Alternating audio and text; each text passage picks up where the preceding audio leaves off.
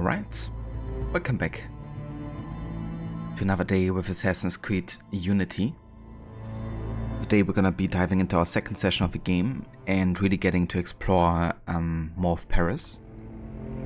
Still focusing on the city center, the Eau de la Cité. But yeah, we will also kind of like strive out and explore some additional level 2 areas. Overall, of course, doing our stove and our mission challenge, so it's gonna be very in-depth, doing as many missions as possible. And yeah, I'm looking forward to it. I actually wanted to play a bit of Ghost Runner today, but I was honestly feeling too tired today, so we're gonna postpone that for another time when I feel like more energetic for that fast-paced action. But yeah, for today it is AC Unity.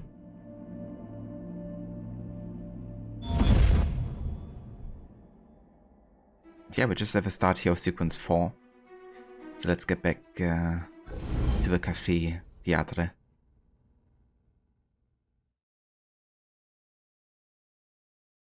Currently at 4 detections total, which honestly is more than I would have liked to be, because 3 of them would have been easily avoidable for sure. But yeah, we're gonna see how it goes today. I feel like now that we have better stealth stats with the Sunsalot set, it's definitely become at least a little bit easier.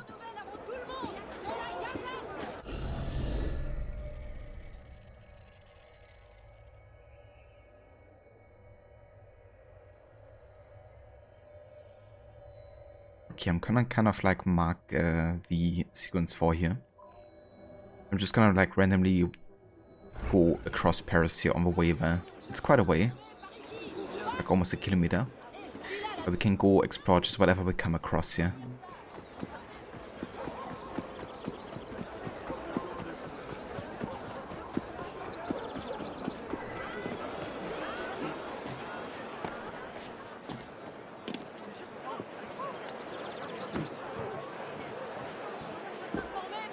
Il est resté trop longtemps à la taverne.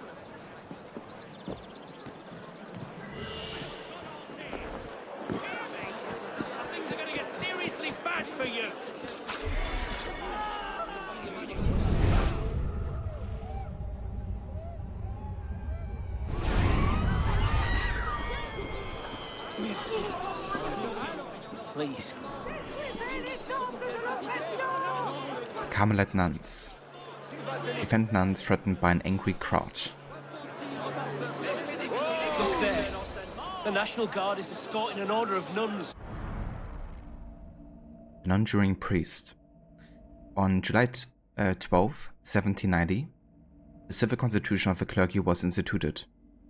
This legislation determined that God's representatives would no longer answer to the Pope in Rome, but instead to France and its revolutionary government.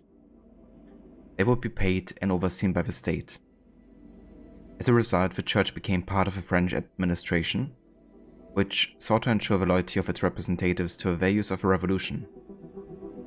Those who accepted this new order had to take a solemn oath to the nation, the law, and the king. Many priests didn't view these changes favorably and refused to take the oath. Pope Pius VI sent this condemnation to the act of the next day. Those who refused the oath were labeled non-juring or refractory priest.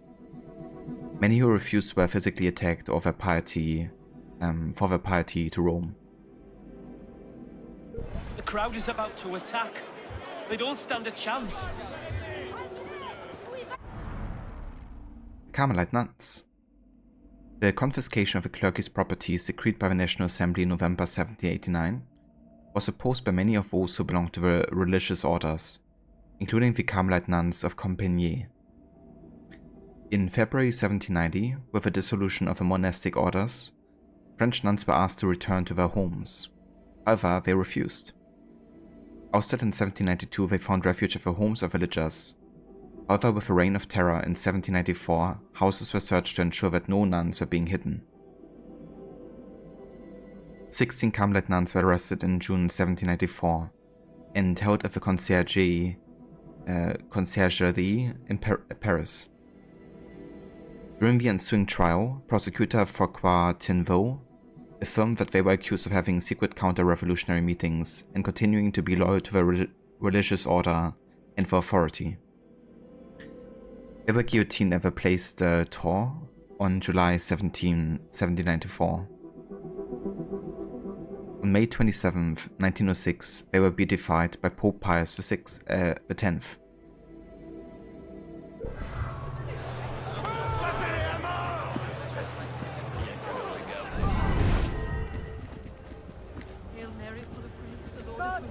Okay, this might be like a force detection scenario here. Seems like a pretty big combat scenario here.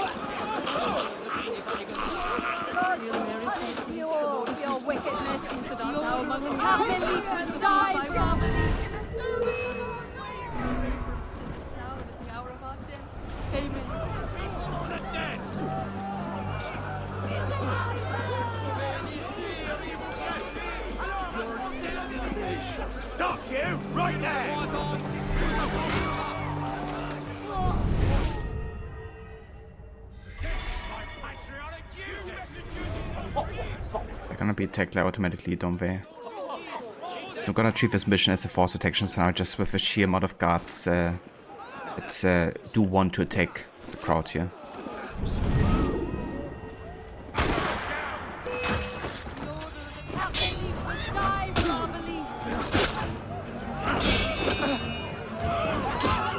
And I wonder why the other guys are not helping me.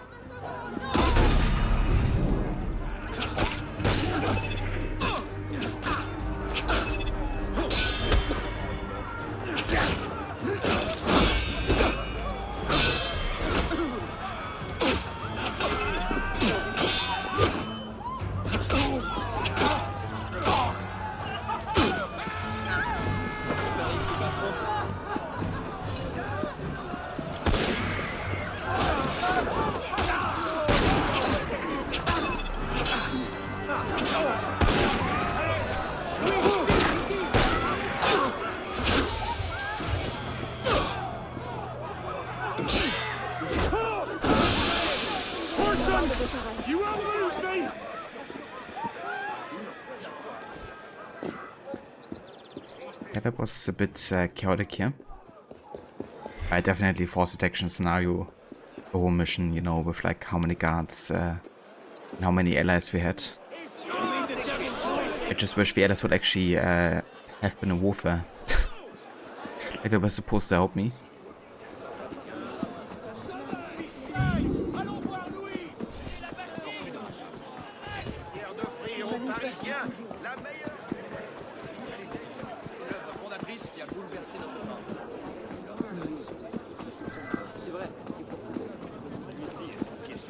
So one thing I quite like in this game is the fact that you can go on the rooftops and then walk slowly to kind of like review activities around you. Which makes exploration quite nice.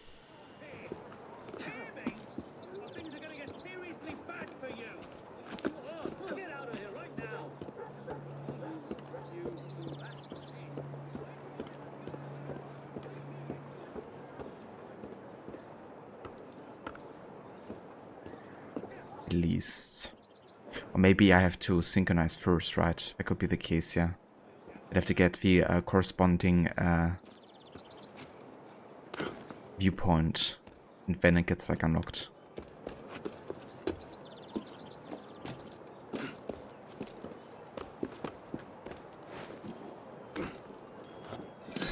all right, my friend.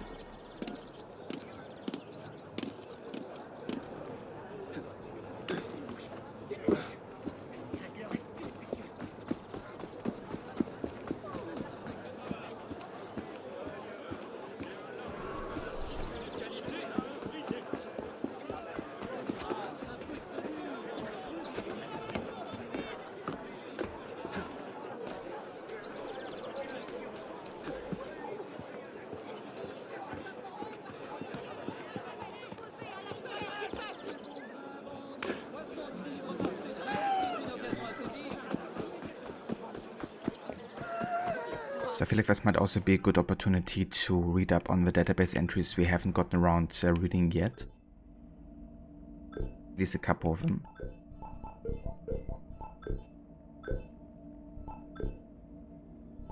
We have the third estate.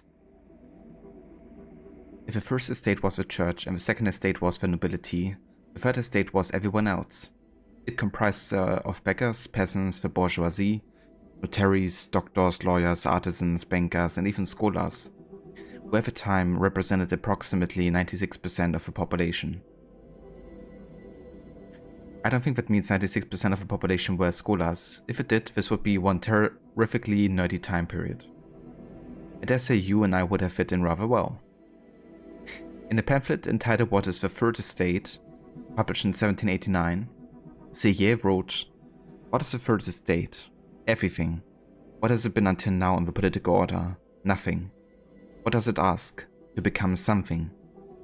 Nothing be done without it. Everything would be infinitely better without the other two orders." Yeah, fair enough, to be honest. And we have Nostradamus. Michel de Nostradamus was born on December 40th, 1503 in Saint-Rémy-de-Provence, in the south of France.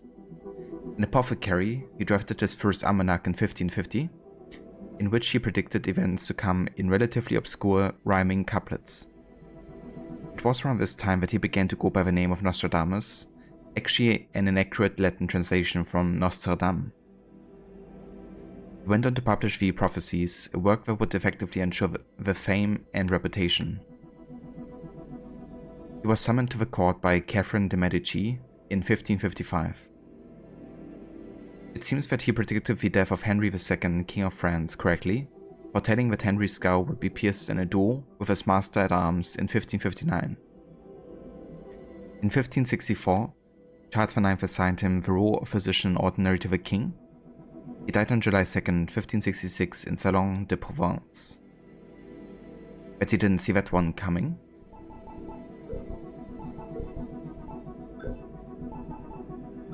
And yeah, he's of course the guy that has left behind these clues for us to find the Nostradamus disc, which we have to find to unlock the armor of Thomas de Carnion.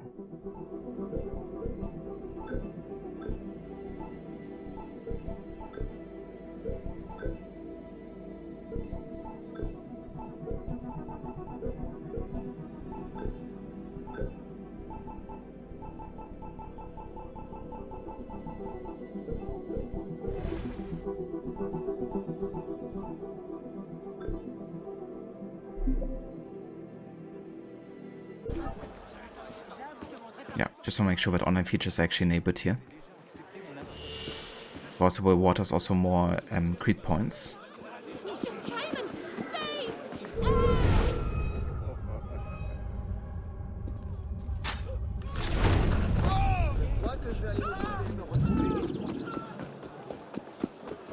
What are these lies? Who is writing this filth?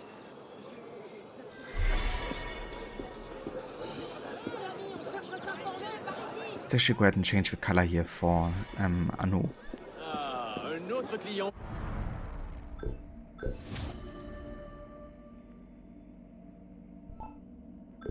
Can even get some new skills apparently.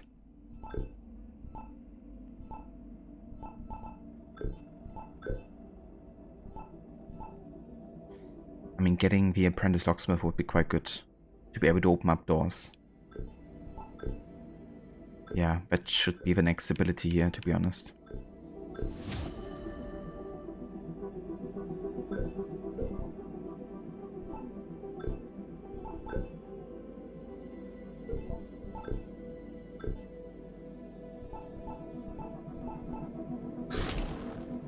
gonna go for like the classic assassin blue here.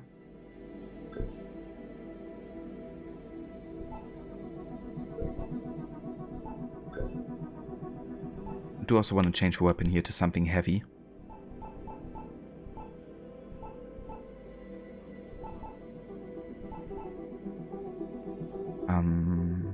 Let's go for the Executioner's double-bladed axe.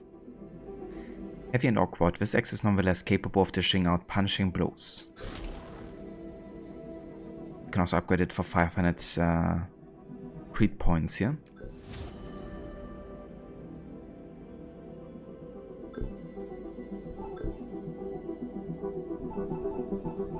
As for a pistol, I'm gonna go and...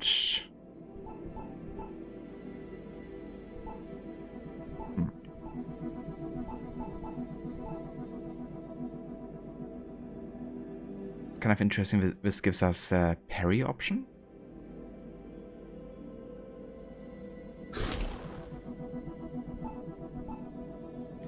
Pitcairn Putnam's pistol. This Scottish Ram's head-butted pistol is an exact copy of the ones used at Lexington. And it's also one of the pistols you can obtain in AC3. Finger King crafted.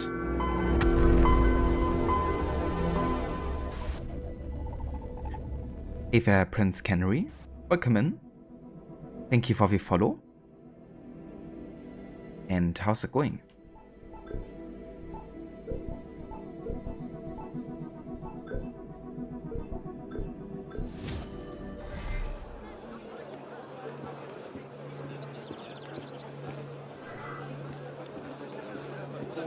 Et bienvenue, monsieur.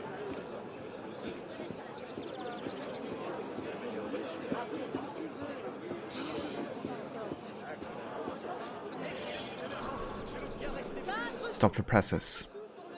Remove posters slandering Comte de Mirabeau and stop the printing press owners from distributing any more. Good to see a friend of Mirabeau in these troubling times. Who is publishing this propaganda? I don't know, but I'd love to wring their necks. Maybe you find them. I'll see what I can do.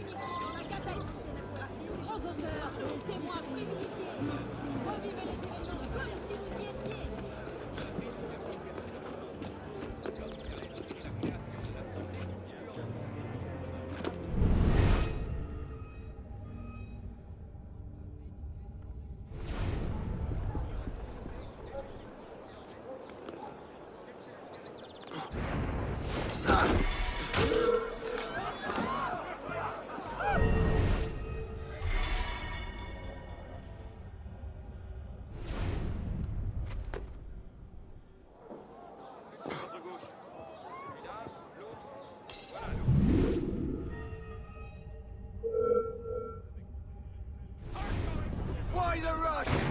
I'd love to kick the shit out of your bony arse!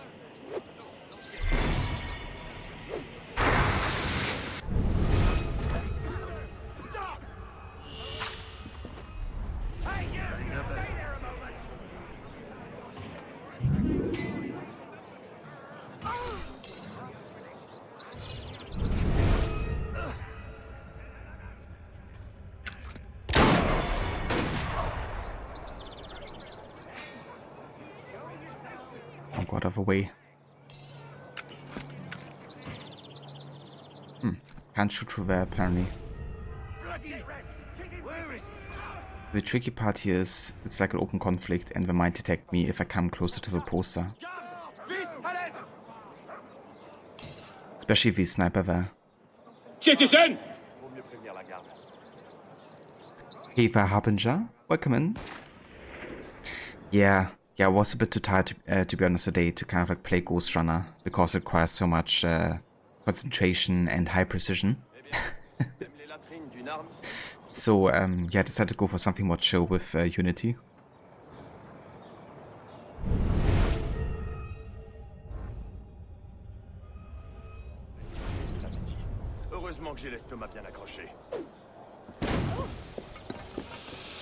Alright, it's on the other side. Never mind, I guess.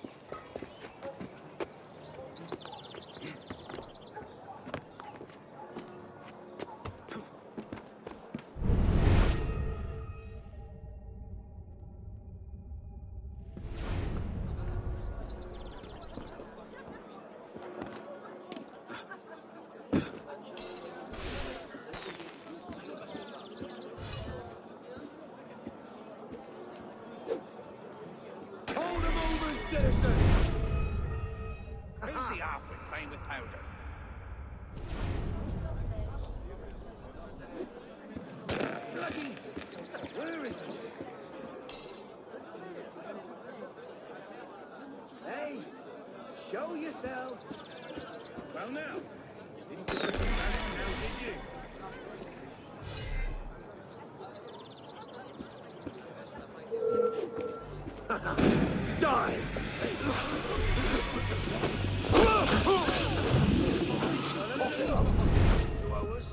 Think you can avoid it? Oh. Was there's also like a criminal here.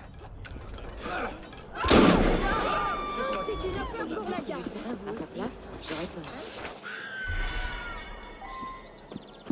Great position, Gerrit.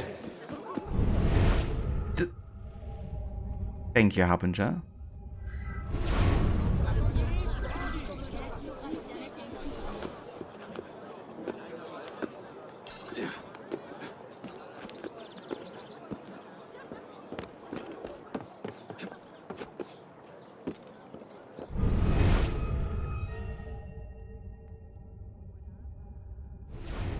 Oh yeah, there's another poster.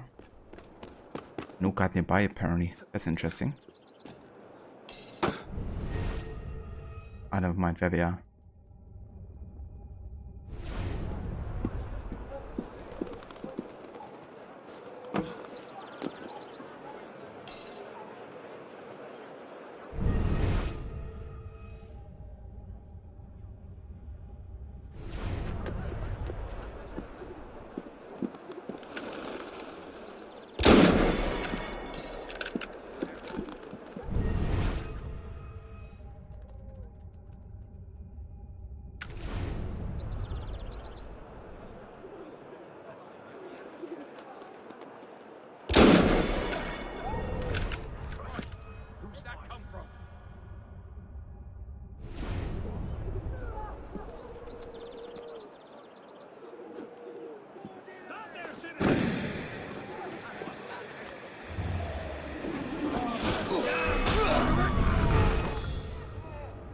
Yeah, that's a bullshit detection right there.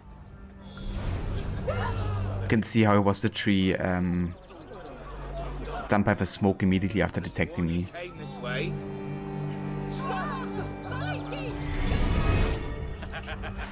Yeah. I won't be counting that because it's bullshit detection right there.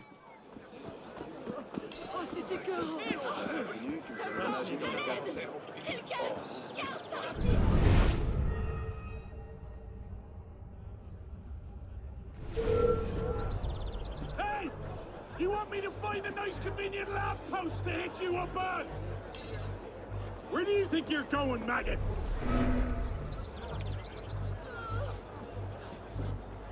Venez l'espionner?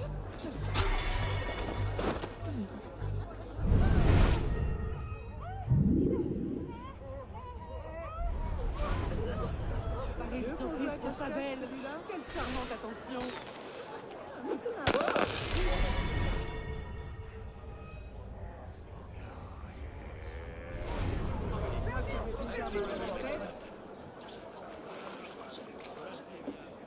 Quelle idée de surprendre les...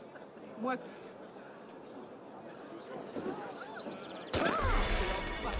Quelle idée de surprendre... Get over here! I'll serve you up my famous...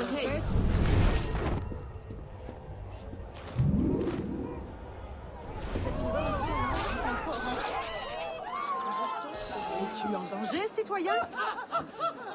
Je ne sais pas ce que vous faites, mais allez le faire ailleurs. Ils font de tout pour faire un monde. How about you typed it in Rod stream? You don't know if I were there at the moment. Getting pissed off in Cyberpunk. The benchmark that the game has lasts like 20 seconds and it doesn't have any extreme effects. Was averaging 55 FPS, minimum 20, maximum 85 on default settings based on your hardware. But they say you were trying some car races and it was like watching a slideshow. Damn. And maybe you could look into kind of like an optimization guide for PC, because some settings are actually more demanding than you would imagine. And there's people doing like in-depth dives on every setting of the game and how much it affects performance. Maybe there's like a way to optimize it a little bit. Yeah, that's crazy. It's like dropping solo doing races.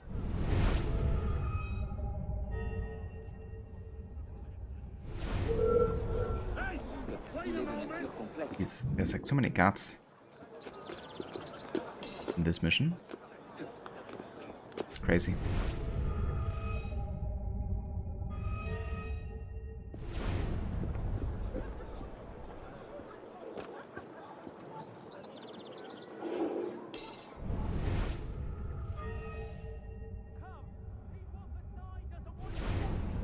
mean, that's the printing press, I guess.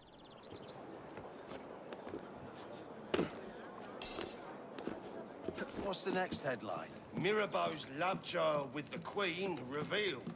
Ha! Perfect. Printed. How many copies would you like? I want to wallpaper Paris with them. I think we'll need a bigger machine.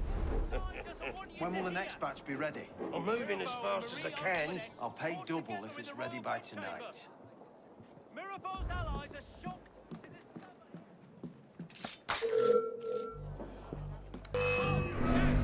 Fucking hell.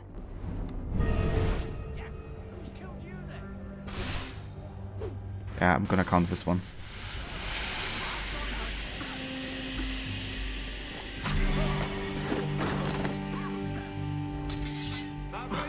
Bloody lungs on fire.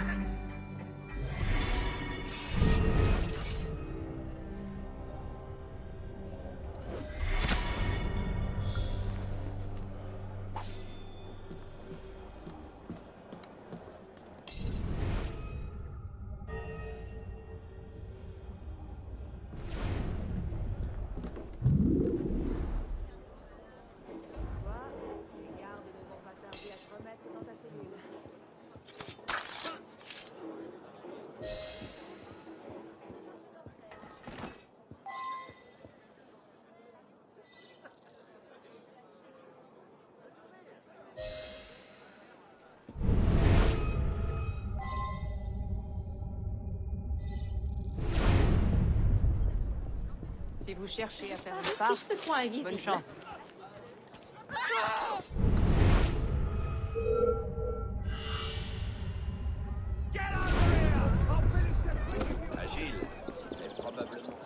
Gotta say, so far AC Unity actually feels the hardest with the stealth challenge. I think that's also because there's really like so many guards you have to deal with often in these missions. They're like standing close together.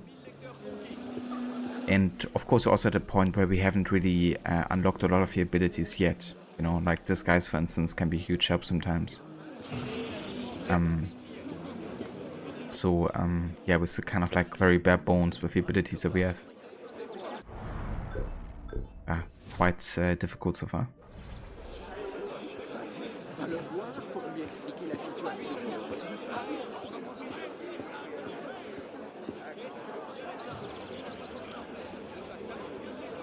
I mean, that's way too unpredictable. There are times when you visit an area and it's smooth, but 5 minutes later it's not. Try closing every app didn't help. We had 2.5 years to fix the problems, now instead we're working on paid DLC. Yeah, it really sucks, it's still so unoptimized. Makes me want to get it for the Series X even more. And even trying it on my system.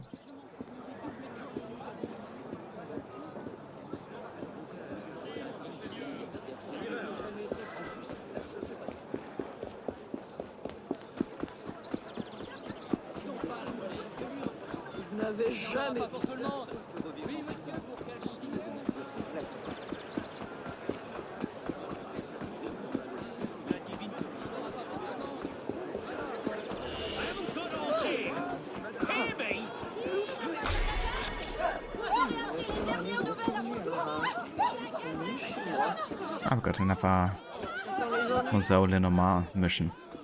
She's the one giving us mechanisms for Notre Dame.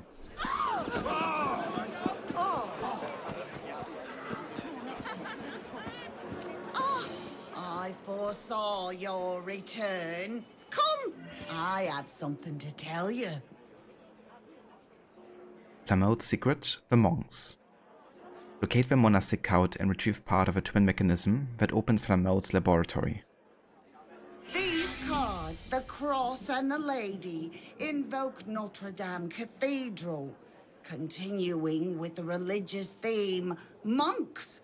And this card, it is clear to me that an order of monks is after mystical power. They hope to find Nicolas Flamel's water of life in his long-lost laboratory somewhere here in Paris. This card, the key, They have found part of the mechanism that will unlock Flamel's door. You must go to Notre Dame and recover that mechanism.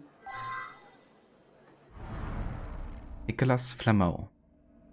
Born in Pontoise in 1330, Nicolas Flamel later went to Paris to work as a scrivener.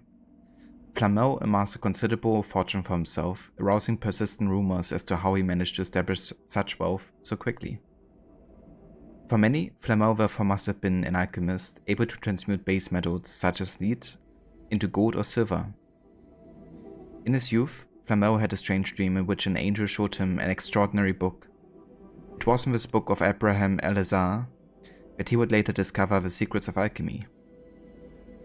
Flamel went on a pilgrimage to Saint-Jacques-de-Compostelle, where he met a certain Maestro Canché, a Jewish Kabbalist who would give him certain keys for interpreting the book, which it is told allowed Flamel to use alchemical methods to acquire his fortune.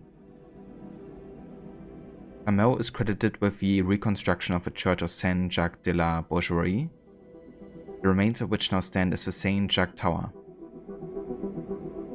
Though some say that the Philosopher's Stone made Flamel immortal, it is known that he died on March 22nd, 1418. He is buried alongside his wife in the present-day Cluny Museum in Paris.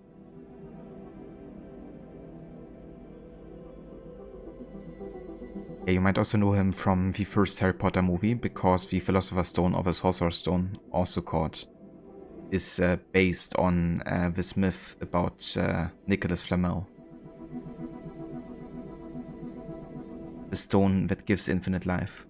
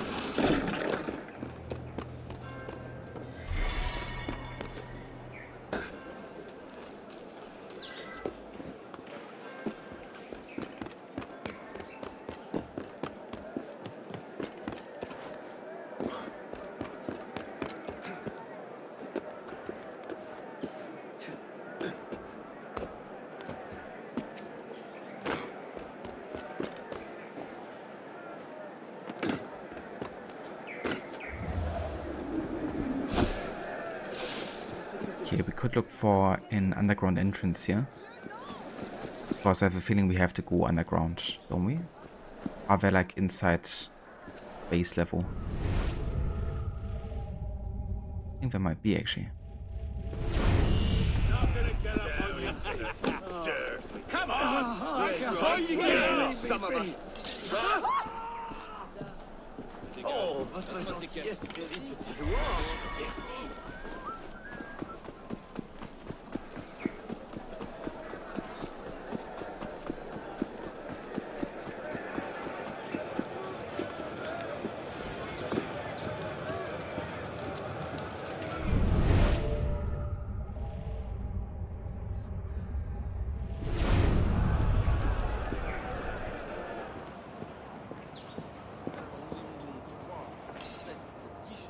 It's gorgeous and immersive on PS5, Xbox and monster PCs. It must be awesome. Yeah. I mean, it looks gorgeous. Also with the pictures that you sent on Discord. Can't wait to actually play it eventually. Used to waste smoke bombs on them. Yeah, me too. Until I figured out by accident that you can also pull out your sword or kind of like aim at them. And then they were also kind of like be scared.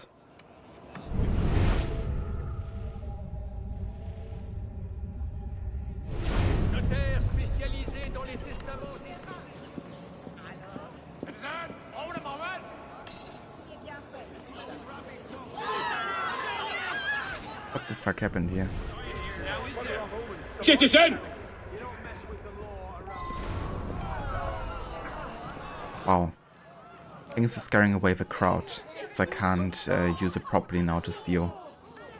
God often like totally random shit happens during a mission, which screws with his stealth. Which happens more and more in this game, to be honest. Just given how dynamic the game is, you know. These extremists will seek conflict with the blue guys, which really doesn't help our stealth here whatsoever. Somebody's shooting! Someone's shooting!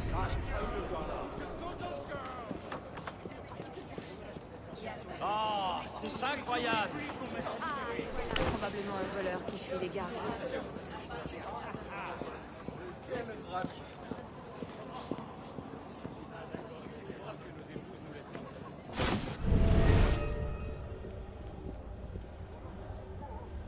What is even happening here?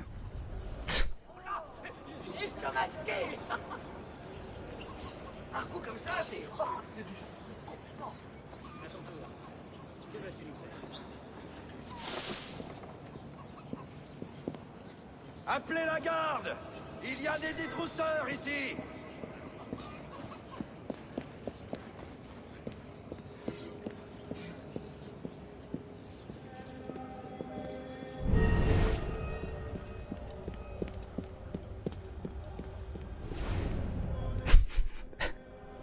I like how he's just like randomly walking past us. I have no idea what his job here is, but it's quite funny.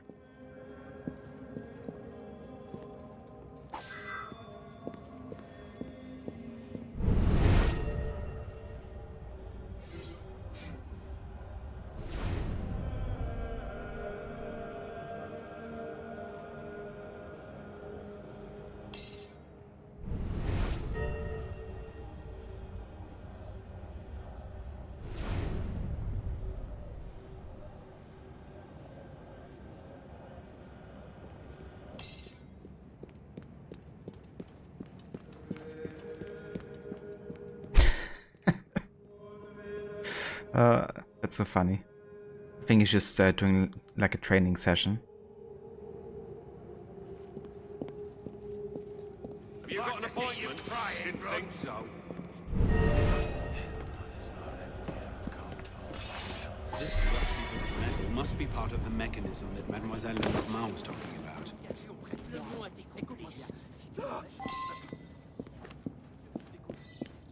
Alright, perfect.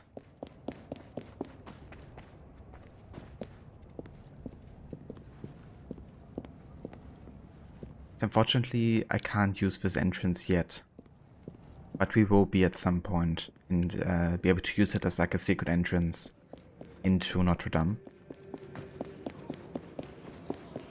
Un divertissement intéressant.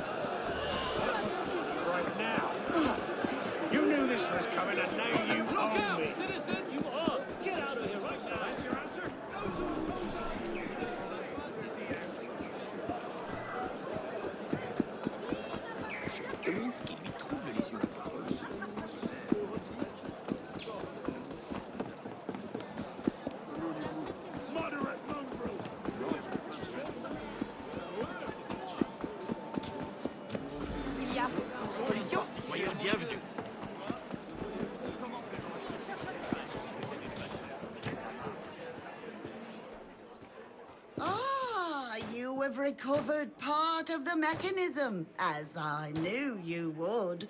Keep it. It is you who will unlock the secret.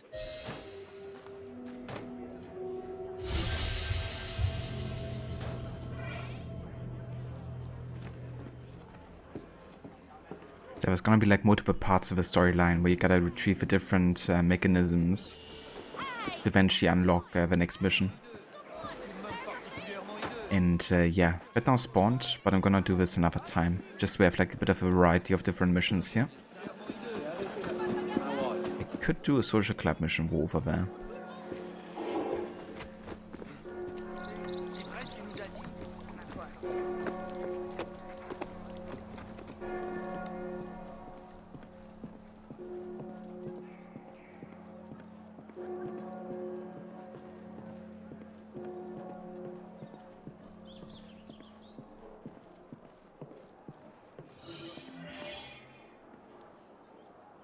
Marat's missive. Steer the letter that shields a violent gang from the law.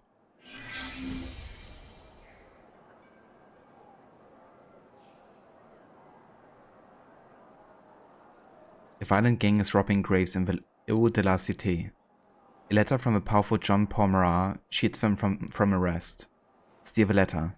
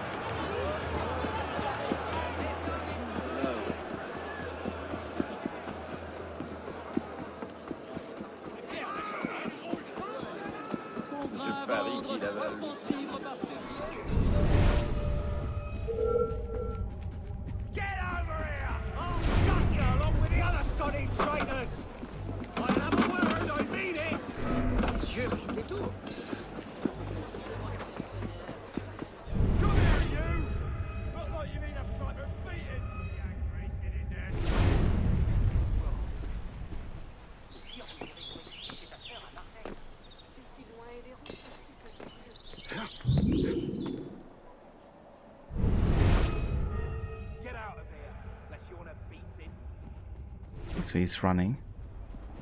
That's good, I guess, because that way we don't have to go into the restricted area here.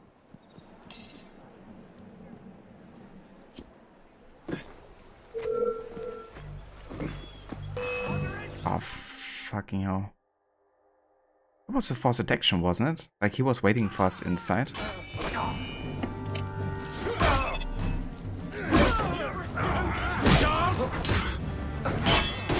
He was like trapping us inside here or something.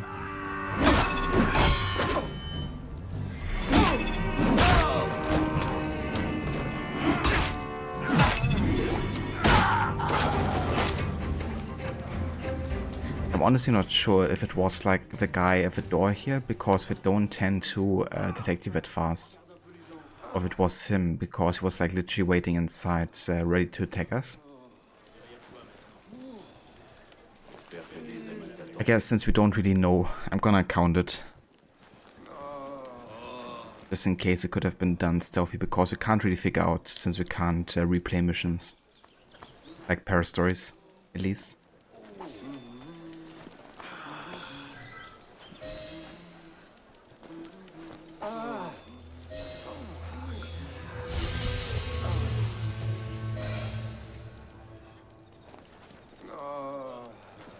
You know that even as early as an AC2 you could use heavy weapons, but they never felt assassiny to you?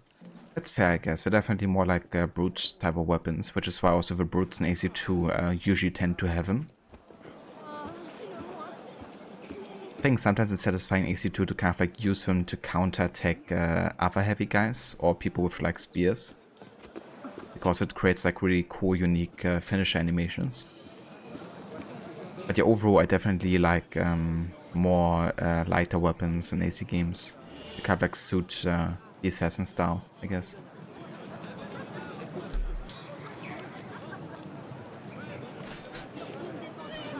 Escape from Eau de la Cité. Assassinate your target. Also, hey there, Afro. Welcome in. The guillotine gun is ridiculous. Yeah. Combining heavy weapon with, you know, the massive explosion. It's crazy.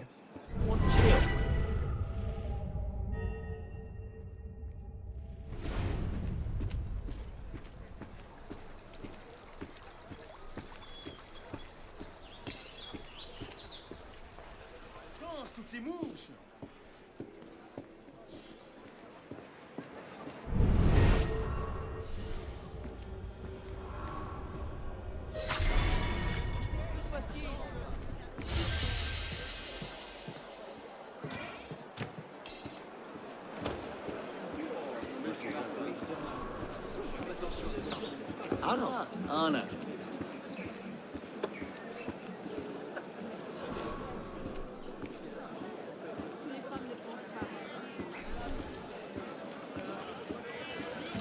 dirait qu'il se passe quelque chose. How are you, Honor? Honor! Oui, monsieur, pour quelle quantité? Non, le prix n'est pas négociable. Madame, là-bas? Monsieur.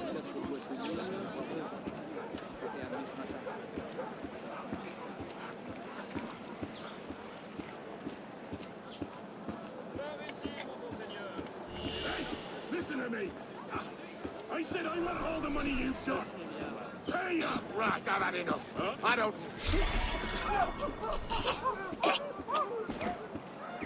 Piétinez-les! Ils ne...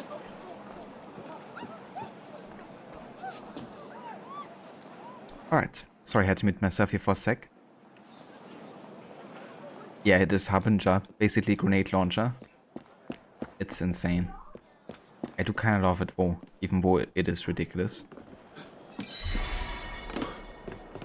I think it's good it wasn't usable for the main game, at least unless you do the DLC before finishing the main story.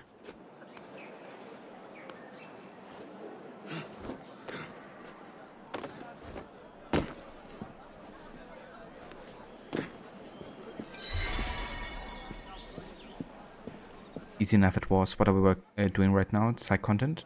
Yeah, I was kind of like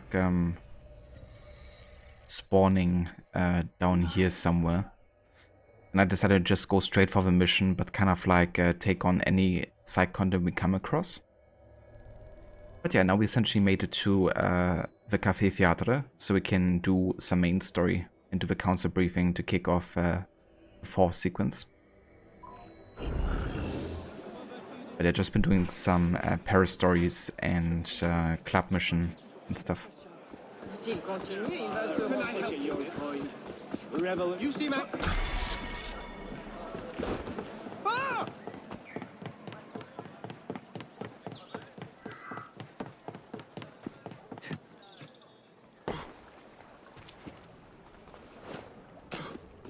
Over here.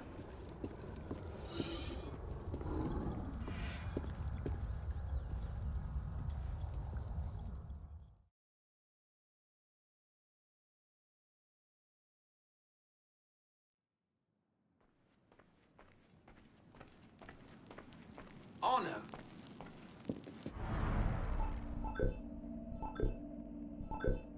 Okay, I think I want to change my hood. Musketeer hood doesn't look too bad actually.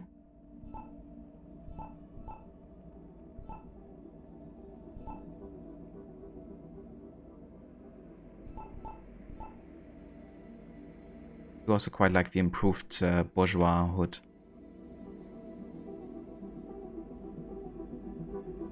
Not sure if I like the shoulder pads too much though. At least with a combo with sounds a lot. It's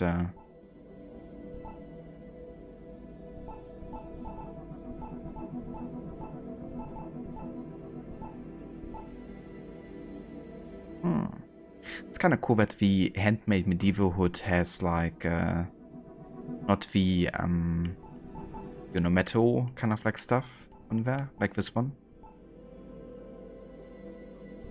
It's like an actual like clothing hood.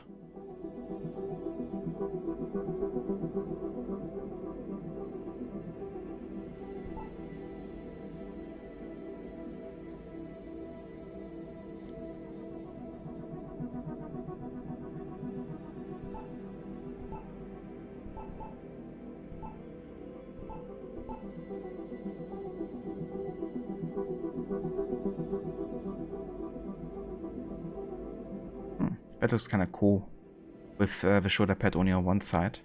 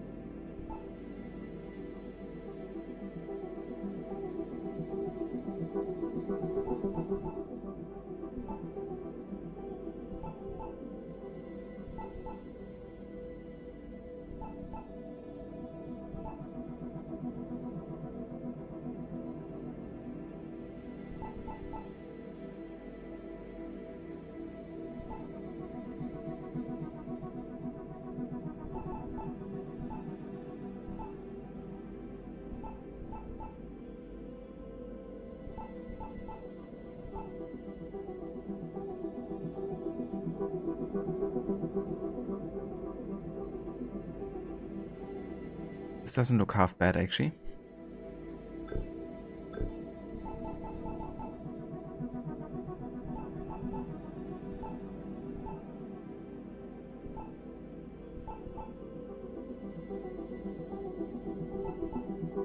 And go for the improved brigand code here. Also go ahead and upgrade this one. I might change my hood though. Let's see.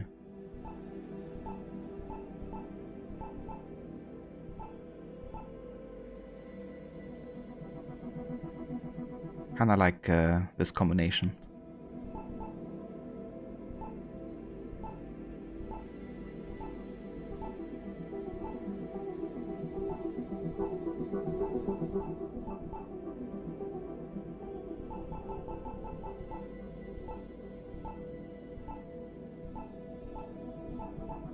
Yeah, let's go for the handmade bourgeois hood.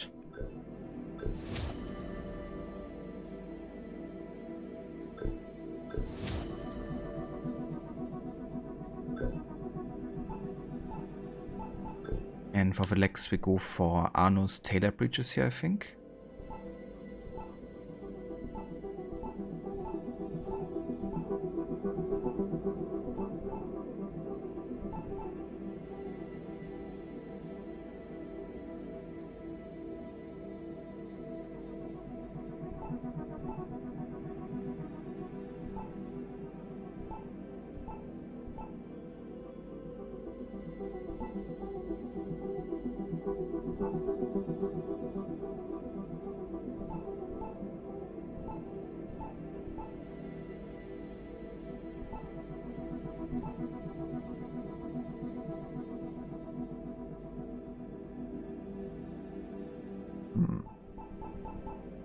I think I just go for Arno's tailored breeches here for now, to be honest.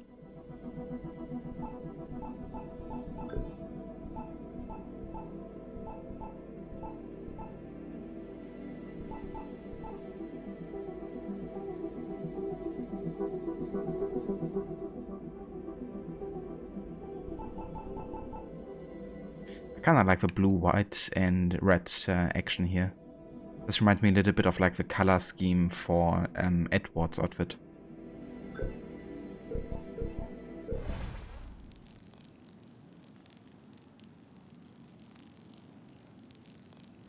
I'm also gonna change my sword here, actually. I'm gonna go for the Saber of Honor.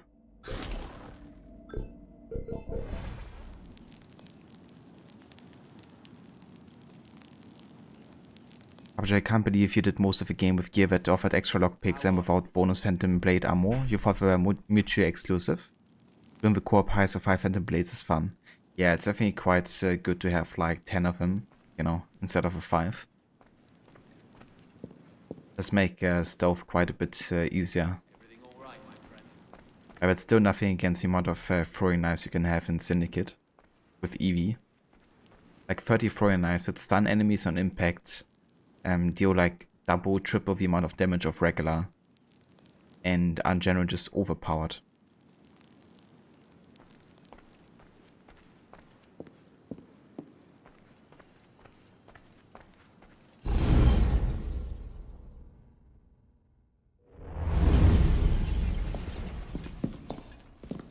Parishioners found a body in Notre Dame today.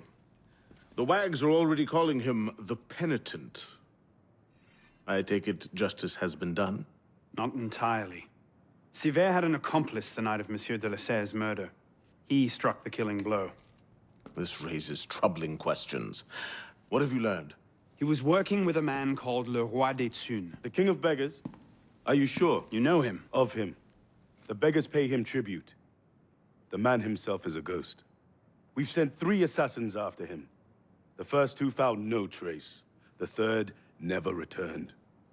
I can find him. Cité met with one of his lieutenants. I owe it to the memory of Monsieur de la Serre to uncover the truth. Perhaps you can at that. You've proved yourself a true assassin today. And a true assassin must have the proper tools. So So the concealed blade and the smoke bombs were just what you had on hand, then? The Phantom Blade. A modest little update from the traditional assassin's blade. Where you're going, you may not wish to get too close to your enemies. Now then. Assassin, this council charges you to go to La Cour des Miracles. Find there the Templar agent, Le Roi des Thunes. Learn his secrets, and bring him peace.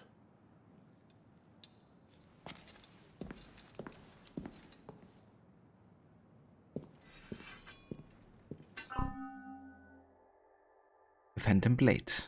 Oh yeah, finally. This is gonna make life so much easier in stealth.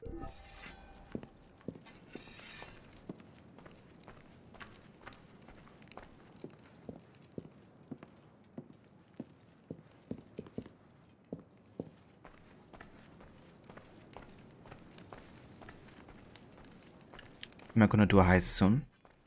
I don't think too soon, to be honest, because I do wanna get better stealth stats, you know, of a really difficult heist. But I might try like one of the easier heists soon. Oh no, hello. Hey, the Hitpix, welcome in. One more day until the new Zelda game, or what are you talking about?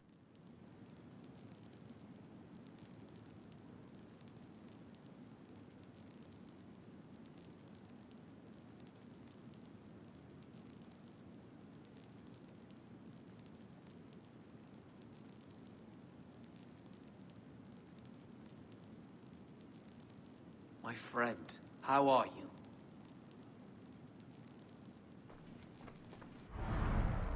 Okay, we got over here.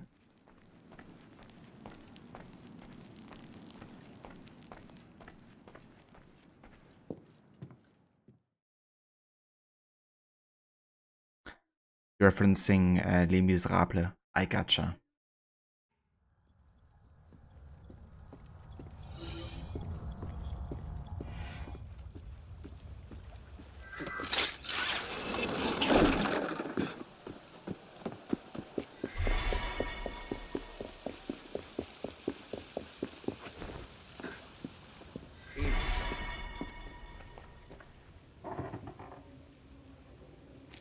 And so my brother-in-law, he says, my brother-in-law's a gardener. He lives in Arcoy. You may have mentioned that, yes. Well, he says he can get seeds at half the price. I think our budget can stretch to cover poppy seeds. Of course. Just making conversation.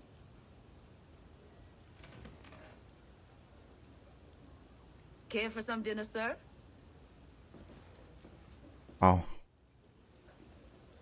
I like how the bookkeeper is kind of there to help you, but he's a bit of an asshole sometimes. You know, it's like, hey, I have a friend, you know, who could, you could buy poppy seeds from. And he's like, no, I'm just gonna pay the extra money there. I don't care about maybe helping out your friend either.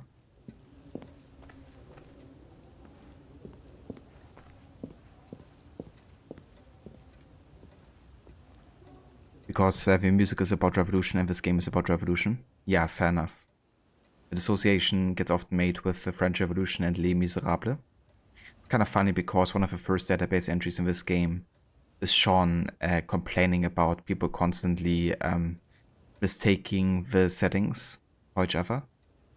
Because Les Miserables is like 1840 to 1850 or something. And Unity, of course, like 60 years before. It's quite funny. It's like outrage about it.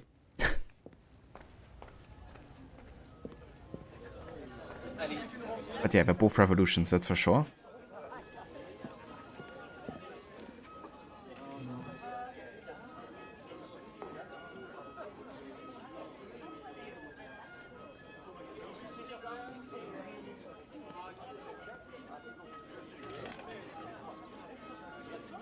You're pretty sure the music was based off a student revolution? Yeah.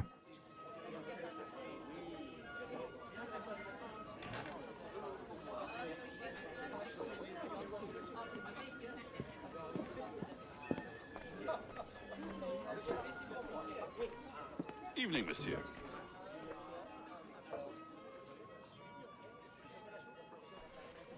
Thanks for coffee. Kind of like these small interactions here.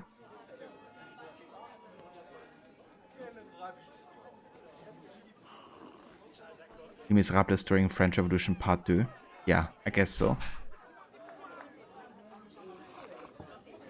I remember that one Harbinger. Took me quite a while to get it done, because you gotta of course wait until a play actually happens. Which means you also gotta get to a certain point in the story with the Café, Théâtre missions and renovations.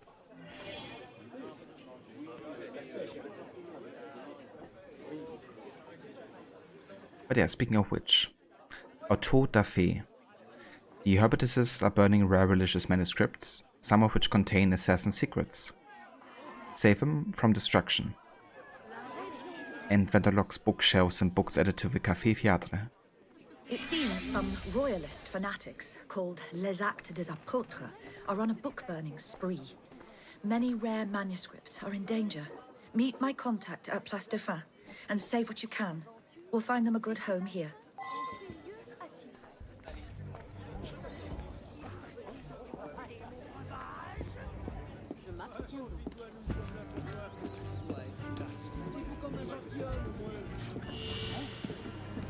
I don't do business.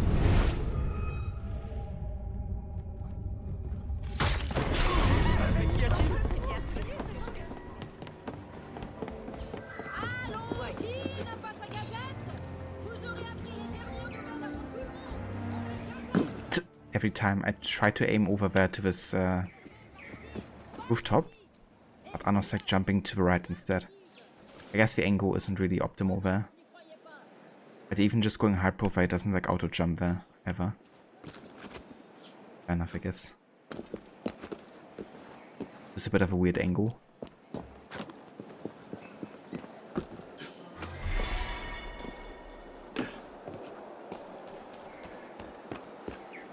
You were standing there listening to French voices without subs and you weren't getting credit. Yeah. Yeah, I was in the same boat there, you know, just trying to wait until it finally pops up.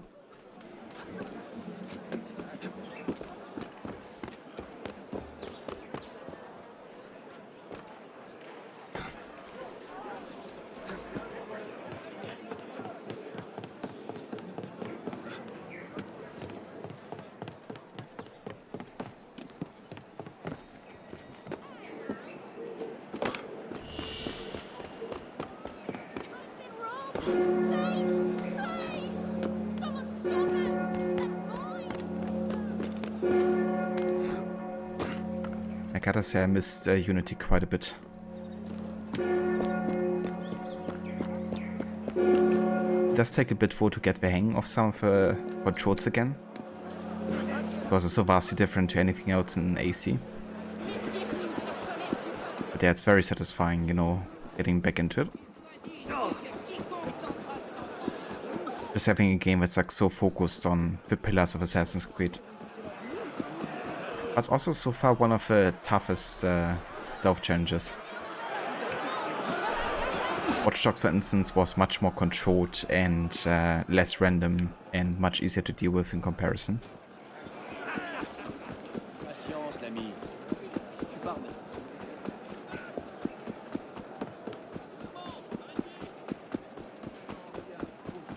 But I have a feeling this might be a contender for most detections in a playthrough. So far the most we had was AC2 with like 40 or something. But that's like the most by far. The next one was like 22 or something for Black Flag, I think. But then now with Unity we're already at 6 detections, I think, total.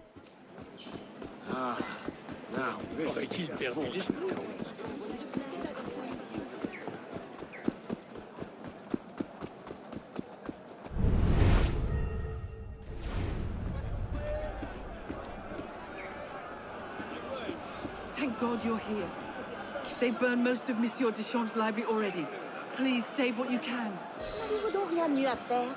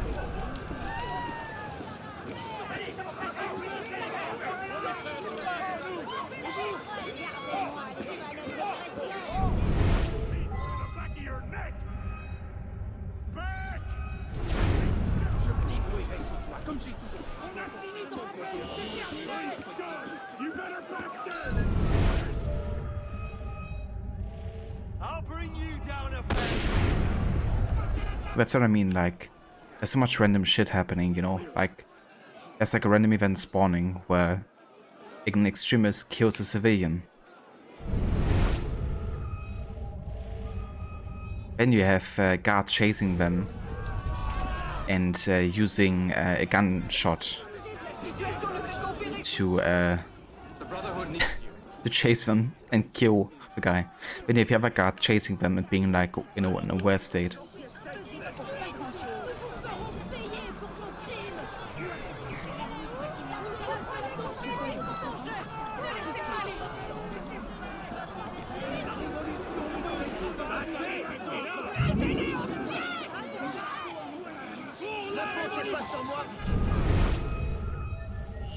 And we're encircled by so many people. That ain't optimal.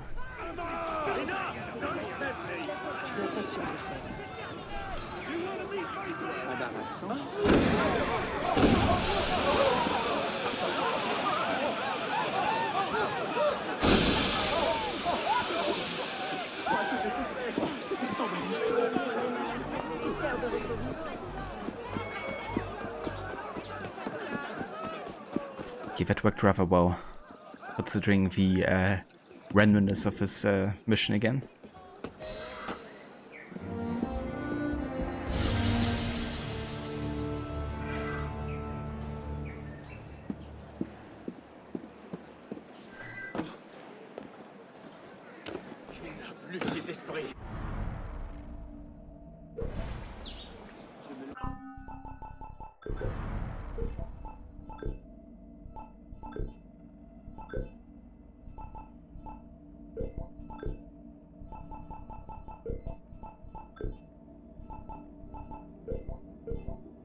Kinda wonder where we had the Autodafé.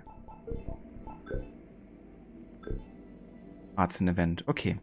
So events we won't be reading here. I'm just reading all the people database entries.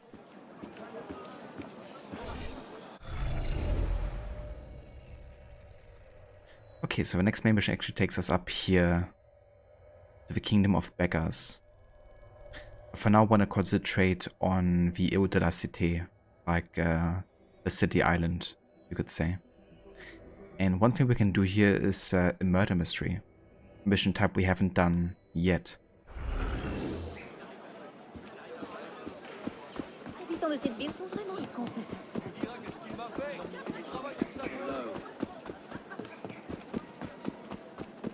What?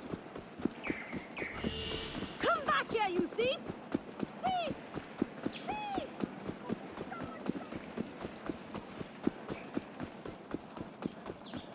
Ah, bien vu.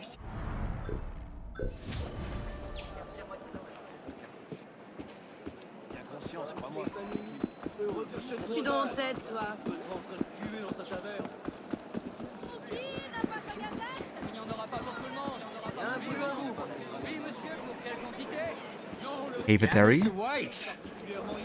Yes, science! Yes, science.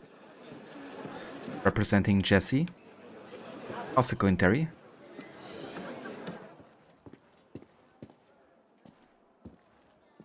Murder Foretold. Sofa murder in the monastery. Something kind of creepy about monks. Closed up like that in a big building. Sometimes that's hard on people. Better check out the monastery here on the island, though.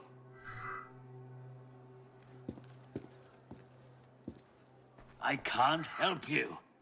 Christ.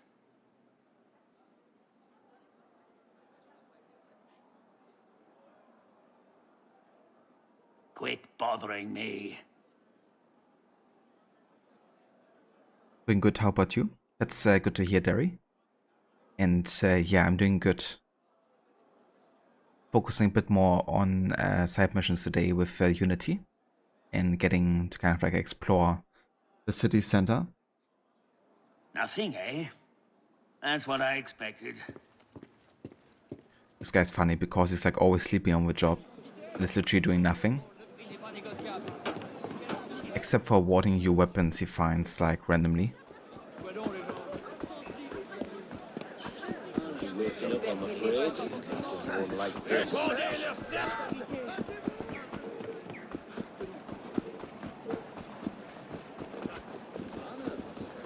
Elixier. Vers moi. I haven't got all day. Pourquoi fais-tu ça?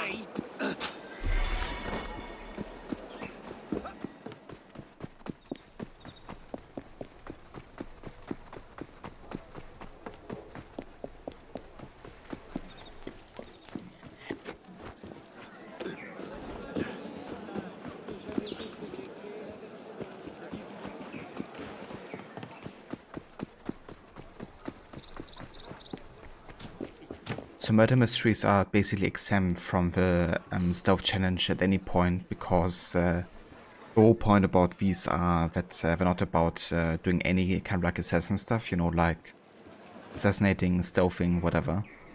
It's just about like investigating, you know, clues and finding the right person to imprison. So they won't be treated towards a stealth challenge, because nothing about them is kind of like set up in a way where you even gotta infiltrate anything, you know. Just like detective work, essentially.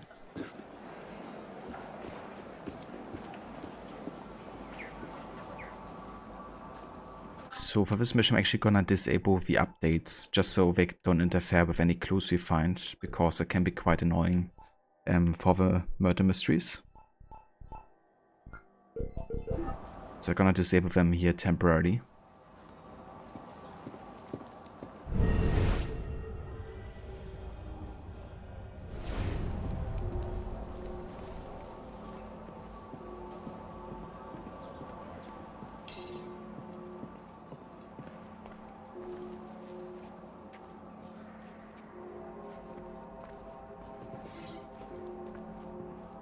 A dead monk, Friar John, strangled with a strand of rosary beads.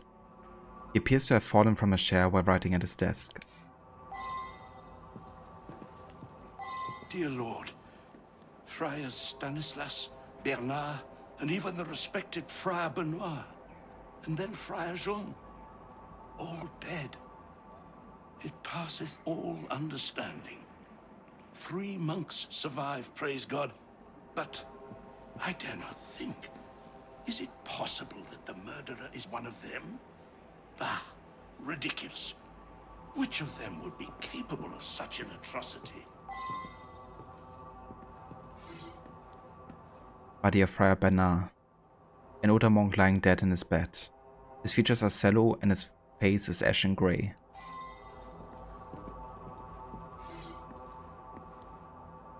Body of Friar Stanislaus. So, like the same as the other guy. And same for the body of Friar Benoit.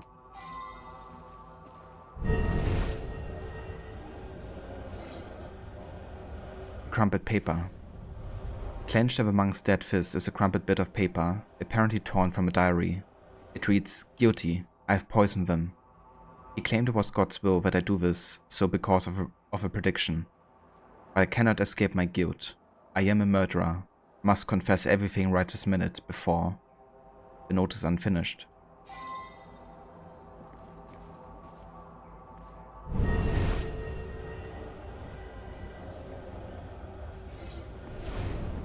Property of Friar John. Personal effects. Also at the bottom of the chest, a single page torn from a book. The 7 branches will be reduced to 3. The older one surprised by death. The 2 seduced to fratricide. The conspirators will die as they sleep. Nostradamus.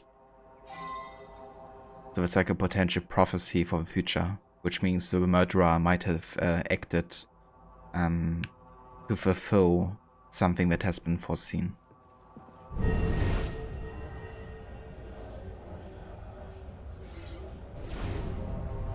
Property of Friar Honoré.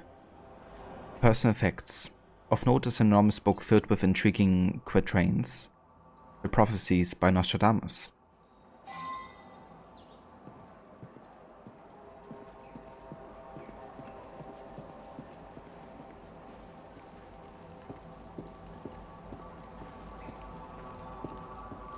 So much happened.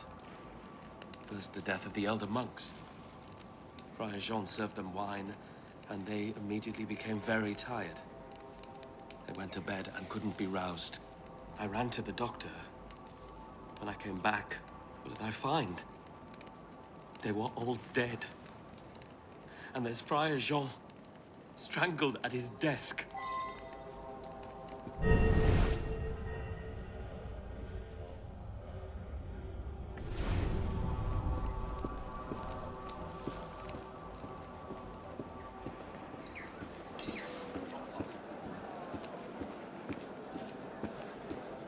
Saw a monk right over there, starting a fire he was.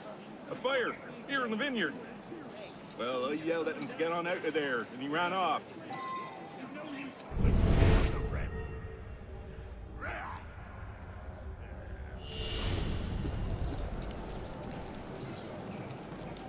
Partially burned diary.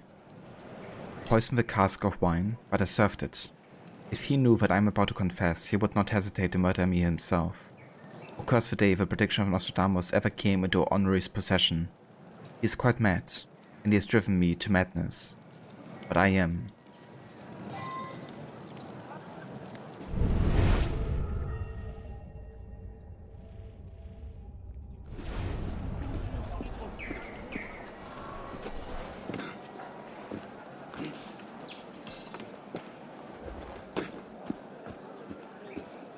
I am very worried about Friar Honoré.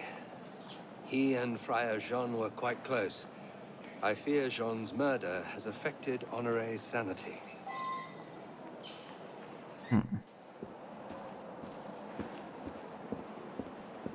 So Honoré seems to be our prime suspect here so far. This Garrett here. God's will cannot be understood by mortal man. We search and pray and do the best we can. Small hints can be discerned, say, in the writings of prophets.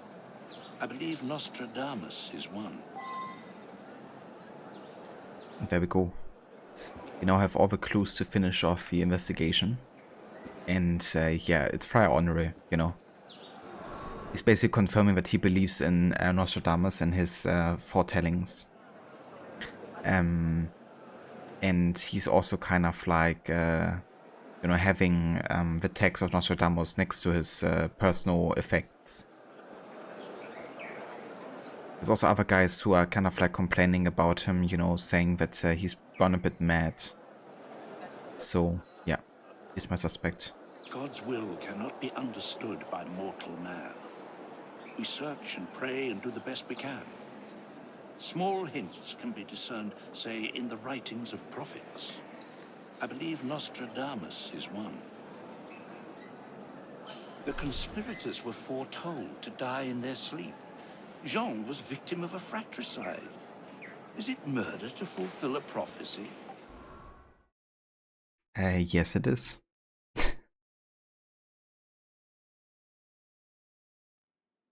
It's all coming true, I tell you. Even this.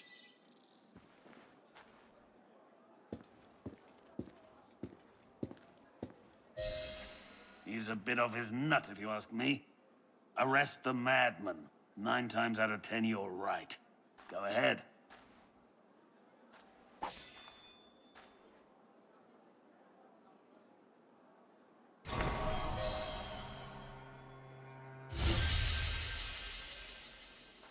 Nice. So what's more interesting than getting money in these murder mysteries is the rewards, because they're like unique weapons you can only get from doing these murder mysteries. Now we've gotten the wooden hammer. A humble craftsman too, it can still break bones in a pinch. So what's cool about weapons sometimes is that they're lethal and non-lethal, and depending on what they are, the animation actually changes. So there's like unique animations for non-lethal weapons, essentially.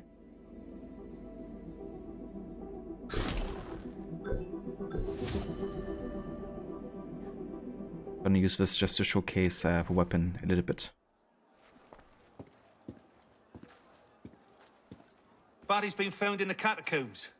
Careful, it's easy to get lost down there. I'd give you a map to find your way, but no such thing exists. Yeah, I mean, up until this day, you know, like, even nowadays, the catacombs of Paris are, like, hugely unexplored. And there's still people going missing on a frequent basis. And if you would go down there, then there's a very big chance you wouldn't find your way back up again.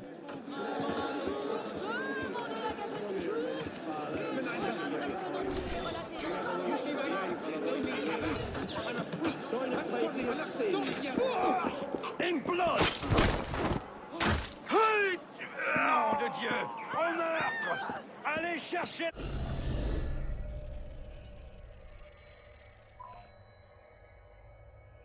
Yeah, I think so too, hit picks. There's still some people who of course go in there even if they don't have the permission. But yeah, it's honestly quite scary. If you've seen like a documentary about it or something.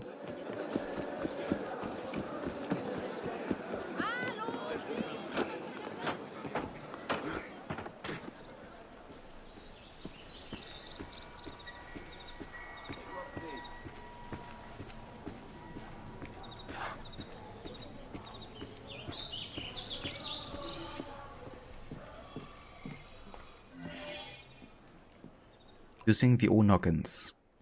Retrieve famous severed heads for Madame Tussaud. I am Madame Tussaud. I'm adept at making wax figures and death masks. I promised the Assembly I would make masks of famous victims of the guillotine. It's grisly, but it was the only way to get out of prison. And now someone has stolen the heads I was given. Could you please find them for me? So that's the same Madame Tussaud that all the different museums are based on. The wax figure museums. A friend found out something you might find important. She sent me this letter.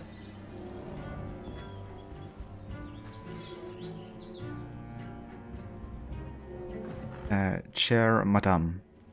I've learned that a certain politician, flushed with pride in his role overthrowing the Girondins, has procured the head of Jacques-Pierre Brissot, recently stolen from you. He works near the conciergerie. Your devoted friend.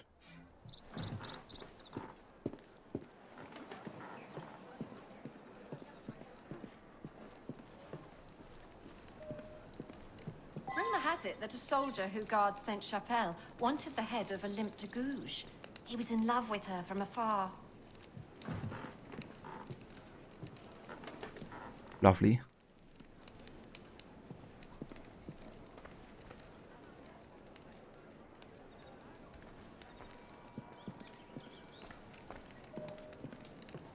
The judge of the Palais de Justice, who condemned Jacques Hébert, apparently wanted Hébert's head as a trophy.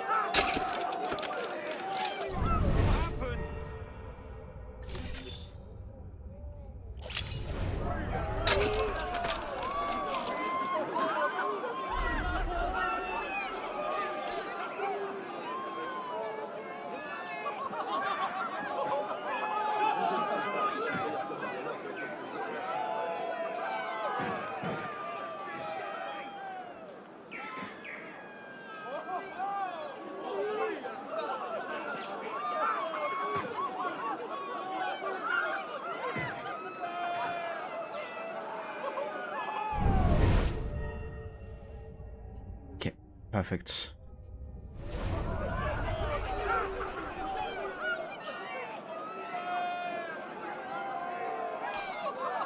Just waiting for him to die now.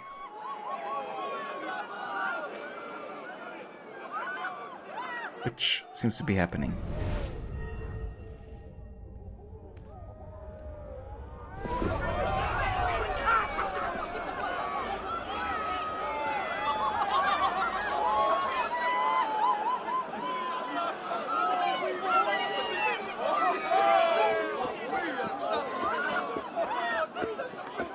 This might also be a good opportunity to get the viewpoint here.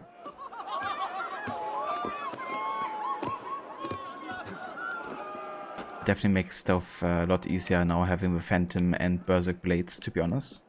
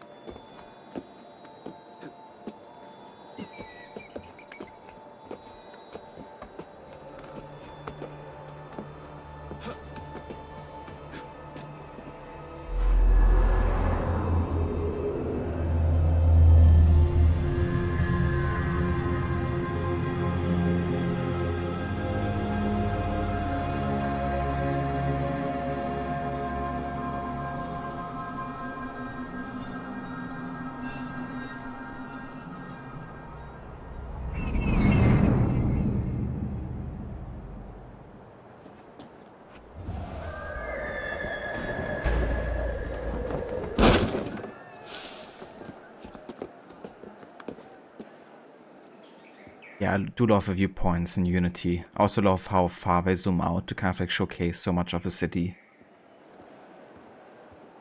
It really gives you more of like a sense of the scale of these games.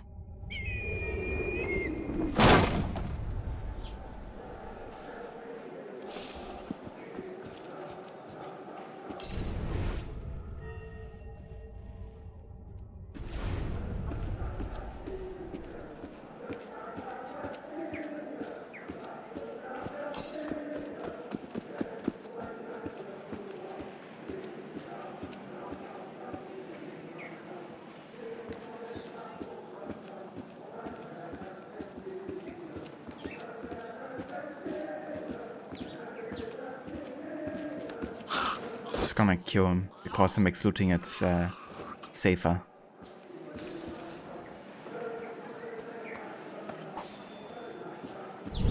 I don't wanna like go into the situation where I start looting and then he turns around and I get detected for something that could easily be avoided here.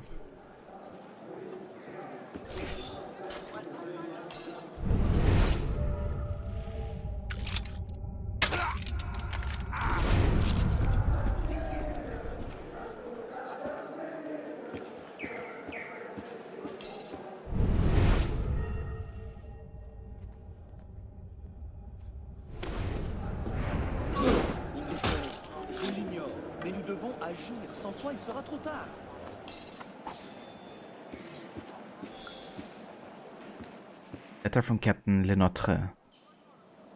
Monsieur Lemaitre, I've received the package. Fear not, I've hidden both our objects within the walls of the conciergerie, each locked within a chest. I possess the single key that opens them both. Lenotre.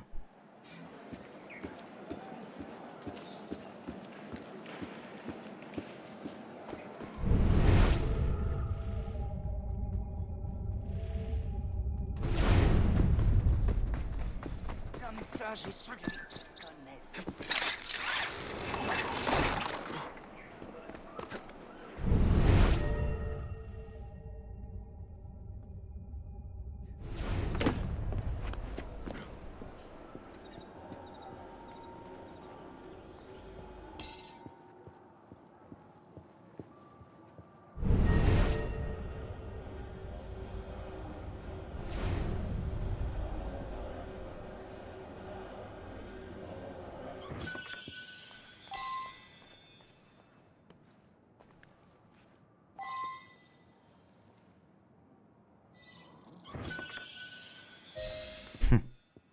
I love every time that you don't actually have to kill this guy to loot the chest. He's just completely unaware, since he will always focus on the desk.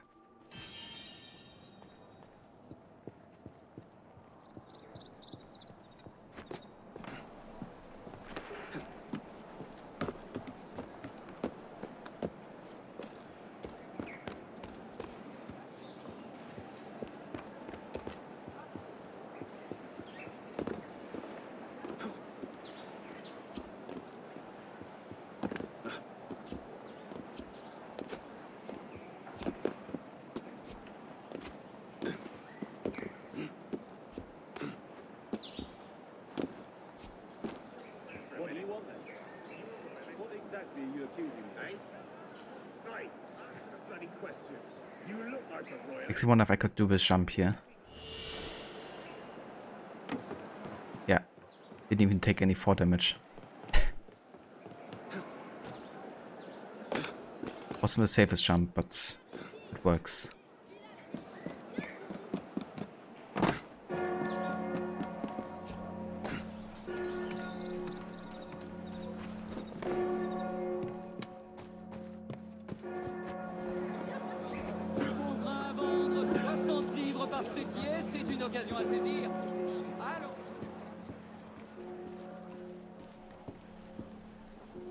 You have them.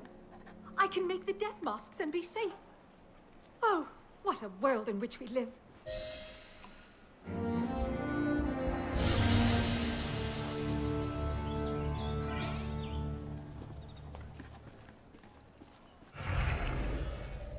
Oh, good for you that you can now work on the death mask, I guess. Let's do another Nostradamus Enigma here. We've done 2 of them so far.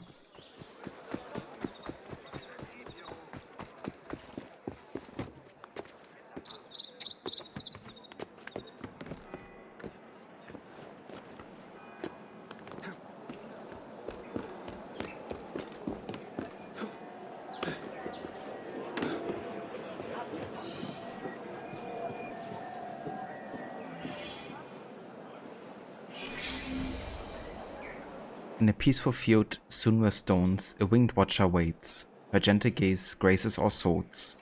Follow to the resting place. So this one is easy, yeah, because it's actually right next into your point of view, I guess. Down there on the cemetery we can see a winged creature.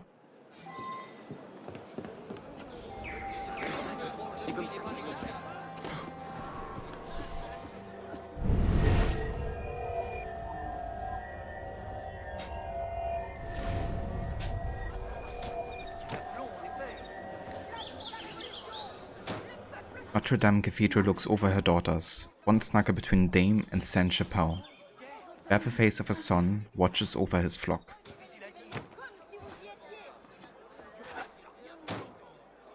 Here the daughters, one snuggle between the Dame and Sainte-Chapelle.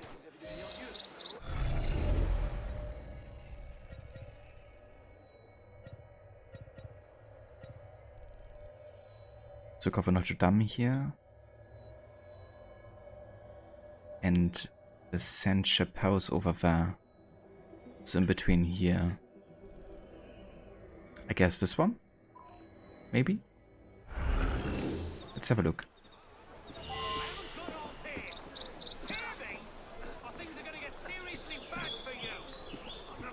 Push me around. I won't tell you anything. Then you asked for this. When do you want the scar, huh? No, it's right here, you good? Yeah. I know better than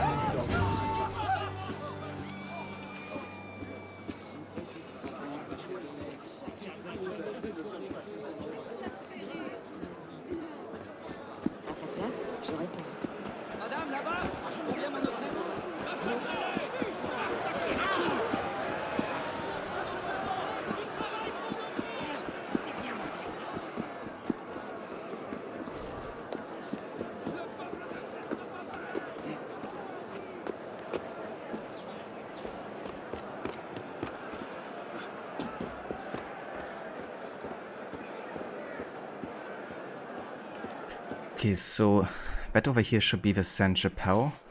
Got the Notre Dame there. So I assume we're talking about this church over here.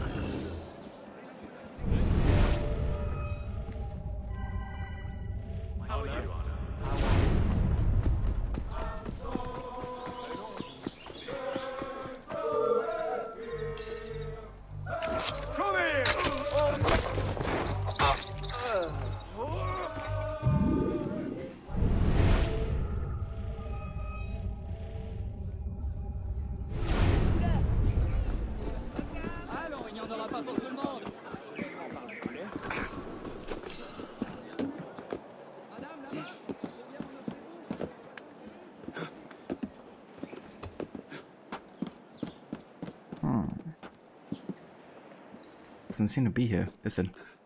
I think we would hear sound already. At this point. Let's have a quick look here at the case file.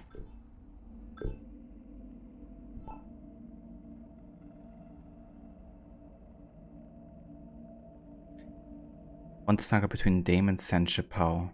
There the face of a sun watches over his flock.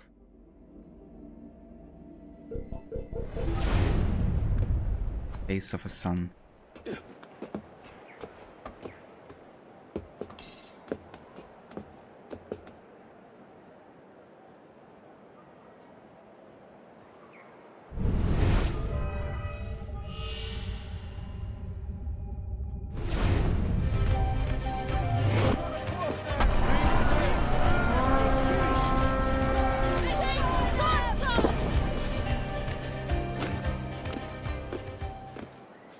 Hey Marat, welcome in. And thank you so much for the raid, dude. Welcome in, raiders. Thank you all for being here. Hey for Lucinda and hey for Seket. Welcome in, Alessandra. The Rod raiding team. Hell yeah. How was the rest of Valhalla? I hope you had a good time with it. Hitbix, you just started a side quest where the farmer thinks you're his daughter, but it doesn't really work because you have a male version. Yeah, I definitely get that. There's a couple of missions in Valhalla that seem to be like more made for female Eivor, I guess. And that's definitely one of them. Or maybe, you know, male Eivor just seems so feminine. Checks out. And yeah, it's going really good, Rod. Thank you for asking. We've been doing lots of side missions today. Paris stories, social club missions, Café Théâtre missions, murder mysteries and the likes. And yeah, we also finally unlocked the Phantom Blade, which is very, very helpful now with the stealth. But yeah, we've been detected already twice today, so yeah, that definitely happen on a more regular basis again. Unity definitely is a bit tougher than Watch Dogs was, that's for sure. But there are lots of times also like lots of random stuff just happening, you know. Like earlier I was doing a mission where I was like at the location where I had to like steal books, I guess. And there was like a random murder happening, right, with these like random street events. And all of a sudden guards were like chasing after them, shooting, and then all of the extremist guards that I had to like take out were like alerted by that and chased after them too, which actually gave me like an opportunity window because I could go in there and get like a book for free, But when all of them returned, I was like in the middle of everyone. And, you know, not really in a good positioning. I fortunately still made it out of her stealthy, but yeah, there's just so much random stuff that can happen at any time with Unity, you know. It makes it very unpredictable in some scenarios. So yeah.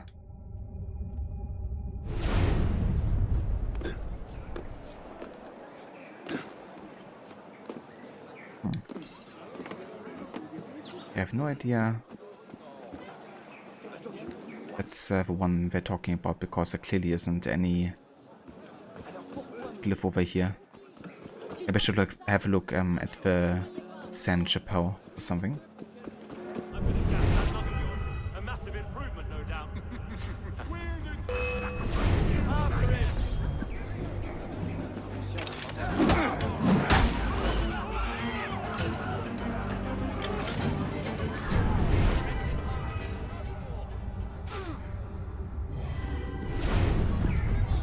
Ma parole. Did you see that woman just walking into the sky? Classic Unity bugs right there. Cheer, my friend.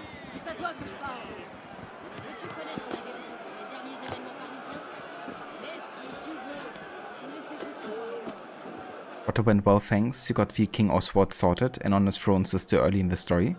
Great, it's going good. Nicer weapon that has two parts, with handle and the blade. Sucks that you got another detection added, and yeah, random bullshit happening just adds so much extra fun to things. Yeah.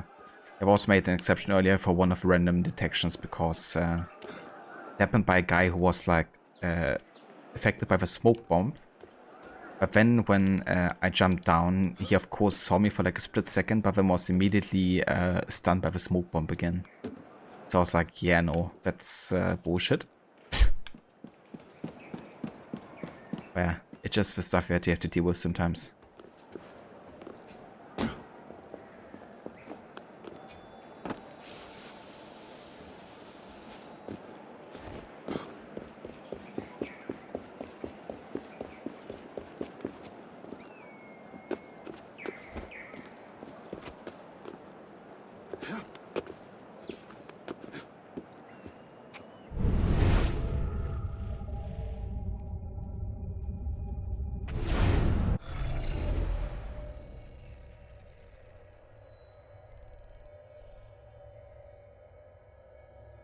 Ah, maybe they were talking about this building here instead of this one. I think it might have been. There's so many churches in Paris. It can be tricky finding the right one. So currently, for context, we're doing a Nostradamus Enigmas, and they're kind of like location puzzles. Essentially, a location is gonna be loosely explained and described. And you gotta find it out of all of the buildings and locations in the entirety of Paris. So they can be quite tricky. But usually they're at least like close by. So that makes it easier to discern and find.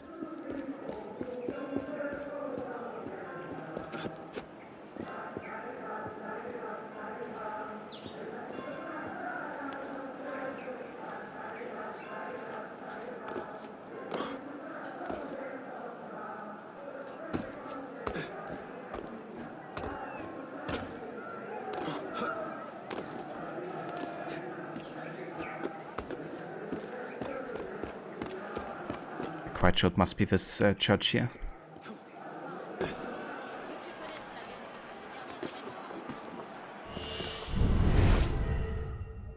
Yeah, that's it. You can hear it already with the shimmering sound here.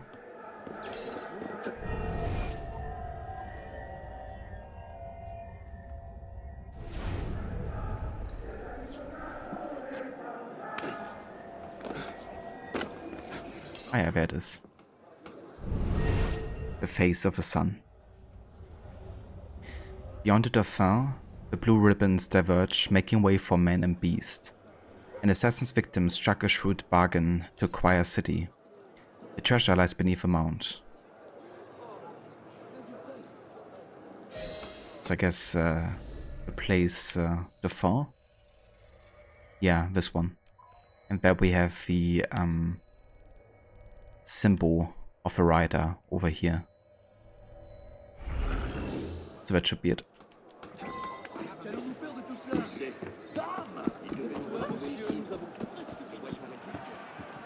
Jesus Skywalker. But yeah, glad to hear that you had a good time with Valhalla today. And that you made some good progress, although it's still early in the story. But yeah, that's the thing with Valhalla, I guess. You know, it's like a guaranteed long playthrough, no matter how you approach the game. And the stealth challenge would just like add more time, of course, you know, having to be very careful with everything. So how many detections do you have total now with Valhalla? Must have been a 40 smoke bomb. Whoever makes them should be held accountable for the bullshit. That's what I think too, you know. I should just blame Mirabeau or somebody of the mentor assassins. That song's a banger. Yeah. I love how the more clubs you renovate throughout Paris, the more songs you unlock as well. And you can even go to the database and listen to them there.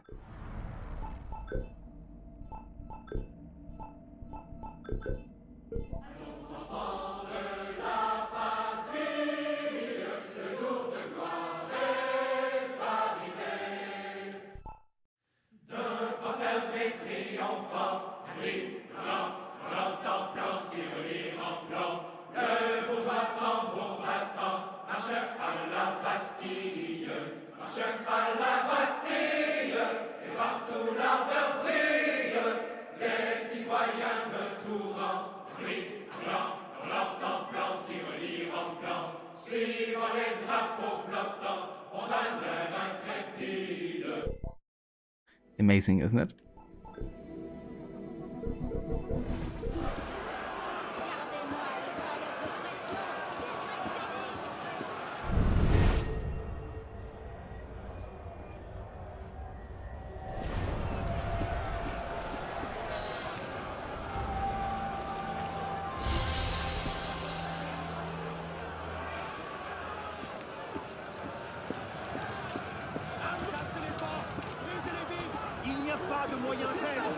It's absolutely true. Add so much time on top. Some areas it's taking about 20 minutes or more. So far you've had 8 full detections. You've had quite a few which are bullshit votes, not counting votes. Yeah, that's definitely fair too. Yeah, that's really impressive, dude, to only have like 8 so far with a game like Valhalla, you know, which also doesn't make it too easy with the stealth sometimes.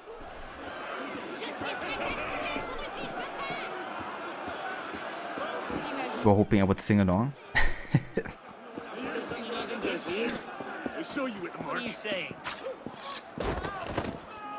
Yeah, only with the sea shanties in Black Flag. That's the only time I would sing along in the stream. Just because it is so infectious, you know.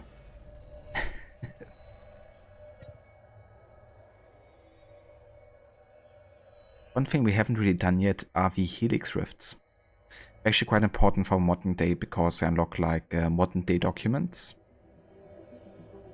To give you more insight into what's happening behind the scenes here.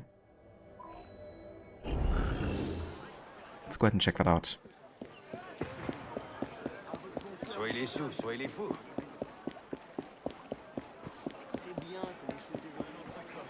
Je ne vais pas rester à attendre.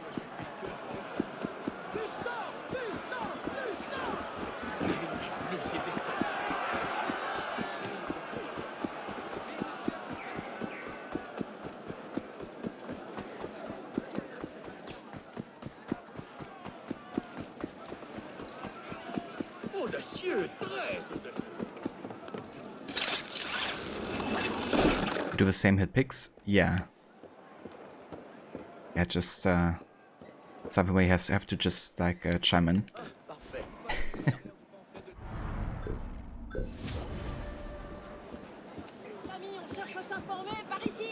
So for the Helix rifts I also won't count any stealth detections because they're not really missions designed for it.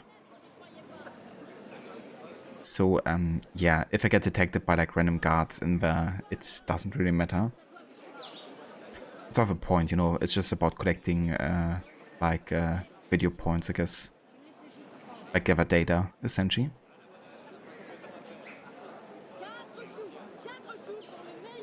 Hey there, Anakin.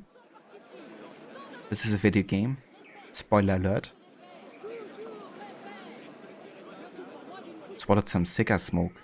That doesn't sound good, Sackhead. Hope we got some water ready.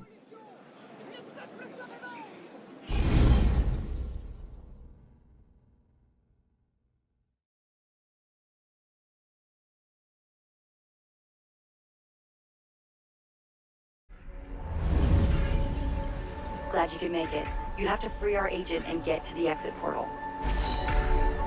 His original mission was to gather data from the Helix, so try to recover as much of it as possible. Here's some of the data we've been looking for. Good. Our techs will start analyzing the data right away. That data is encrypted. You'll need to stand by it for a moment until I can access it. Okay, decrypting now. Done. All right, I'll need more data to find our operative.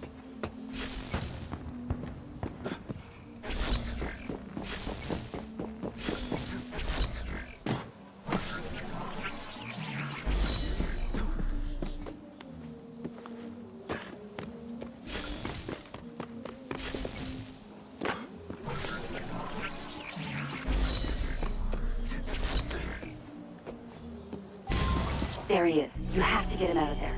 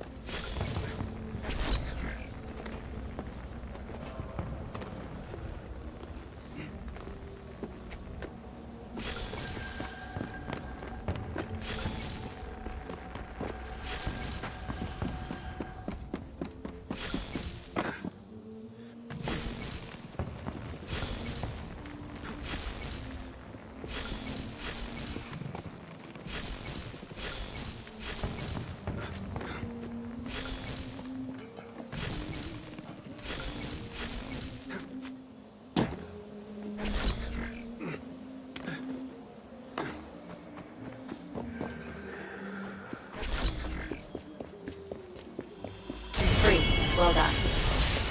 You're running out of time. Try to recover as much data as possible before you leave.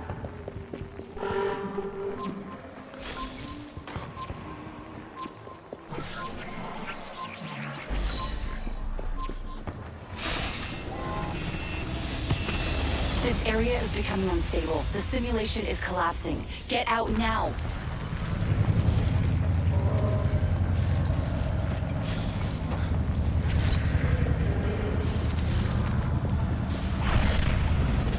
Very good, but there's more assassins to save and more data to find.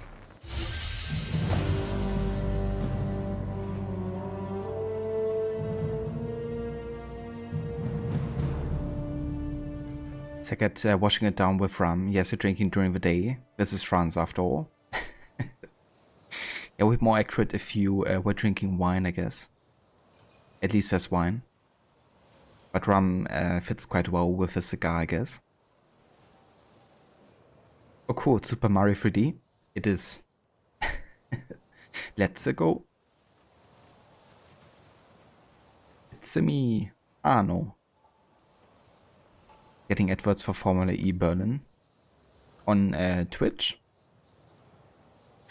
Kinda wish there was like an option on Twitch where you could really have like more control over ads in general. You know, kind of like how many are playing. And I mean, I guess, you know, not really having a choice like how often we're playing or the minimum amount of how often we're playing. To at least like have the option to choose like what the adverts should be about, you know, maybe like a product you stand behind or whatever. But yeah, there's like literally no control over that. The very Rod, take your time. Not into wine, fair enough. I do love wine for cooking, but I don't really drink it a lot. Do we get something after completing Belle Époque? Yeah, so essentially you get modern day documents for doing the Helix rifts. Like Assassin Intel is what it's called. And it gives you like a bit of a backstory as to what's happening in the modern day at the moment. But yeah, let's go ahead and play the next rift actually.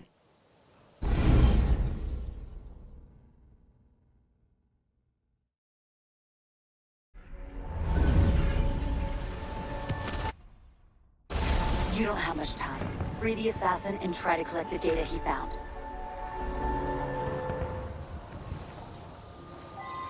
Okay, one thing we wanna enable the updates again.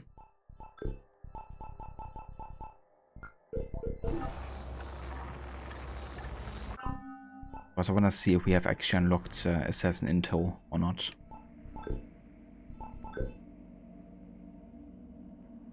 Okay, this we already have unlocked before. Ah, there's a database entry for Madame Tussauds we haven't read yet though. Born Marie Großholz in Strasbourg, Marie Tussauds would go on to be famous for her Museum of Wax Sculptures in London. Thank God she changed her name. I doubt they were queuing around for the block for Madame Großholz's house of vaguely recognizable figurines. She learned how to sculpt from Dr. Philip Curtius, for whom she worked as a housekeeper. Philip Curtius was a physician, physicist, and anatomist who sculpted heads and organs for use in his classes. I hope they mean anatomy classes, because if he just brought them out during random math classes, I think the authorities should have been told. Marie became his brightest and only pupil and came with him to Paris. In 1776, their exhibition of portraits attracted large crowds of people, astonished by the realism of their figures. It was almost as if the skin of his sculptures quivered. Maurice created her first wax figures of Voltaire and Rousseau, the best of enemies, in 1778. She then went on to Benjamin Franklin. She was also employed by Louis XVI to teach drawing and modeling to Louise's sister, and moved into Versailles. However, such proximity to royalty served her poorly after all the fall of the monarchy. She was arrested for royalist sympathies and waited to meet her death in the same cell as Eugene de Beauharnais. Just as the executioner was cutting her hair to clear her neck, the order came for her release. The condition of her freedom was to create wax sculptures of famous heads, whether hated or celebrated. Eventually these would include Marie Antoinette, Marat, and Robespierre. Her mentor Curtius died in the autumn of 1794, just as the terror was subsiding. He left Marie his collection of heads. How touching. She left for London in 1802 to present her collection, which had been the talk of the town for the past 2 decades. She would remain there for the rest of her life, establishing her famous exhibition. She died in her sleep at the age of 88 years, 54 of which she had spent sculpting. Having completed her own self-portrait many years since, she has remained eternally young. If by eternally young you mean permanently dead.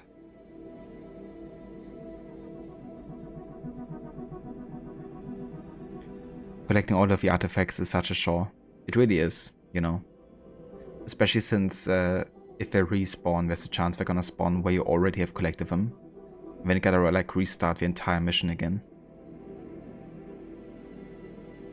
Yeah, Anakin. Unfortunately, there's not too much engaging modern day stuff in this game. But I still want to check it out because I do value the modern day quite a bit. But yeah, it's just like documents to read up on, essentially. So she's German. It does seem like, at least the name is very German. You know, like Großholz. Would be a very German name right there.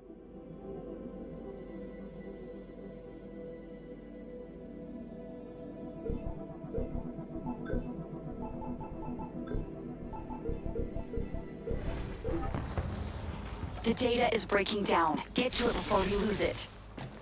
Keep up the good work.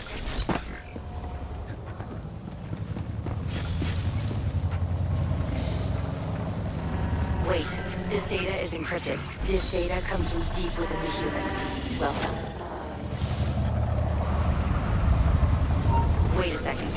This one's encrypted.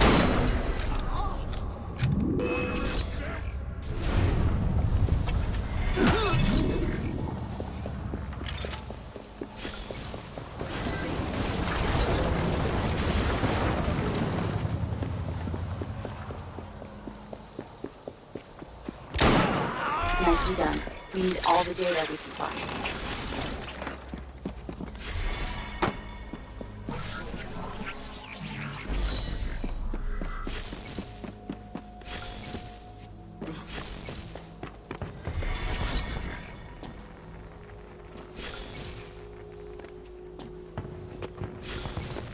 This data comes from deep within the Helix. Well done. Assassin position triangulated.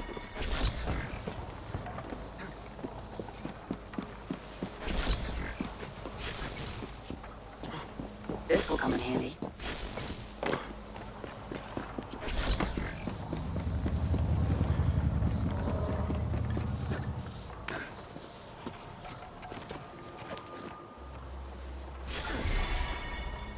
Yeah, that was a risky jump right there. I'm glad it worked out there. This data comes from deep within the Helix. Well done.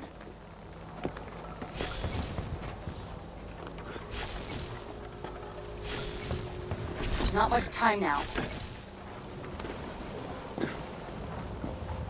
Good job. The more data we can get, the better.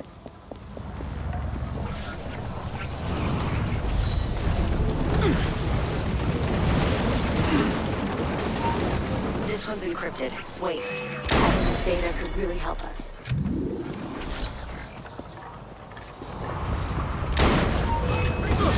Hold on. Decrypting.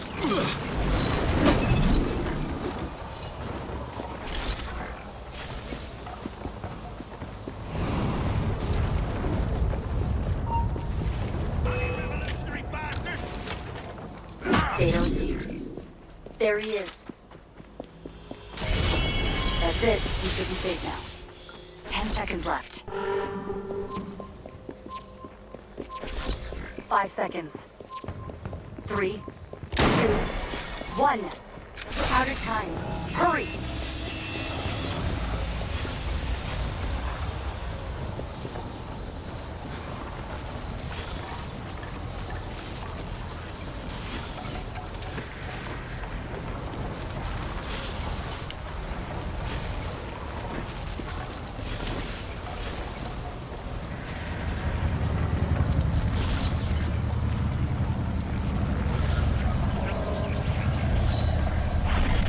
Our operative is safe and sends us thanks.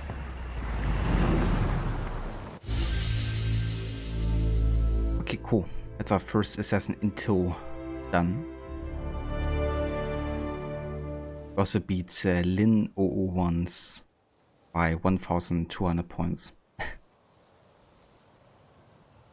Okay, let's play the next rift and then also read up on the assassin intel here.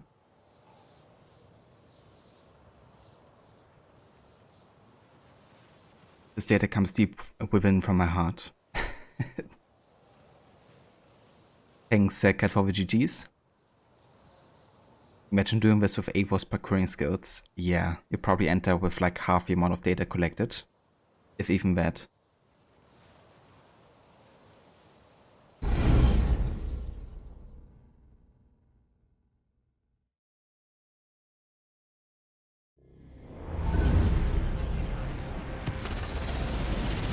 We thought we'd lost this assassin for good. His life is in your hands now.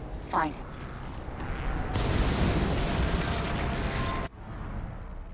We have an archive conversation of the 24th of January 2014. A transcribed telephone conversation between Miss LeMay and Dr. A. Grammatica. Hello, Miss LeMay. It's Alvaro. Have you set it into your new office? Just a few more boxes to unpack. Good. It's a big space. Almost too big. Olivier felt the same way. Ah, but the view is incredible, if I remember right. That's true. Listen, I'll be in Montreal for a week next month, so we can talk more in depth at that point. Until then, I sent you some documents to give you a rough idea about what sort of data we'll be looking for in the next few years. Okay. I have plenty of time next month to review them. Good, good. Also, when you have a spare moment, I wonder if you would write up a detailed reminiscence, I suppose, or memoir of your time with John Standish, how long you worked with him, how often you talked, what you know about his personal life, that sort of thing. Okay, absolutely. You sound hesitant. Sorry, no, I'd be happy to. I'm just overwhelmed by some of the things I learned about him in the past few months. I understand. It's hard enough grasping the idea of a precursor race, but this whole sage business, it's difficult to swallow. Of course, of course. The documents I'm sending you should go some way to easing you into some pretty strange discoveries. But make sure you're sitting down when you read them. Oh god, okay, thanks. No problem, stay in touch. I will. And congratulations on a new position. Thank you. I'm looking forward to working with your team. Good, take care. Collins. So Grammatica is basically the crazy scientist on Abstergo's side who's also working on getting a body of a sage. Because now that John Standish, the sage from Black Flag, has been captured by Abstergo, like his body, they have his DNA to also potentially insert that into a new body. And Grammatica is kind of like trying to work on making that a possibility, you know, to bring back a precursor from scratch. And LeMay, of course, she's the woman from Black Flag 2. It was kind of like his supervisor. And now that Olivier has been killed in Watch Dogs, which we just have played, LeMay has kind of taken over the position of creative director for Abstergo Entertainment, I guess.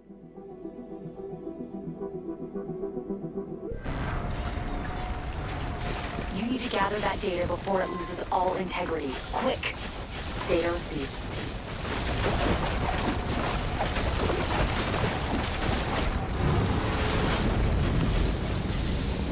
I think this data could really help us.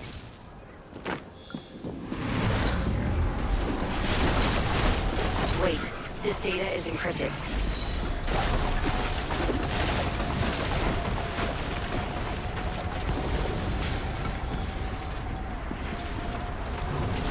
You need to gather that data before it loses all integrity. Quick!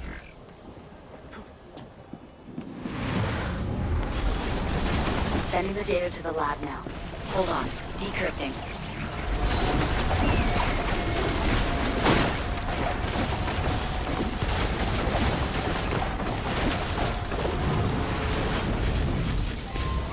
Okay, we have our agent's location. You need to gather that data before it loses all integrity. Quick!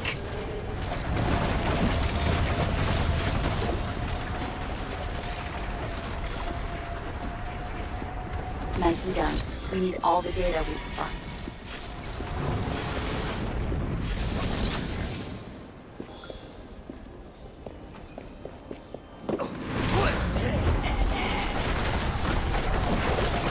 I think this data could really help us.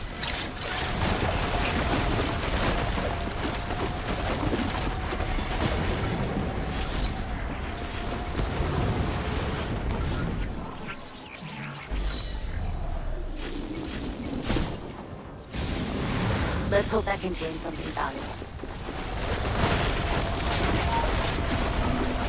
We're losing that data. Try to reach it before it's gone completely. Hurry up. We're almost out of time.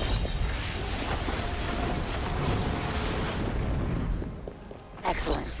This could hold some major Abstergo secrets.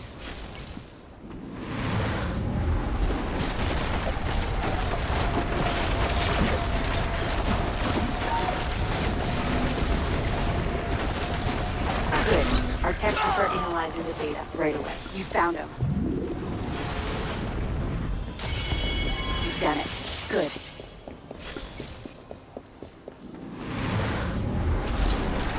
That data node is starting to desync. You better collect it before it loses all value.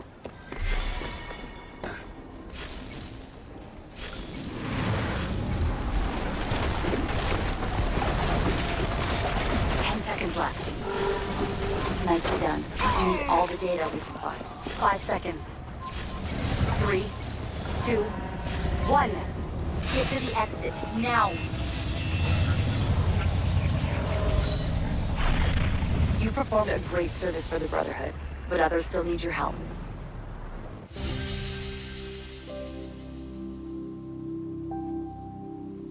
Okay, that was actually another rift. My bad. So I gotta replay the same rift 2 times, I think, to actually get the next part of the Assassin Intel. So this was for another rift entirely here. That's fair, I guess. But yeah, let's go back to the Helix for now, though.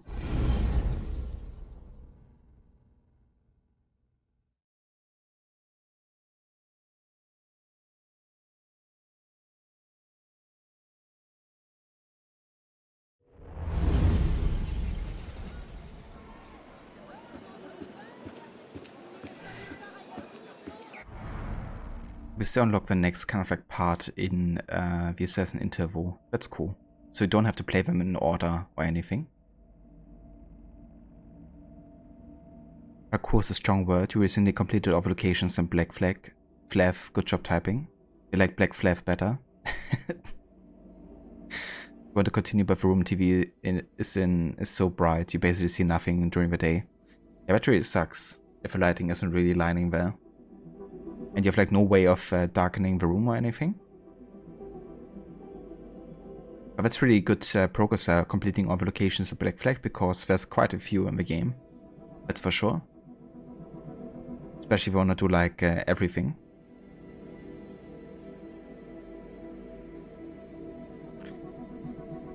But in Skyrim there's a place called Riften. You just thought of it now after hearing the word Rift. That's definitely fair. What always reminds me of Rift is also in League of Legends, the main map is called the Summoner's Rift.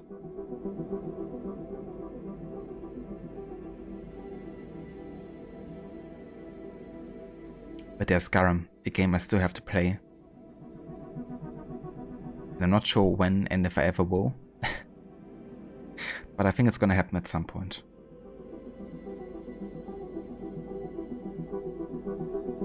But associations can be a funny thing. Yeah, and it really creates sometimes like a chain of like, you know, things that might be connected or not, or would make you like think of another one. If you have a 4 years worth of time to play it, then you recommend it. That's a thing, right? Because you can potentially spend so much time in Skyrim. There's always like a question too, like how many mods and what kind of mods you're gonna be using, because the base version is very bare bones, I guess. And lots of people don't recommend it anymore. So yeah, there's lots of like things that come with undertaking a Skyrim playthrough that I'm not sure bring me in the mood of wanting to play it.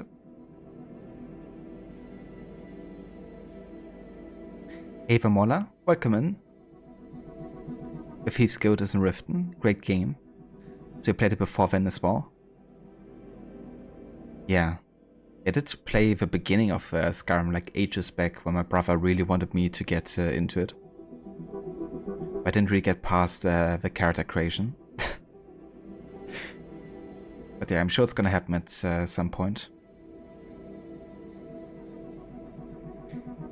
Ava Trains, welcome back. Thank you for joining. Playing Unity right now? Very nice. How far into the game are you at this point?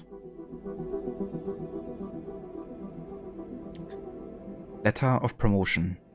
Alan Ricken, Chief Executive Officer, Abstergo Industries, Washington, D.C.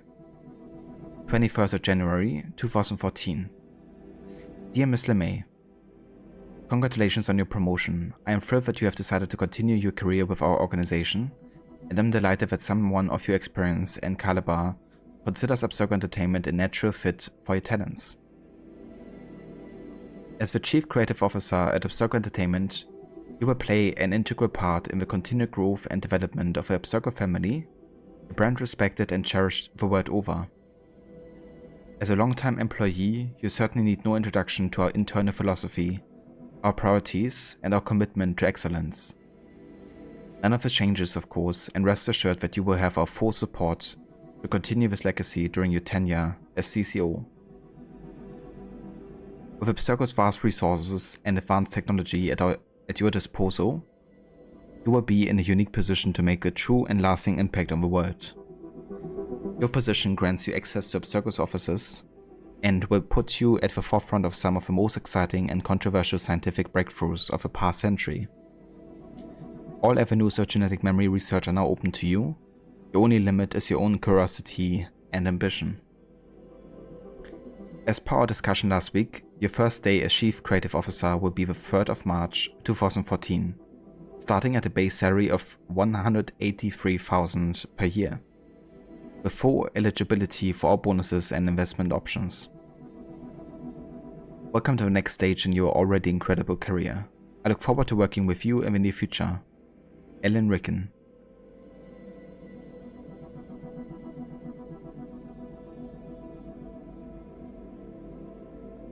You've just become an assassin? Oh, very nice. So now the game is really gonna open up much more to you. Much more activities that you can do. It's a big leap from pissport to assassin. That's true. But yeah, Arno's gonna stay pissport forever, I think.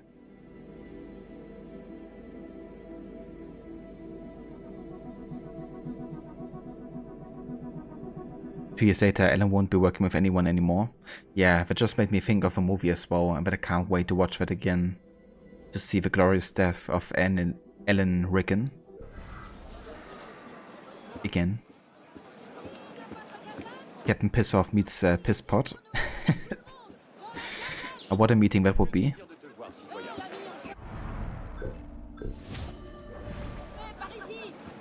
Or maybe the grandson of Captain Pissoff could meet Pisspot at least.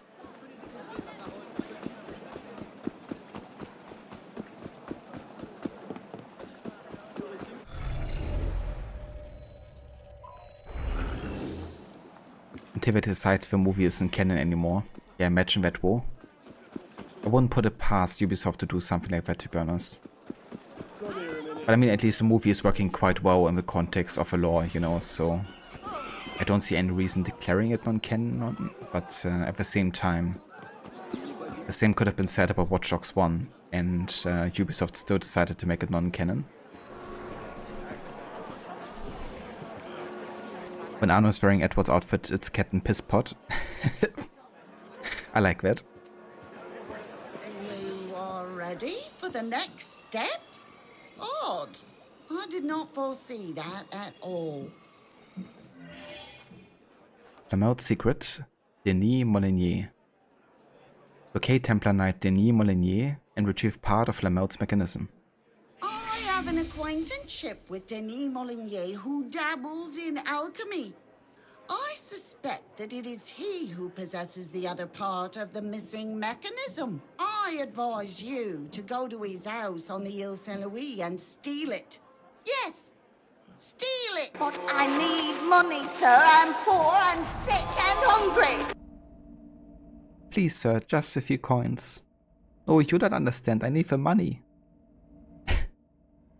It's her, the one and only. Like a woman. Commander Pisspot, I want that to be my new username. I mean, that's a good one. I just hope it doesn't get flagged or something by having the word piss in there. Own the movie on Blu-ray but still haven't seen it, Cat. I gotcha. Yeah, I mean, I was planning on doing another movie night again this year, once we get to be starting Origins to watch the AC movie beforehand.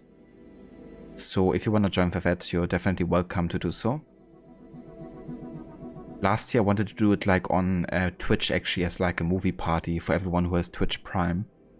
But turns out that the movie is only available in German, in Germany, on Amazon. And I could only stream it in German on Twitch either. Maybe that has changed until now. Or maybe the movie isn't even available anymore on Twitch. But I think I would be doing a movie night on Discord regardless. And showcase the movie again.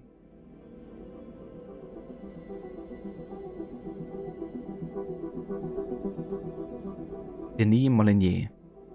An alchemist from Montauban, Molinier was deeply interested in Flamel and produced the famous Flamel images, consisting of obscure figures that combine symbolic and chemical formulations.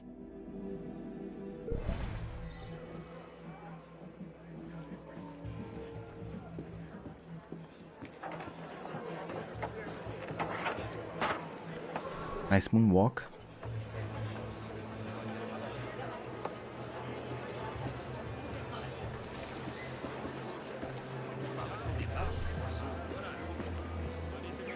Bienvenue, cher client. Ici, messire, que du premier choix. Jeune homme, vous, lui diras que ce qu'il m'a fait, c'est du travail de sagouin. Si je voulais, j'en ferais autant.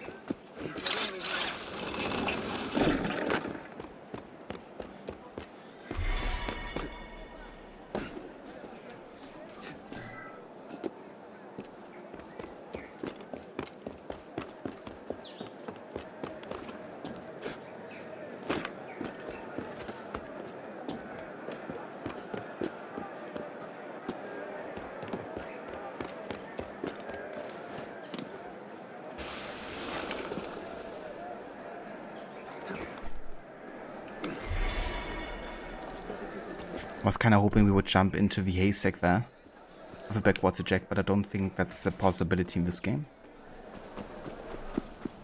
Is it? Hamlet's house is still standing, by the way. Is it?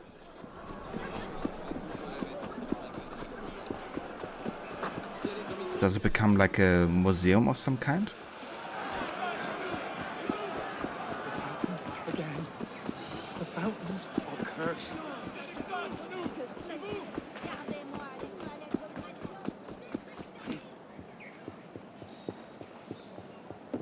Tourist attraction?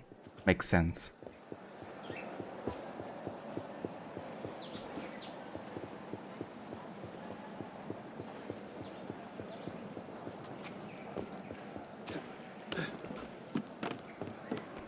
Encore lui? Pas d'inquiétude.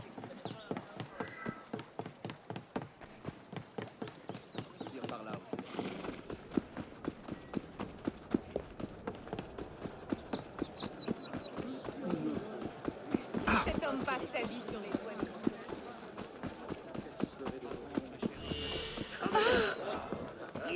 Oh! Il se passe quelque chose? What do you want? Quoi d'autre? You sell tainted bread and apples. 60 livres par fêtier. I'm sorry. Just let me go.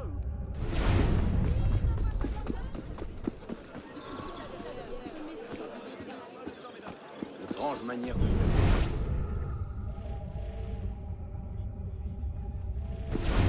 À vendre 60 livres par fêtier. Est-ce que je l'accompagne depuis très peu sa femme?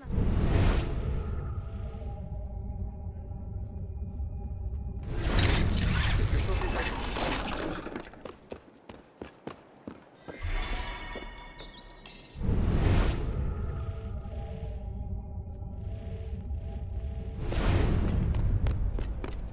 Yeah, I assume it's the restricted area over there. Let's get a viewpoint though, since we're kind of like close by either way. Doesn't hurt.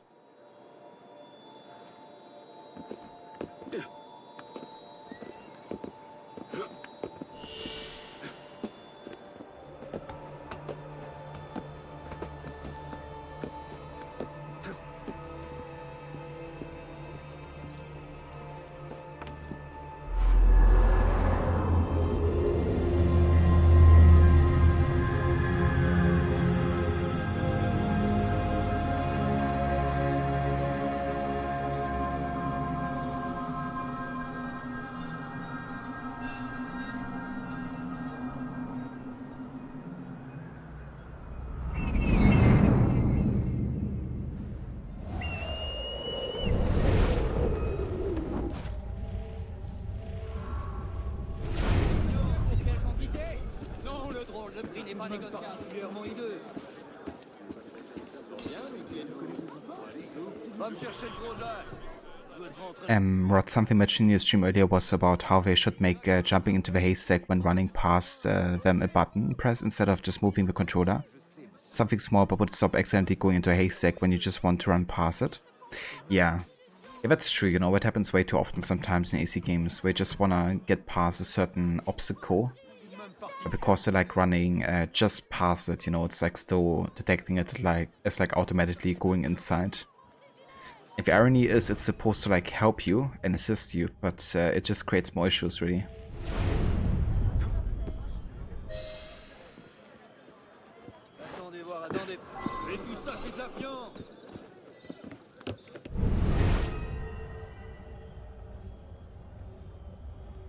Let's see if there's like an entrance from on top here. Hey, the Carbon, welcome in. Good day to you. I hope you're having a good one so far. Okay, there's an open window here actually. Perfect. But just like a pass through.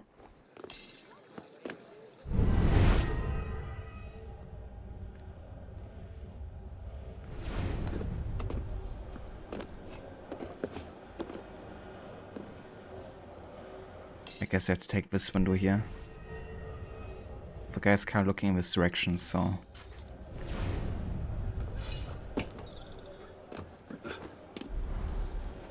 it works.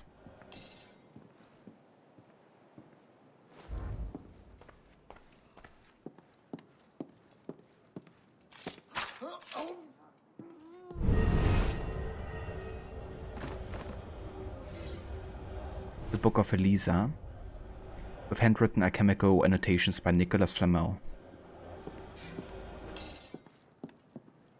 Hey, the Spectrum, welcome in. Thank you for joining. It's going very good, thank you. Yeah, playing some more Unity today. Just, you know, doing lots of side missions in the city center. Really focusing on getting to explore Paris a bit more today. How are you doing?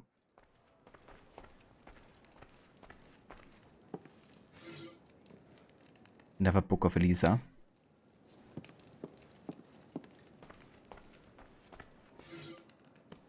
A map of the Île de la Cité. An old map. The markings are alchemical symbols hand-drawn by Denis Molinier. And fun fact is, these three symbols that you can see on the Notre Dame there and close by, actually also on the wall engraved. And you can use them to kind of like find secret entrances in and out of the Notre Dame. So quite useful. There's also a map inside the assassin hideout, which further confirms that. And we can also see that Denis Molinier most likely is affiliated with the Templars, you know, given Templar crosses here.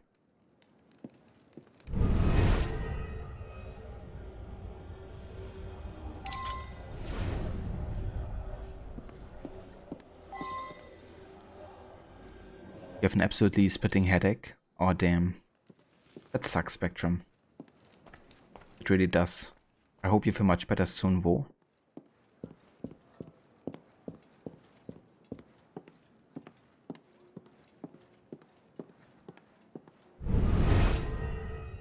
Sir, the order of monks we spoke about. It appears they may have obtained the first part of Flamel's mechanism. Track them down and take it. With the complete mechanism, we'll have access to the last of Flamel's laboratory. Say nothing to anyone. Understood.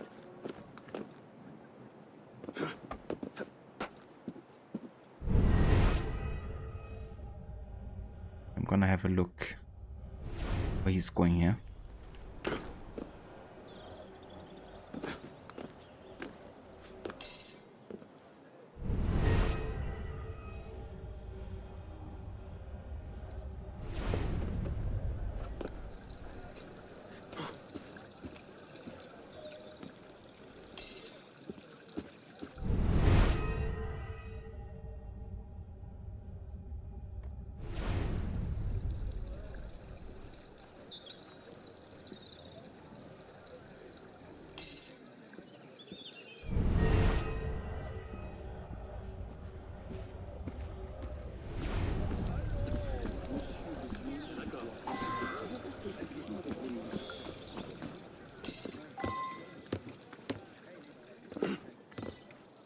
It works.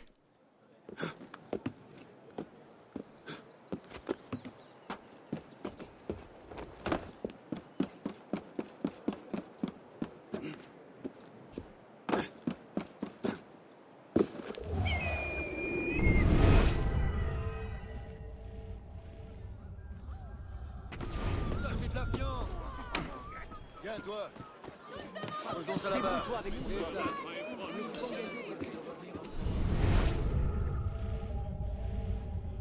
Wait. Mission didn't advance, did it?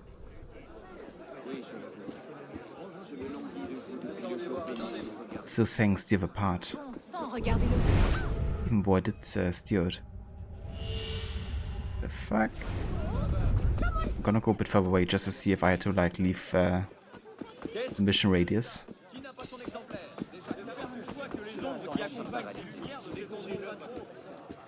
Yeah, I think the mission might be bugged or something. Hey there, Gamer Loop, welcome in. I'm doing good, thank you. How are you today? How's AC2 going? Hope you're enjoying exploring Venice. You took to the no paracetamol, but it did nothing, and now you're guzzling coffee. Yeah, that really sucks. That didn't help either. You know, I think drinking a lot would definitely help at least a little bit.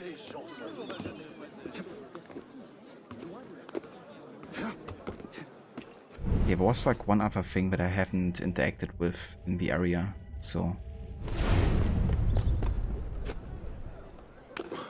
can have a look.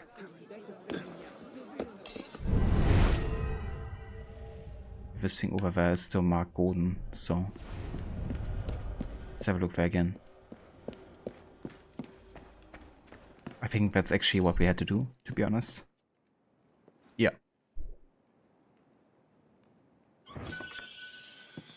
This rusty bit of metal must be part of the mechanism that Mademoiselle Lenormand was talking about. And this completes the mechanism. So much for the Templars.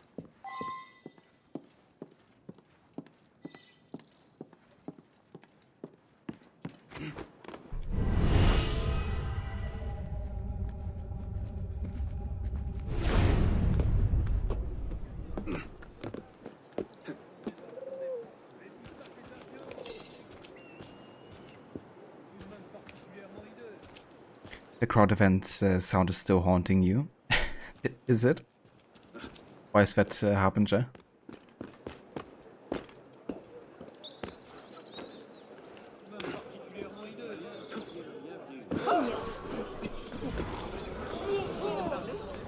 Over here.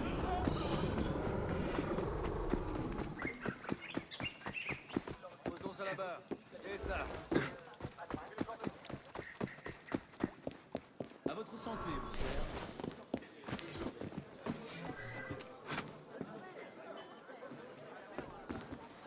Parole un peu fort. Qu'est-ce qui t'arrive?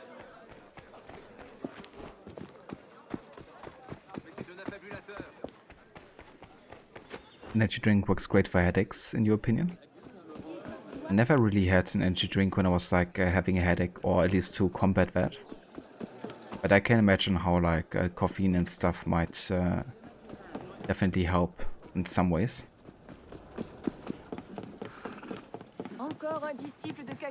You must do them. That's fair enough, I guess, Harbinger. The inner desire to complete everything. I can imagine how that would kind of like haunt you after a while, given how many of them are spawning at every time.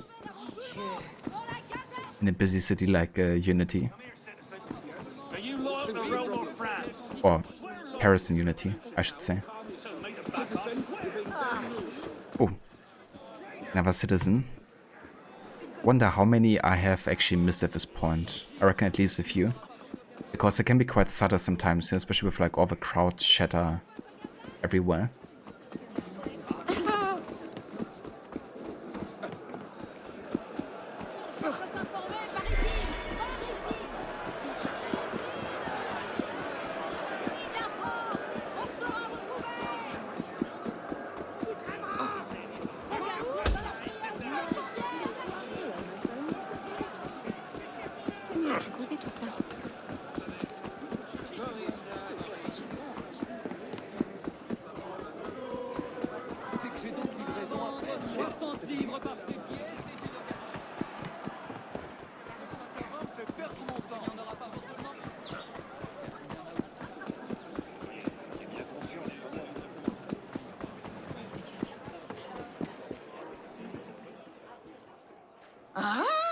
the second part of the device.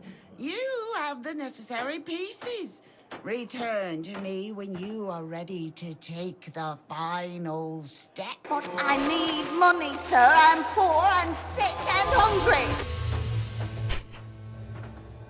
She doesn't stop. Oh, that's something that's haunting me. A letter. For me? A letter, citizen, for me? She sounds very British. She definitely does. But I think she's from Montreal, right? I think she might be. What do you want? Honor.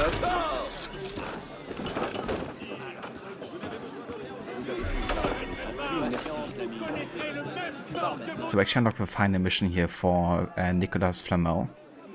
So I think we're actually gonna go ahead and take care of it.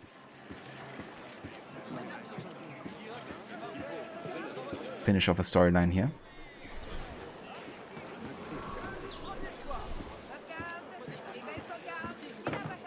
I foresaw your return. Come, I have something to tell you. Flamel's secret, the Elixier of Life. Use the mechanisms you've obtained to enter Nicolas Flamel's secret laboratory and obtain his Elixier of Life. This card here, the key, and here, the sun. Against these other cards, it is quite clear that many people are in search of Nicolas Flamel's secret laboratory that has remained hidden these hundreds of years. You are ready? I commend you, but I cannot help you. The final mystery of where to find Flamel's laboratory is beyond my powers. Only you can solve the enigma. My intuition tells me you will do well. Well, thanks for the vote of confidence. Susan's IMDb doesn't have a bio for her, strangely. Interesting.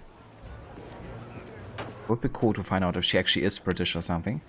Because she certainly does sound like it. But she might also be very good at like making accents or something.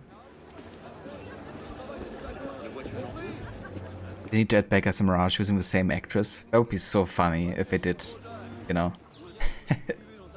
Especially since she has worked on so many AC games already.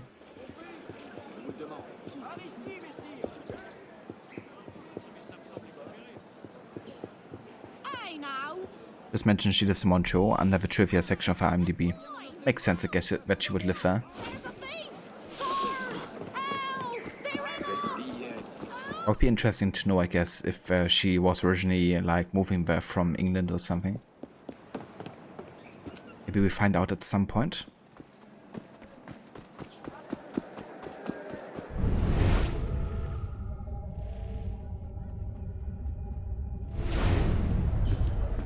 I think I'm actually gonna do some co-op and heists soon. Because I wanna kind of like unlock, like do some of those missions, I guess, because I wanna do at least every one of them once. But also, the co-op missions are really good to get extra sync points, which you can use to get more abilities. Like currently, let's see what we can actually get. Yeah, for example, we can get the ability for disguise, which is extremely useful, like one of the best stealth abilities out there. And I need only 5 more sync points to get that one.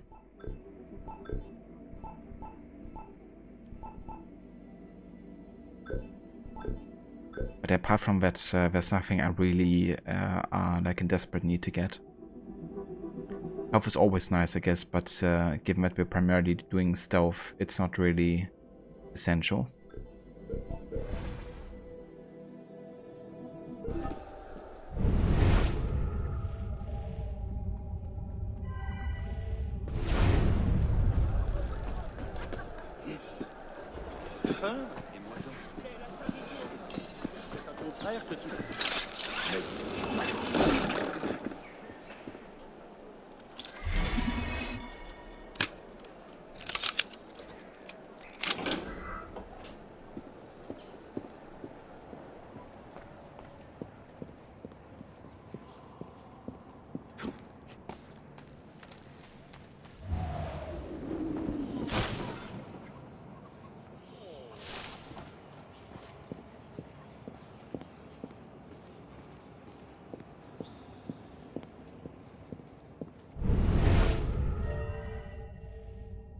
There we go. There's the symbol. And another secret mechanism which we can use to gain entrance here.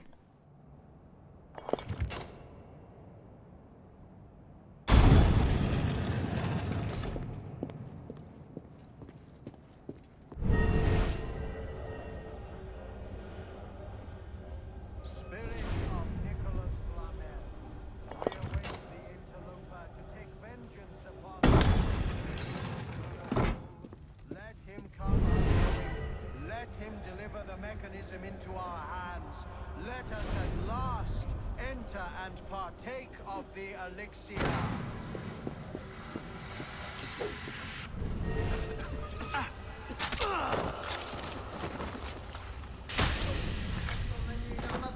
Et t'assurer d'y trouver un emploi.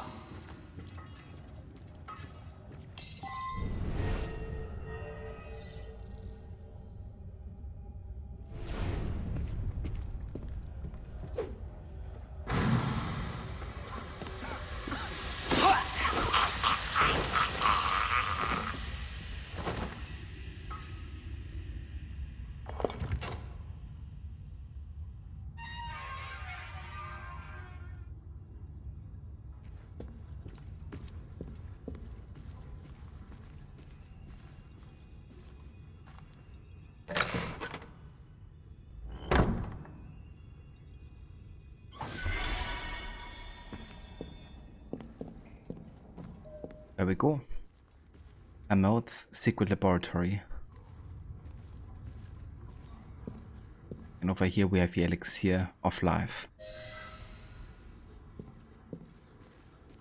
Time to bring it back to Lenormand.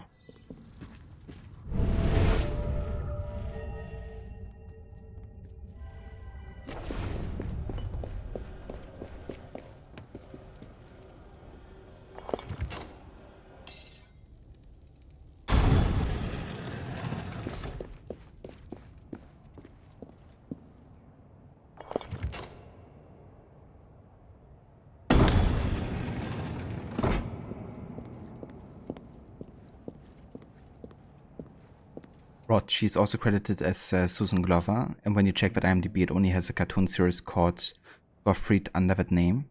It also has a couple of other Assassin's Creed actors in that series too. Really? Maybe that's something we should be watching at some point. I've never heard of it, I don't think. A cartoon series. But it's kind of cool that so many different AC actors are also working on it too.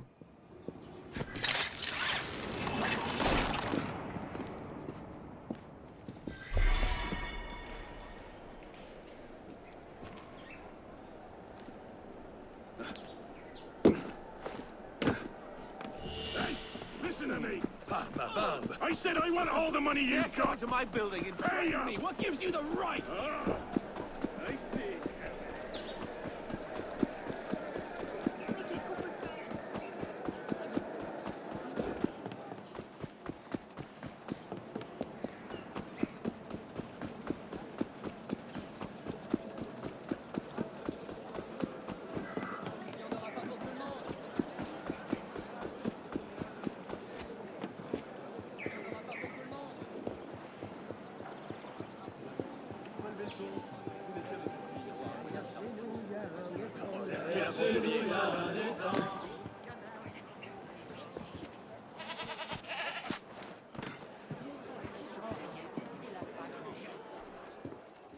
Have you brought the elixir? Oh, of course you have. I knew you would not fail me. Many thanks, my dear Arnaud. I foresee a great future for you.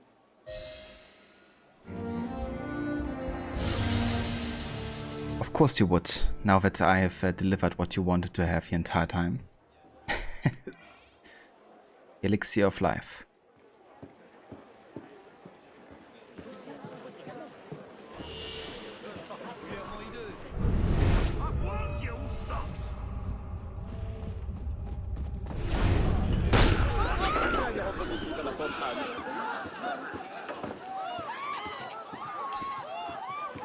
You had an Everot? Yeah. I never heard of it whatsoever. But it might be worth checking out, I guess. Just kind of like hear the voice actors again at least.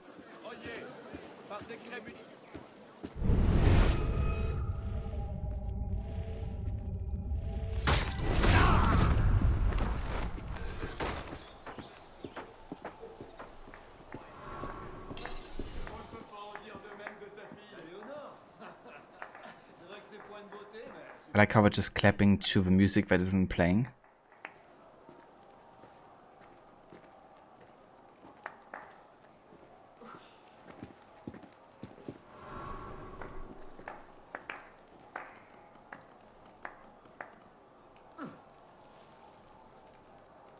They're having a good time, even if it's completely silent. Amazing. A good morning to you, sir. Only special people born with special hearing can hear it. I think that's what's happening here.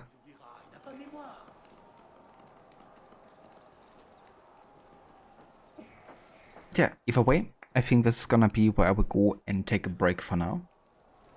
But yeah, I will be back in like 15 or so. And then I think I'm gonna go and play a bit of co-op and maybe like a heist. Just to get disguise unlocked. And yeah, then afterwards I think I want to be doing some main story to at least get into sequence 4 today. It maybe gets that to a close. Thanks, Rod. I appreciate it. And yeah, I will catch everyone again in just a few.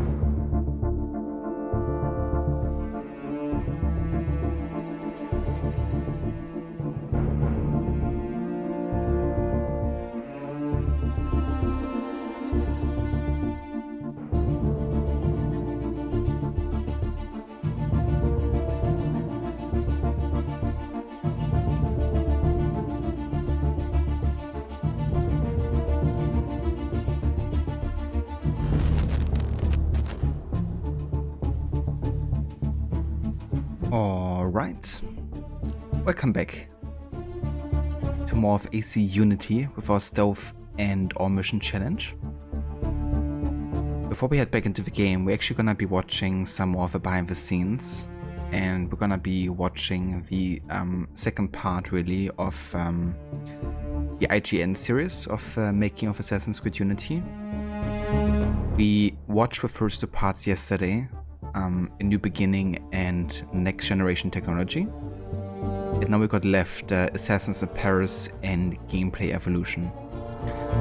So yeah, we're gonna have a look at that. And then in another stream we're still gonna be watching the rest of the behind the scenes stuff. We got something for Rob Zombie's French Revolution, which was kind of like an animated short one, which had him be involved as an artist.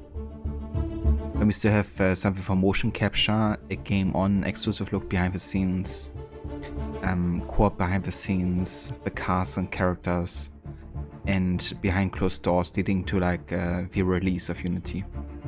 But yeah, those ones what we're going to be watching next time. For today we're just going to be focusing on the third and fourth part of the IGN series. And yeah, after that we're going to be heading back into the game to do some co-op and heists to kind of like get some skill points and yeah, do all that fun stuff. Also, hey Jay, welcome in. Claiming first like 3 hours into the stream. It's amazing sometimes that nobody realizes that is still an option. I guess also people just don't really bother checking, you know, because at some point into the stream I guess everybody assumes it has been taken. But yeah. Hope you're doing well, dude, and thank you for being here. But yeah, hope you enjoy this exclusive look behind the scenes of Ubisoft Montreal, and kind of like having this outside perspective from IGN.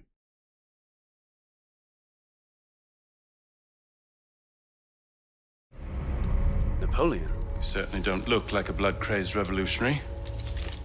The hood is a bit sinister, though, if you don't mind my saying. It's no secret that we have a list of the most interesting pivotal moments in history, and you know, if we could, we'd do them all. But one thing's for sure, at least in my book, is that AC is about being an assassin. It's about the fantasy of being there and stalking your prey and being smarter than your enemies. Early on in the project, we decided to make a game that was about a character and not about the French Revolution. And then the story really becomes a story about the dangers of believing blindly in one cause, be it one or the other, right? And you get a real good exposition of both the Assassins and the Templars and how both of these factions at one point could have prevented a lot of the bad things that happened in the French Revolution if they had just joined together. But because of these ideals, this fanaticism, it actually keeps them spread apart, and it actually doesn't help the people.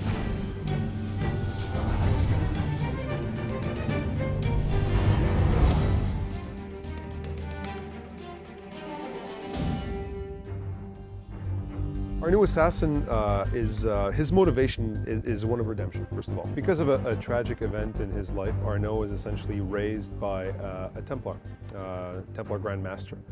And he actually befriends the Templar's daughter, Elise. They grow up together. That man, François de la Serre, gets murdered. And essentially, Arnaud feels responsible for the murder of de la Serre. Arnaud decides to embark on a quest to stop whoever murdered de la Serre. Yes, we're coming back to the Assassin versus Templar storyline. It's there, it's in the background, but we're reintroducing it. We've purposely, you know, prevented ourselves from delivering too much or overexposing too much of that storyline.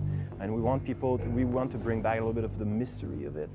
The years our game pretty much covers is 1789 through 1795 about, which is when the main French Revolution happens. I mean, there were things leading up, but the fall of the Bastille is generally considered like, okay, that's the seminal moment where the people are really asserting themselves. Our game starts a little bit before that because there were some important things that happened before that, but that kind of really starts all the action going. The country was ruled by the monarchy. The monarchy, they knew how to spend money, they didn't know how to make money, so the country was essentially broke.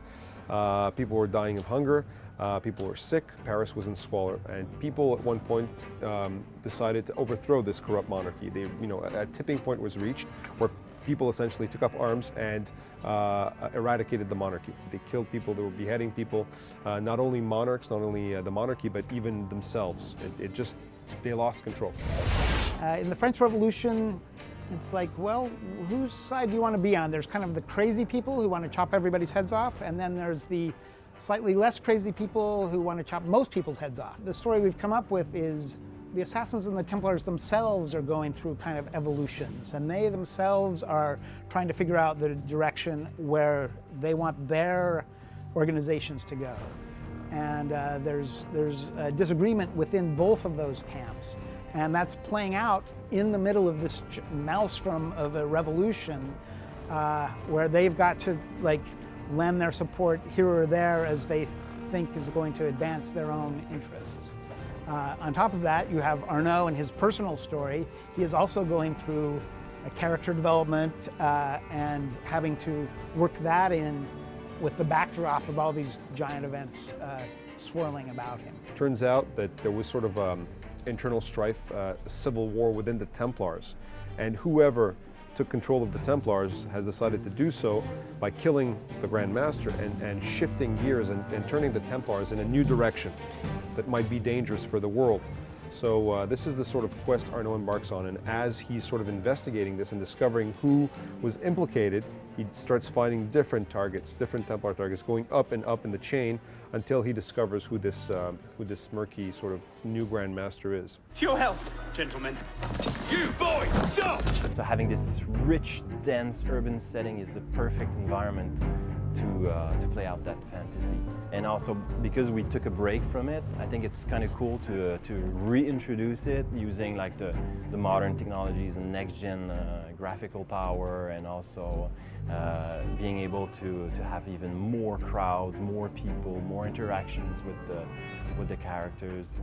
I think people are going to be happily surprised to be going back to that kind of fantasy. First, we did a lot of research on the paintings of the era, because it depicts in a good way, in a very descriptive way and very personal way what the era was about, what's the fashion of the era, the architectural style, what's the type of characters that lived during this period.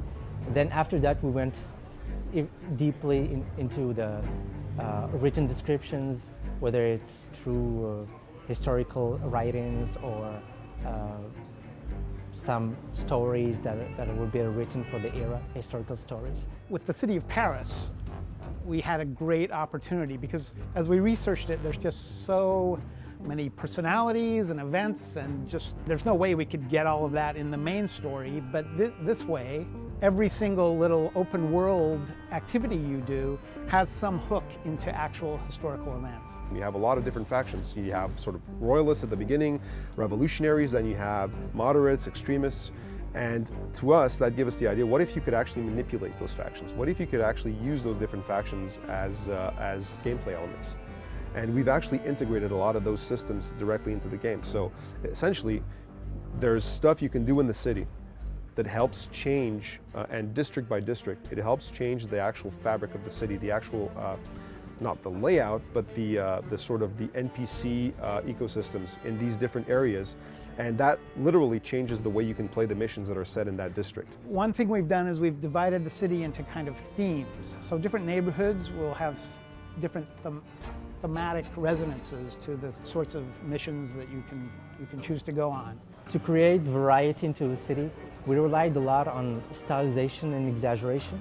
So we read about the different districts of the real Paris and tried to gather as much info about what could be unique about this district. And we took this theme or flavor and exaggerated a little bit. What's interesting about Paris is a vast, flat terrain, and it's broken by huge, massive monuments. So we have these majestic locations and landmarks all over the place. So you have the tall and the shorter buildings. You have a lot of interesting shapes. But also there's a lot of duality even within the social structure, and that's something that fascinates me about this time period, is if you were ultra rich or if you were really poor, there was more of a visual distinction between that. And each of these different districts is sort of a little city on its own, right? It has, not only does it have its own architectural style, it has its own thematics, its own characters, its own types of missions, its own flavor, its own sound, everything. Even down to the types of songs that are sung in taverns. It's unique to the district. And then we actually added voice. Our NPCs just mimed, they didn't talk. Now they're actually, some of them are actually going to get to talk, hear conversations. And which is really cool, because when you're, for example, you're doing a mission, you're stealthing, you can actually overhear guards, and the stuff that they're going to be talking about is stuff that's related to the mission, or maybe they're just their daily lives. It really gives a lot of realism to the game, right? It just feels more realistic. It feels more like a real city and not a big simulation. Unity, for the first time, we have full-scale buildings. So Notre Dame, the cathedral, it's actually real size. It's huge. It really changes everything. To create Notre Dame, it's taken me in totally 14 months. I take 10 months for the outside, 4 months for the inside. It was to create more than 369 unique modules to create the entire Notre Dame. That's the time I take for this. Yeah. It includes all the research, the composition, and debugging to adapt the matrix for the behavior and stuff like this. What was overwhelming for me was seeing statues and all the craftsmanship that went into building this architecture. So for us building this, it's a very exciting thing to work on, because as artists, we're all about details, we're all about, playing with scale, and it's the perfect vernacular to work within. And for us, it sets our own challenges as artists to really express this and make it as immersive and as possible for anyone. It's a living city with all kinds of, people that were secondary in the revolution, but they're still very, very interesting. So little tidbits of like, oh, this is how that worked, this is who that was. It's cool when it's murky events, because you can, we have our own interpretation, but if the events are too well documented, then essentially it's a, it's a checklist, right? Oh, then, you have to do this, you can't do that, because historically that's not what happened. So we decided to just keep it in as a backdrop. But throughout that narrative, Arnaud also learns a lot of different lessons, right? Our tagline is "History is our playground." One of our core values is having fun with history, being as true as possible to it, and have it be an inspiration for us and for people ultimately. A lot of times reality is a little underwhelming, but if you help it a little, and this is the magic of of video games, right? You can actually give it a little bit of a twist to make it feel more, if there is a message, you can make that message feel more real by twisting it and giving it a little bit of an artistic flourish. It's a way for us to play with very interesting and pivotal moments in human history, and fusing that with the core fantasy of being an assassin and the Assassin Brotherhood. That's what AC is all about. It's playing with history.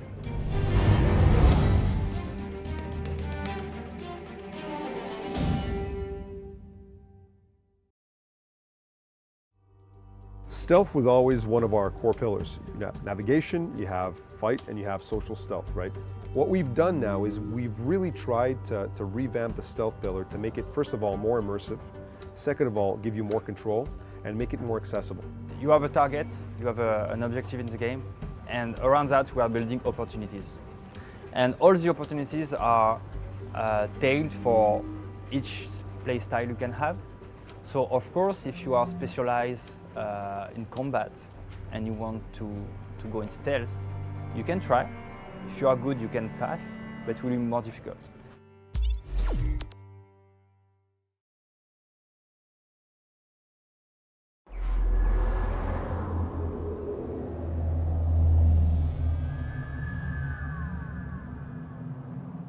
How can we take the core values of Assassin's Creed, now that we have all this power, what can we improve beyond just adding more of everything? Sometimes it's just keeping what we had before because it worked well and just improving it a little bit. Sometimes it's scratching everything and redoing it from scratch. And on AC, we've done both. So the idea is that no longer are we focusing on single unique blocks of gameplay. We are giving you a broader goal and then giving you multiple blocks to achieve it. And we're trying to reduce failure. Second of all, it's what exactly is a cooperative experience in Assassin's Creed? It's not a reboot, but it is a refresh, I'd like to say. And so it's taking each features and asking ourselves the question, so what's going to make it fresh? Why would players have fun again, using that feature, and make sure that they feel as if it's the first time all over again?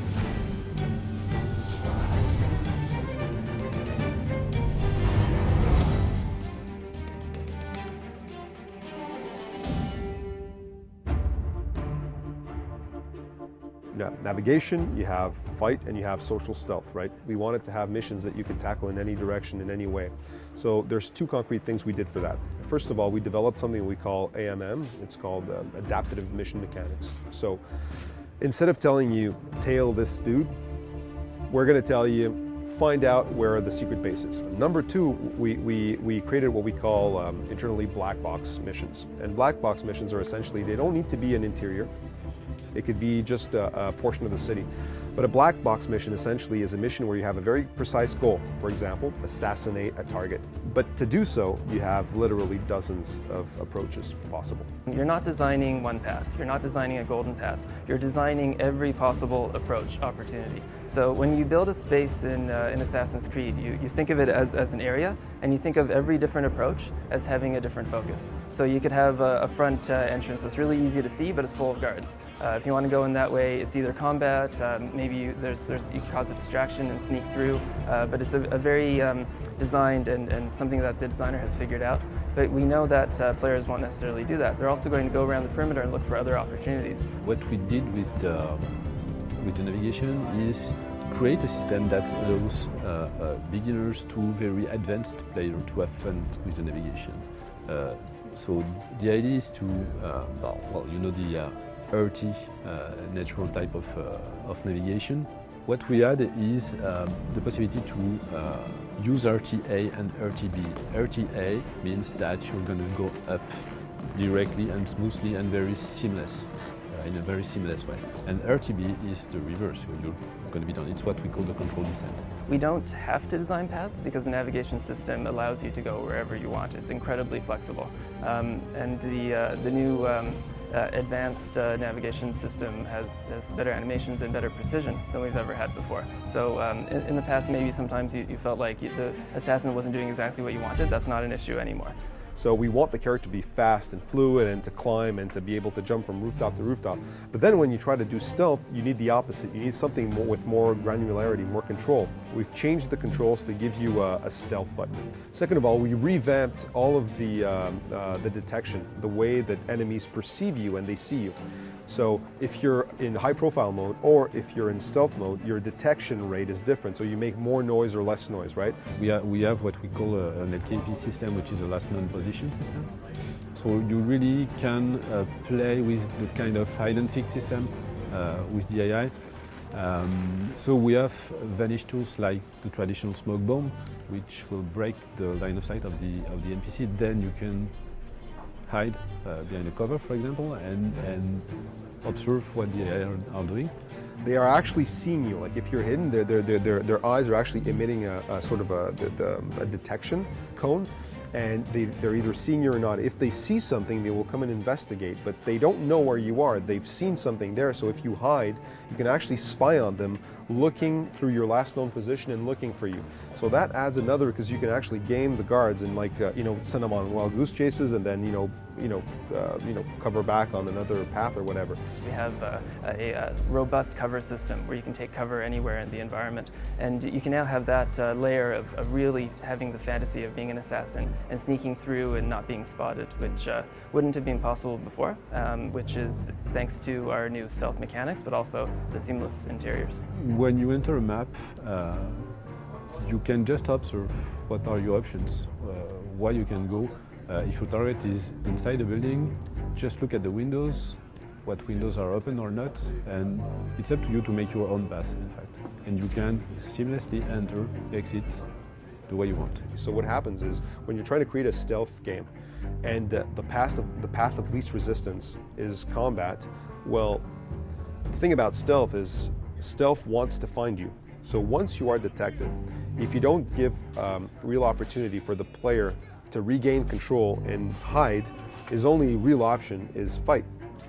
So then you need to make fight accessible, or else players get frustrated because they die. We've reimagined the combat pillar altogether as well. Introduce a little bit of some fencing animation, just to make it fit the time period and stuff like that. But also we've reimagined all the AI behaviors, all the fight positioning, the way that the NPCs position themselves strategically and how much they fight.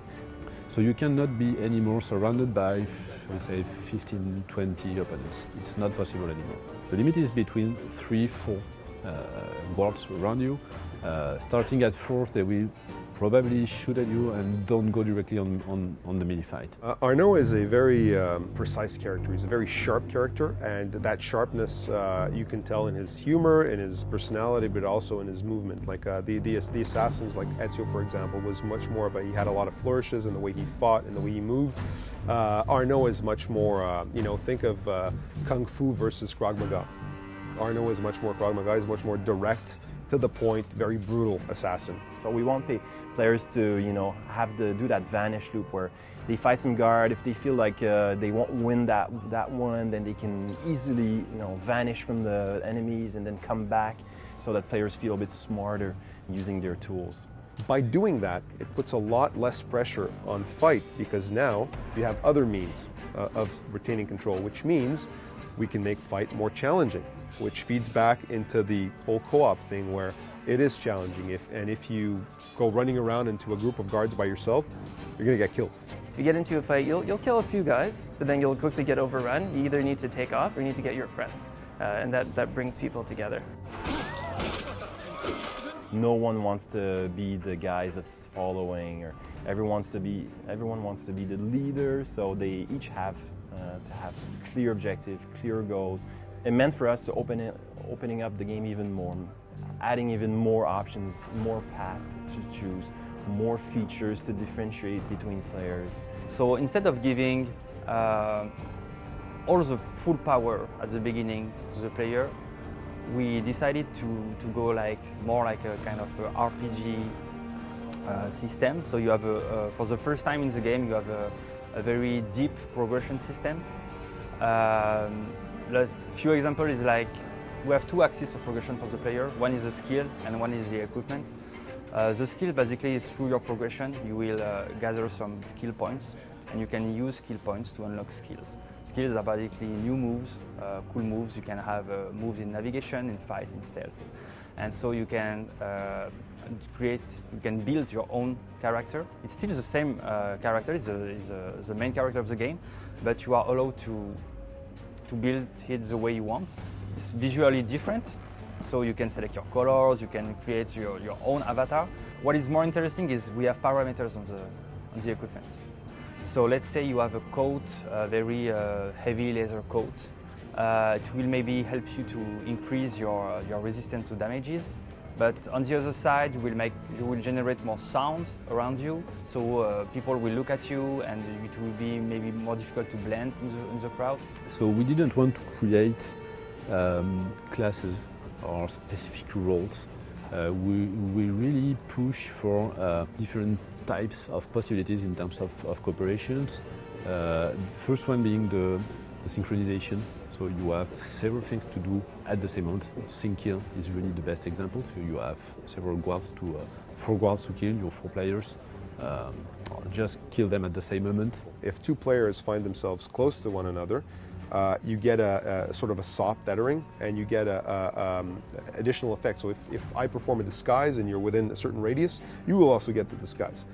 Rewards are shared. If I loot a chest and you're nearby, you're going to get the reward also. Stuff like that. These are things that will actually reward you for playing co-op. Then we have things that will punish you if you don't, like large groups of guards. The way the missions are designed is you have a target, you have an objective in the game, and around that we are building opportunities.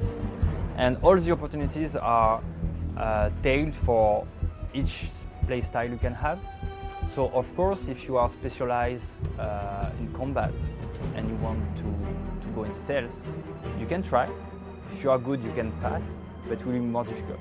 Not only do we not switch off those systemic things during missions, we actually give players more tools to manipulate them. It's not that we didn't want to do this before. This is a hard problem to fix, and we've had a lot of time to do it. But the idea earlier, I was talking to you about the, really tackling the core pillars of the brand and really trying to change that core pillar of Assassin's Creed. This is part of it, right? We've always known that the Assassins have this brotherhood, that they're not alone, but the gameplay has always been solo. So I think it's a natural fit to bring people together to have this co-op experience. When you play co-op missions in Assassin's Creed Unity, you can play solo. We're not going to say you can't. So someone who wants to play on their own can play all of the content. But the co-op content is really designed to be experienced together with your friends. That's actually why it's called Assassin's Creed Unity. I just want people to feel that AC was a great experience. It's and one of the best Assassin's Creed. I want them to feel like they're reliving the fun of AC1 all over again, rediscovering the brand and just being reintroduced to the story, to the background, to the myth, the mystery of that franchise, and make sure that we just hit all the right notes.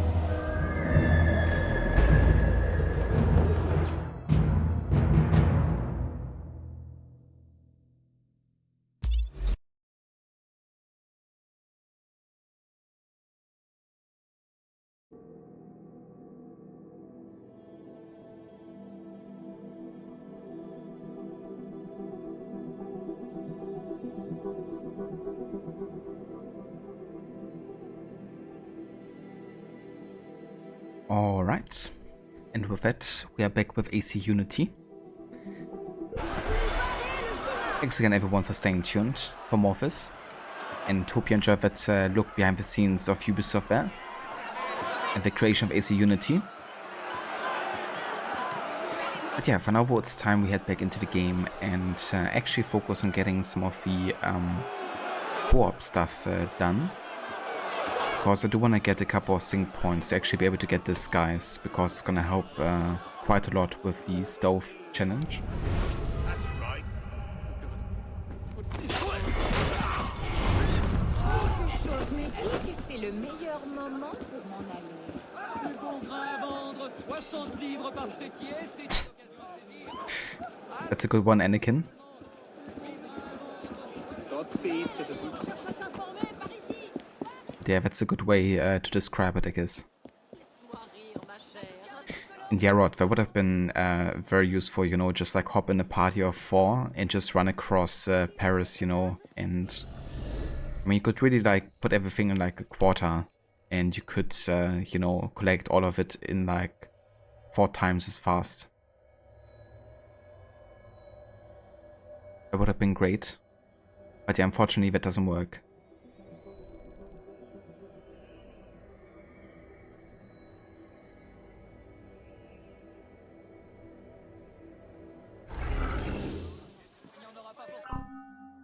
But yeah, let me actually go ahead and also accept your invite, Romulan. At least your friend requests, I should say.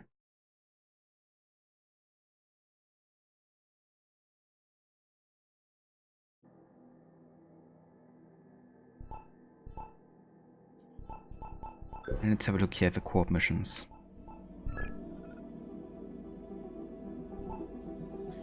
So I think I'll probably play these 2 missions here.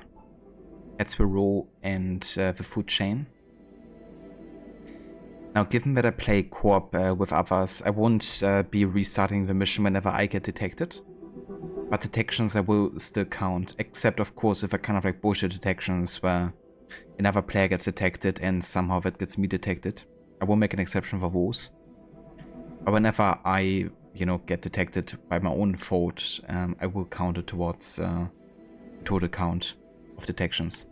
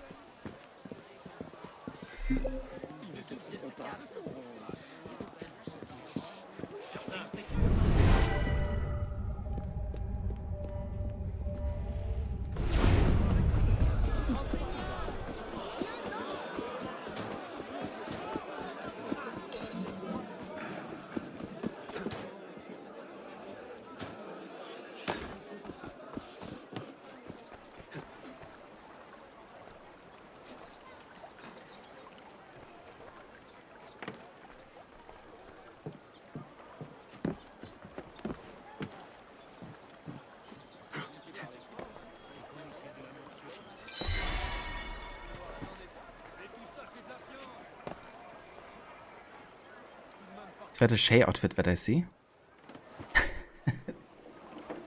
I have to kick you immediately from the party.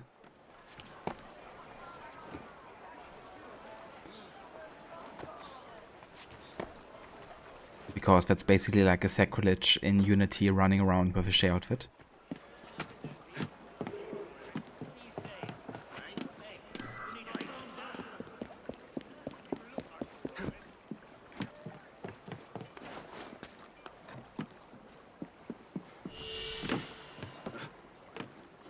But yeah, I would like to start, I think, with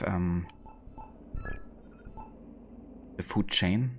It's a mission for 4 players total.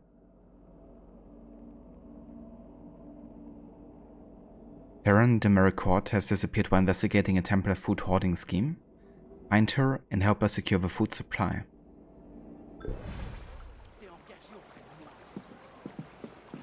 Oh damn, that was quick. We like immediately found 2 people to join us, like within 2 seconds. That's actually crazy fast.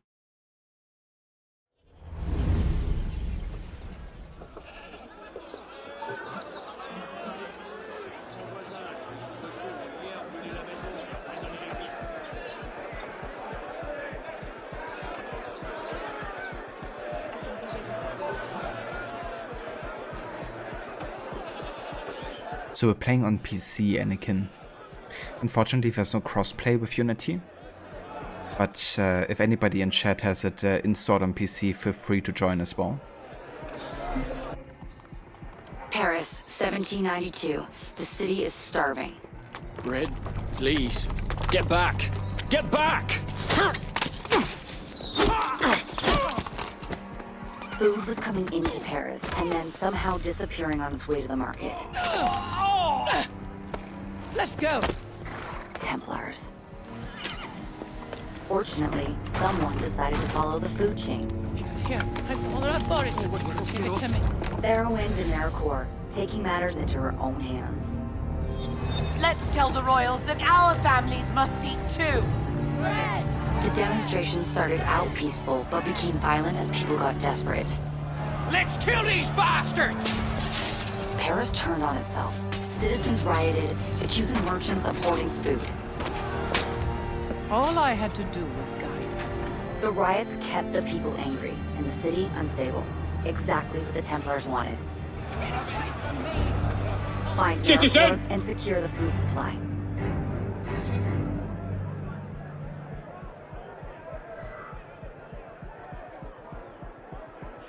Maricourt sent the assassins a message, but she went after the Templars alone.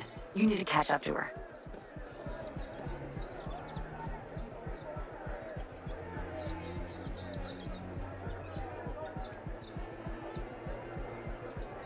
There is crossplay? As far as I was aware, there wasn't, but I don't know. I mean, I did try it with friends at some point and it didn't work out, but who knows?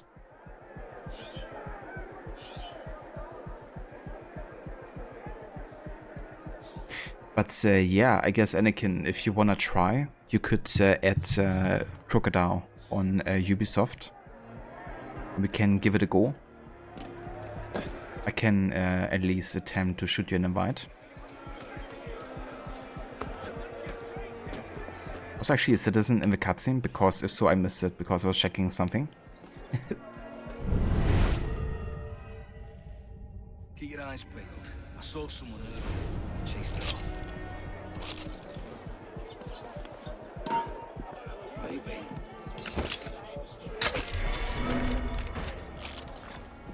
There's a woman running round. Probably just some... Right position, Gere. Probably just some nutter. I still don't want her.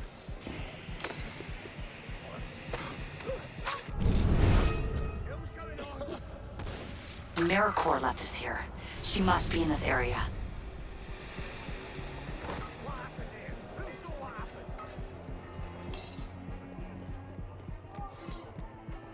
That's it. I've got Maricourt's location.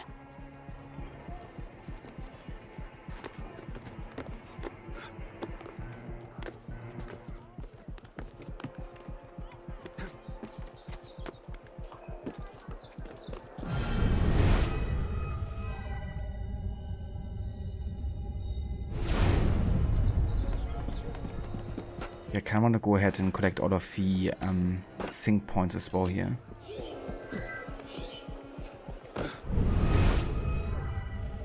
So I gotta go on the other side here. Of course, I need 5 over this guy's skill here.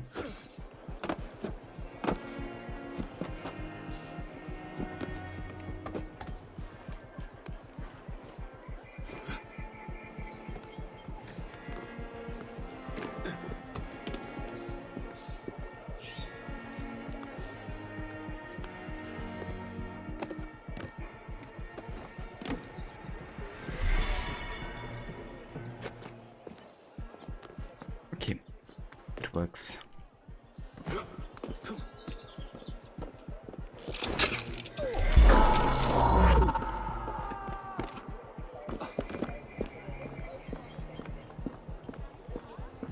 was a command version of Citizen. Ah, okay, I wasn't quite sure if maybe there was also one in the cutscene. That's why you did it? Fair enough. And yeah, no worries, Anakin. We can try next time.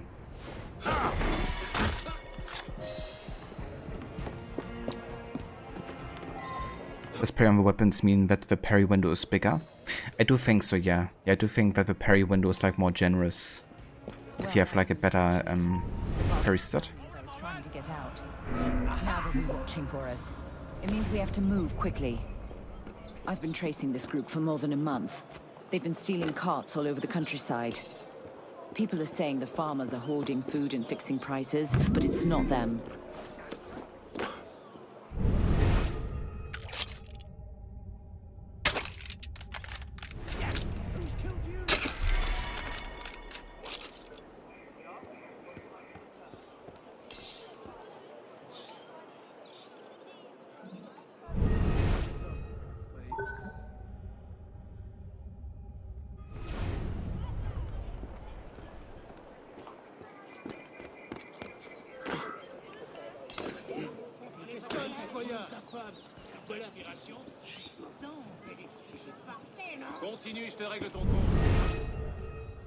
Yeah, shit, she's getting attacked.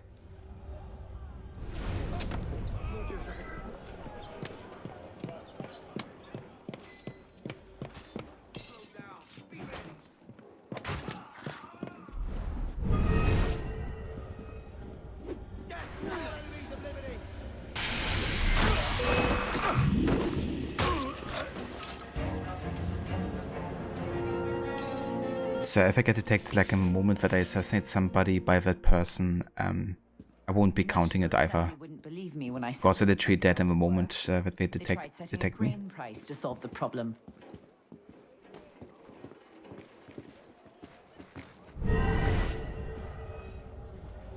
Damn moderate! You can't escape, maggot! Get behind the bastard!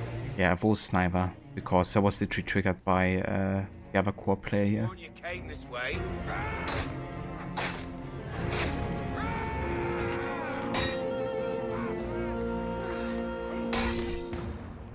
Too slow. Bury some steel in his back. You bleeding bastard! Die!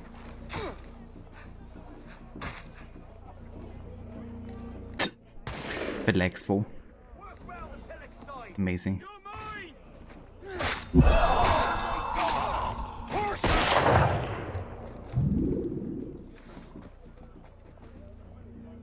The National Assembly wouldn't believe me when I said there was something else at work. They tried setting a grain price to solve the problem.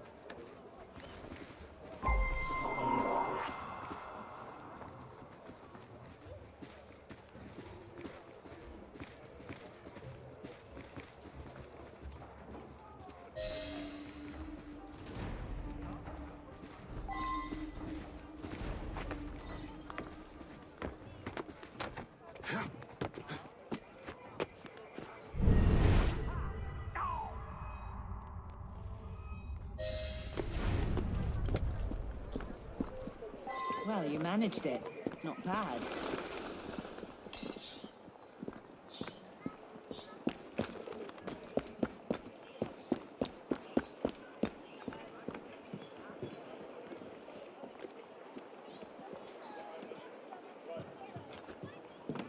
Cheers for triggering that rod.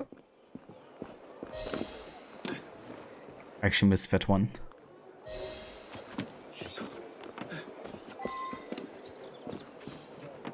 I should have known you'd need me.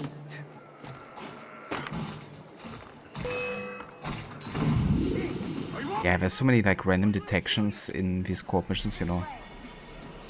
So yeah, those kind of bullshit detections will definitely be counted, you know. Only if it's my own fault.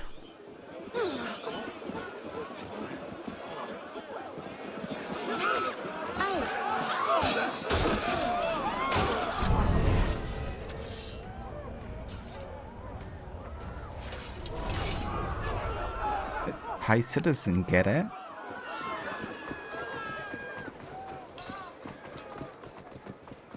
Take them out quietly.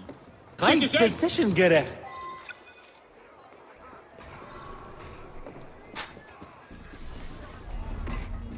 I was sort of hoping you wouldn't be noticed.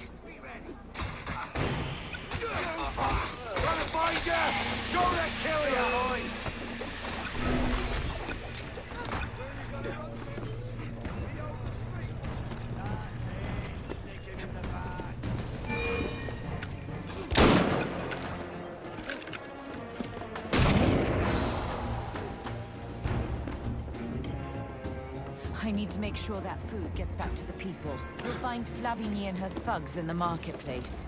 Good luck.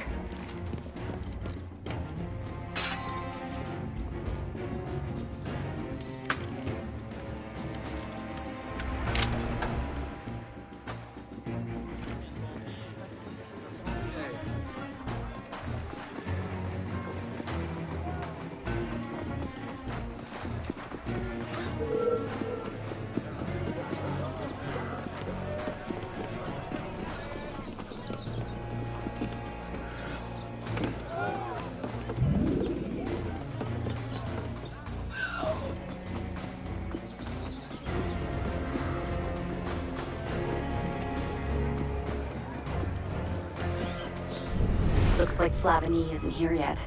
I'd start by shutting down some of her pals.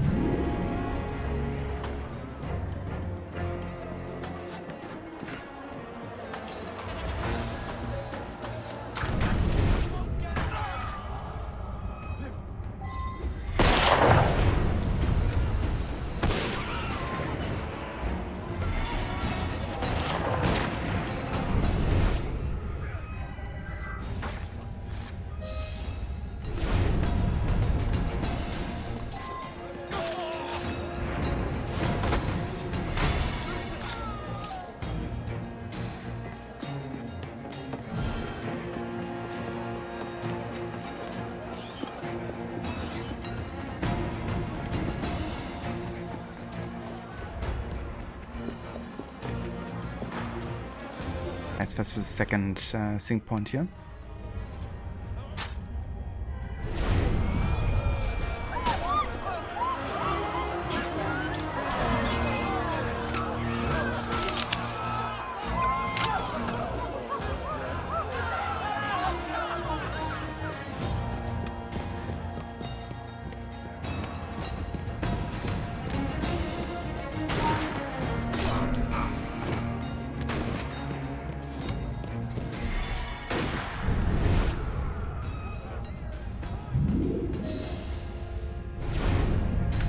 All done. Time to get out of there.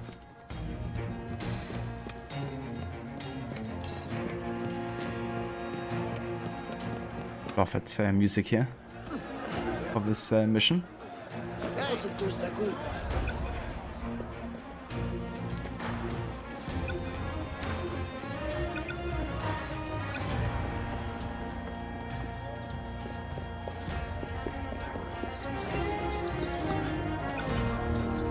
Nice work. AmeriCorps will make sure this food gets to those who need it.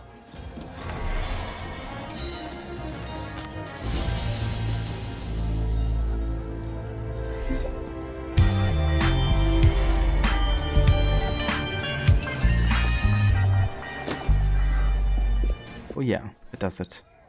We actually got the handmade Sunsalot hood, which looks quite unique. Because it has... It's like red, even though the rest of the outfit would be blue. It should also have really good stealth stats, actually. Never mind, it's the handmade one, isn't it? What was it? What up? Let me check real quick.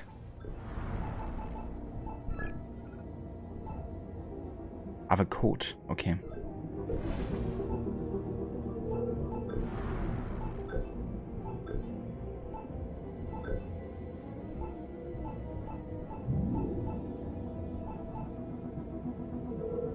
Yeah, the handmade one doesn't really help us too much because we already have a tailored one. Fair enough.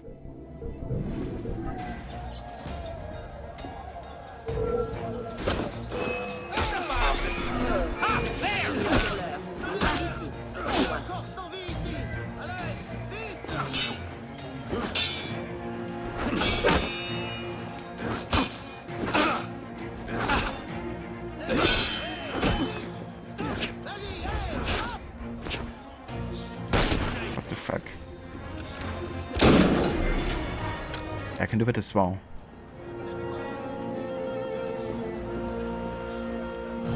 Thanks for mission pass, MGG's Romulan and Rod. So I would still play one more co-op mission, and that's the other lower level one. So I can still get enough skill points to get disguise. Just gonna need to find a shopkeeper here.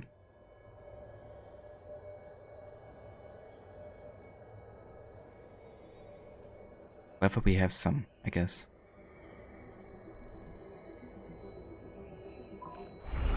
Well, let's have a look, I guess. Yeah, and there is Romulan. Thanks for joining for one mission.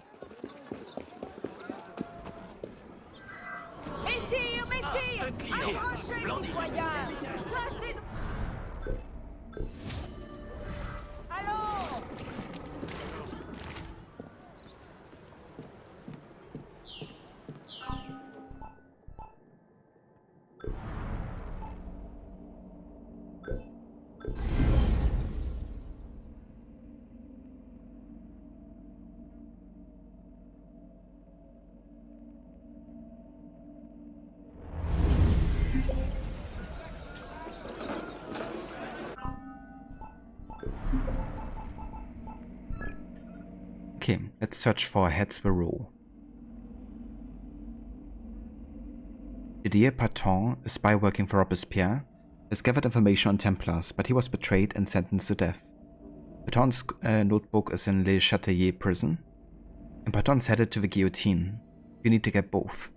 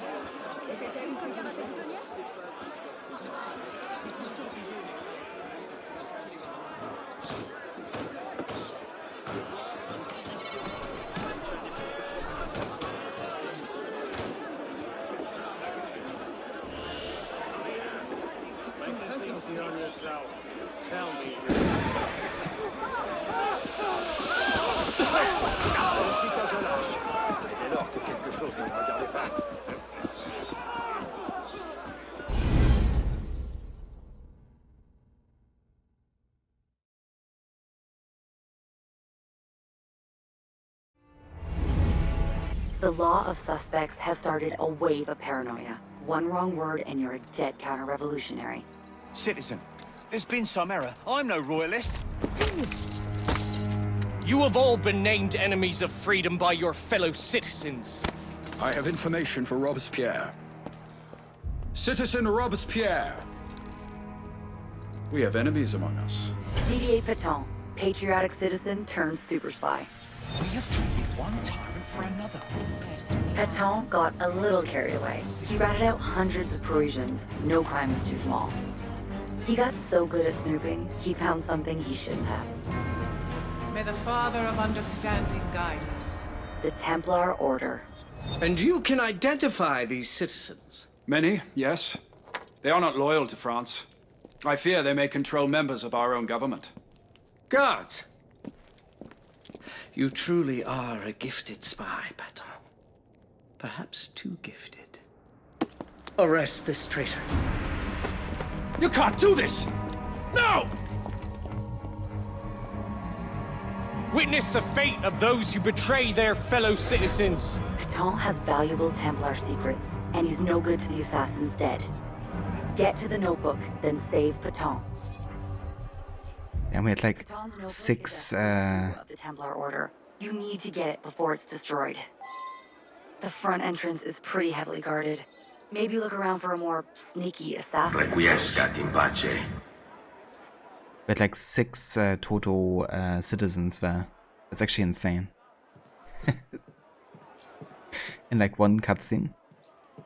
Definitely has to be the cutscene with the most citizens in there.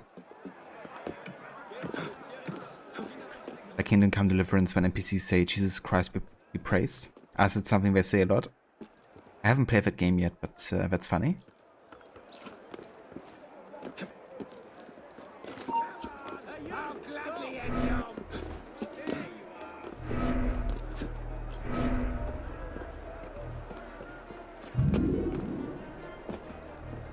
Almost enough citizens to make its own town. Yeah.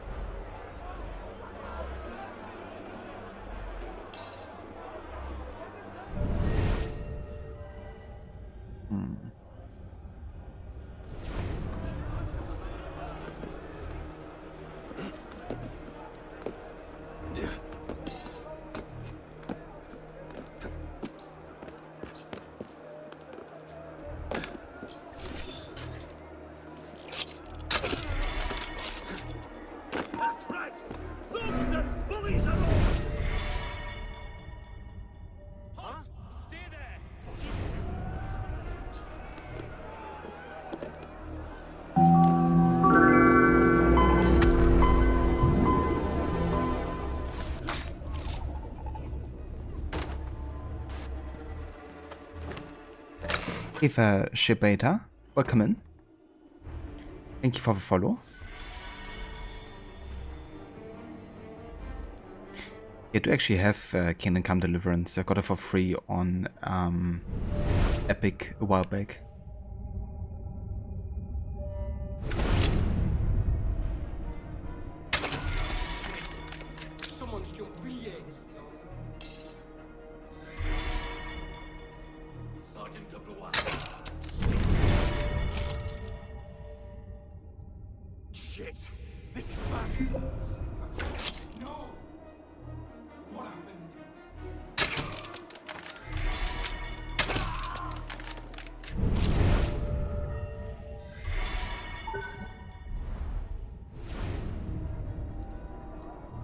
If it worked quite well. I would just need to get this guy to come down again, and it should be pretty safe to steal.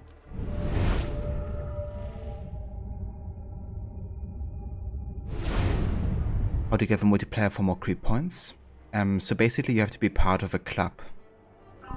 You can go into your brotherhood, I guess, and either join a club or you can create your own. And by getting certain achievements, like for example playing a couple of heist or co-op missions together with other club members, you can unlock achievements that will essentially give you a multiplier on all of your like creed point actions, essentially.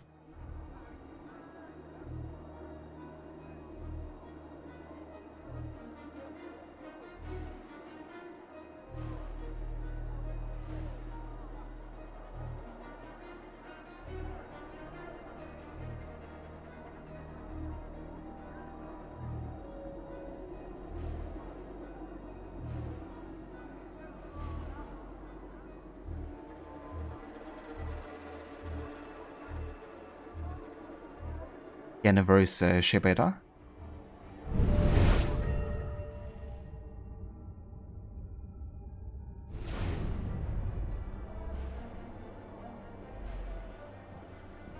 That's the warden. He's probably got the key with him.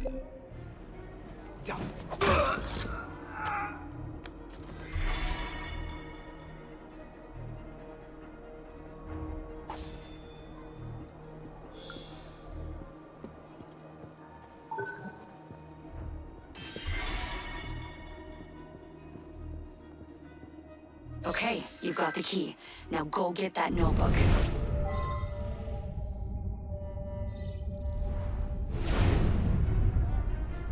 Okay, I should probably go up here again. Just get outside and approach from the other side here.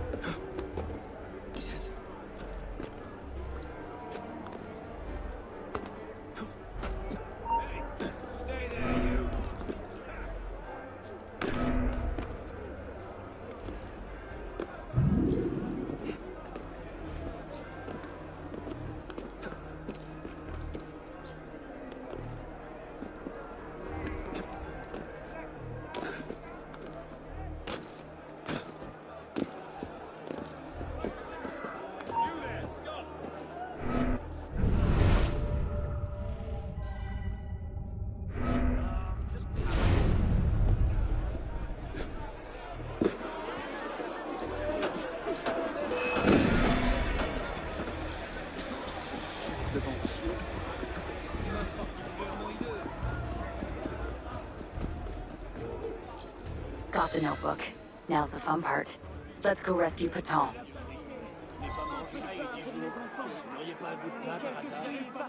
That's really weird, you know, like smoke bomb detection works really different in co-op sometimes to single player. I'm still gonna count it, but yeah, I feel like in regular single player I wouldn't have been detected there for throwing the smoke bomb, to be honest.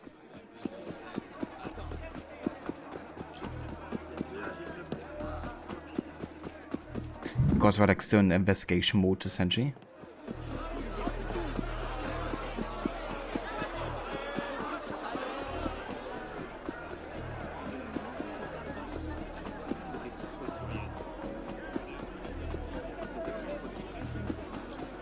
The assassins have a distraction planned, but there are a lot of Templars here. Take them out first.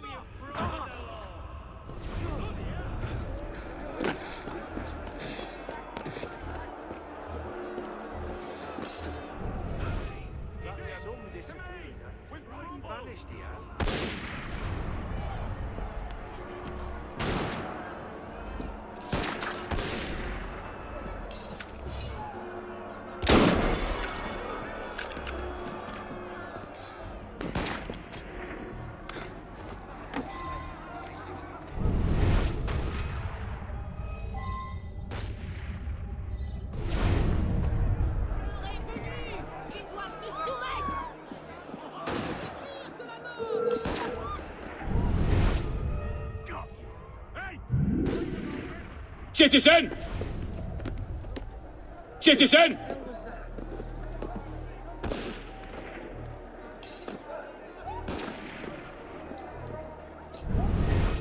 Citizen!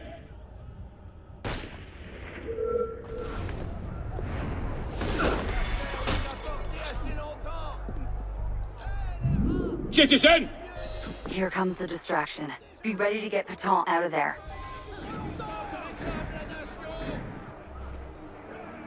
It looks like Paton's getting away. Use your ego before the Templars do. Citizen!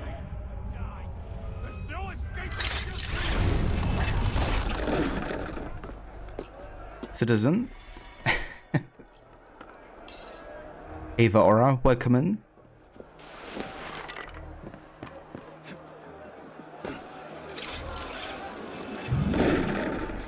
So many citizens. Also, Ava Eline, welcome in too. Requiescat in pace.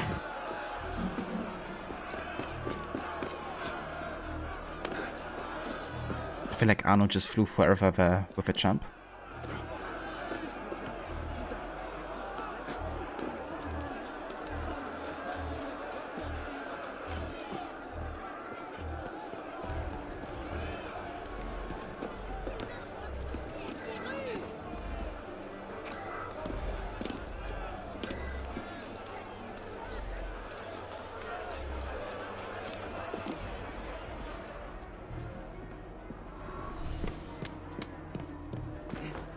We actually got a shopkeeper here, that's nice. Because I do need phantom blades. Paton must be hiding around here somewhere.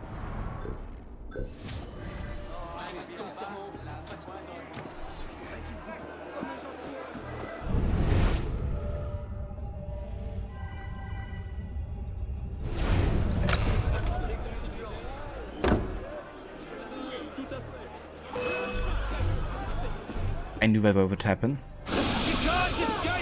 For some reason, these guards don't like it if you loot that initial chest over there.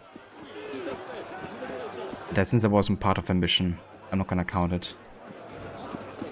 Because the guards didn't really belong to the mission or anything. Plus it's really stupid, you know, that they would kind of like attack you for being outside of a location, looting a chest that doesn't even belong to them. So.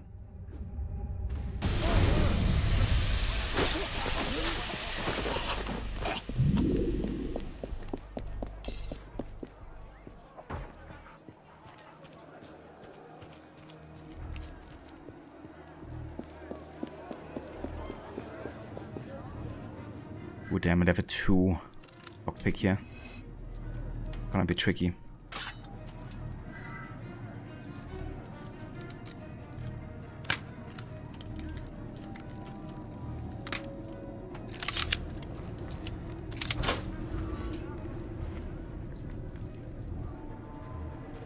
Remember Leroy? I do, yeah.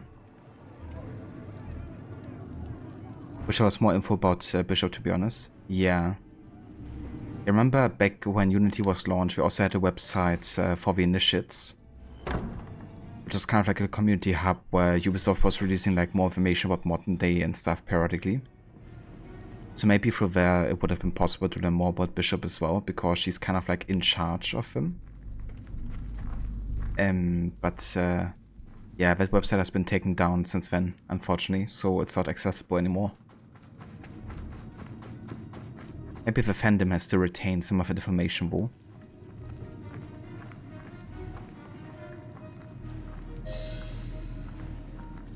Well, what can I do for you? Paton eventually joined the assassins. Nice rescue.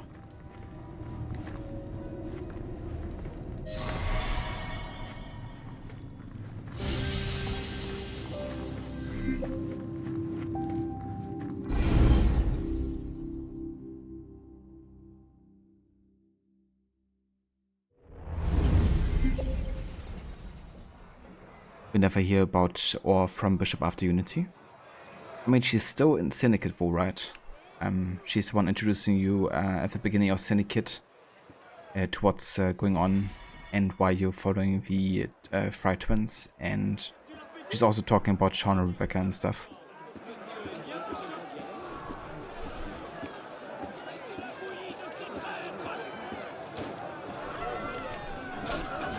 Yeah, maybe she looks a bit different, which is why you might be thinking she's somebody else.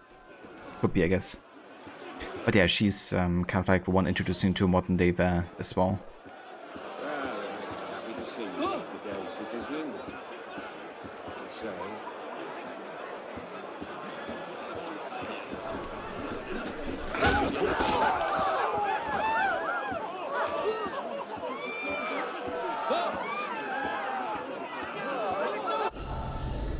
I mean, that's fair, if you just forgot about her.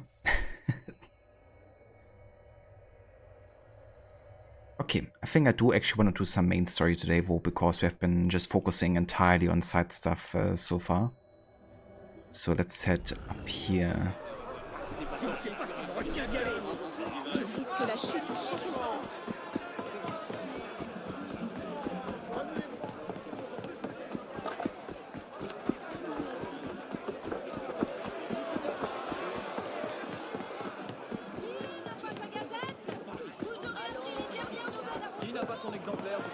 Yeah, quite like Unity's story. I think it's a really unique one as well, you know, with like the motivation of Arno, and also how it like portrays both the Templars and Assassin side. Something we were also talking about earlier in the behind the scenes, you know, that they kind of like try to create very grey layers, I guess, where on either side there's like people being corrupted essentially.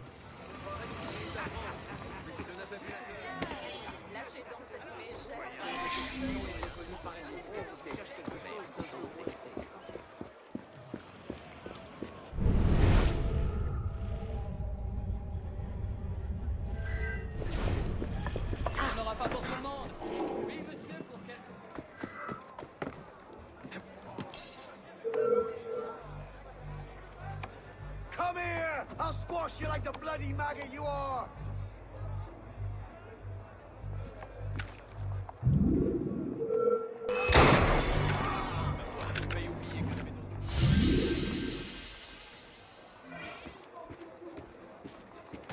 I guess no squashing there.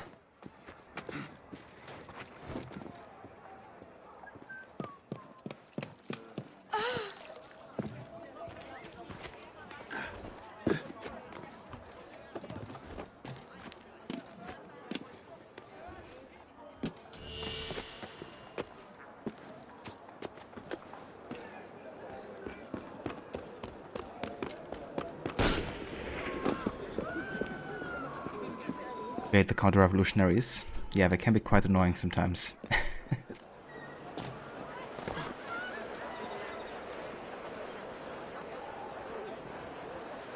Yeah, it can also really mess with us though. Sometimes, you know, if you're like doing something in a mission and then there's like random guys who are just aggressive towards you around the corner, or they just like walk the street, you know, all of a sudden, and then are there to like detect you or something. But in Syndicate, of course, you also have the ability to get the gang notoriety, where they don't bother you anymore. Not an option in Unity, though.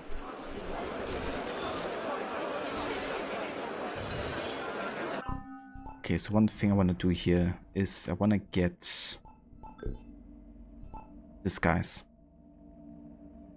The ability to temporarily disguise yourself and nearby allies as a selected target. The skill will fail if you get too close to an enemy. When equipped, press the pad down while facing the target to don a disguise.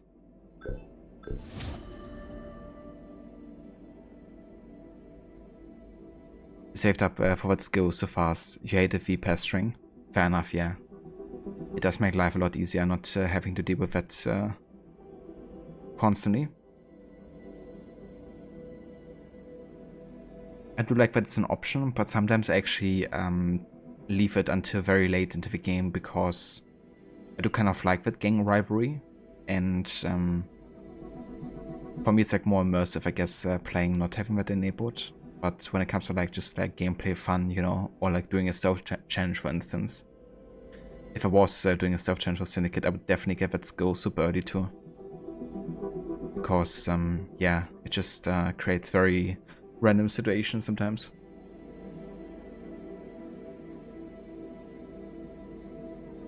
There's a video released about 4 hours ago by Ubisoft on AC Unity. It's about architects talking about the architecture in Paris in the game. Really? 4 hours ago.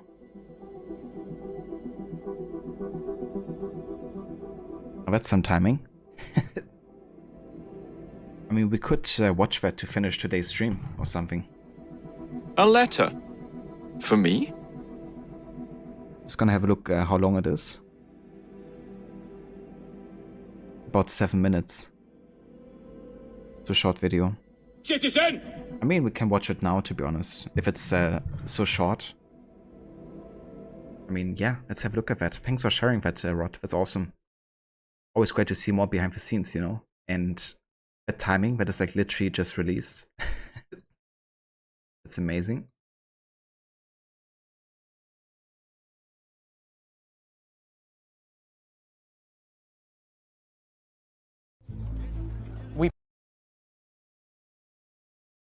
Okay, let me go ahead and add the window capture here.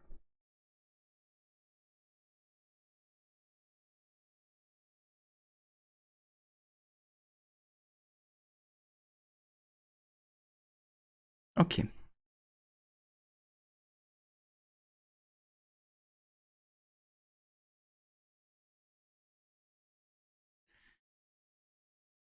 You thought you would look at the YouTube and it was in your suggested. That's awesome. And this is also by Ubisoft, right? Officially? Indeed.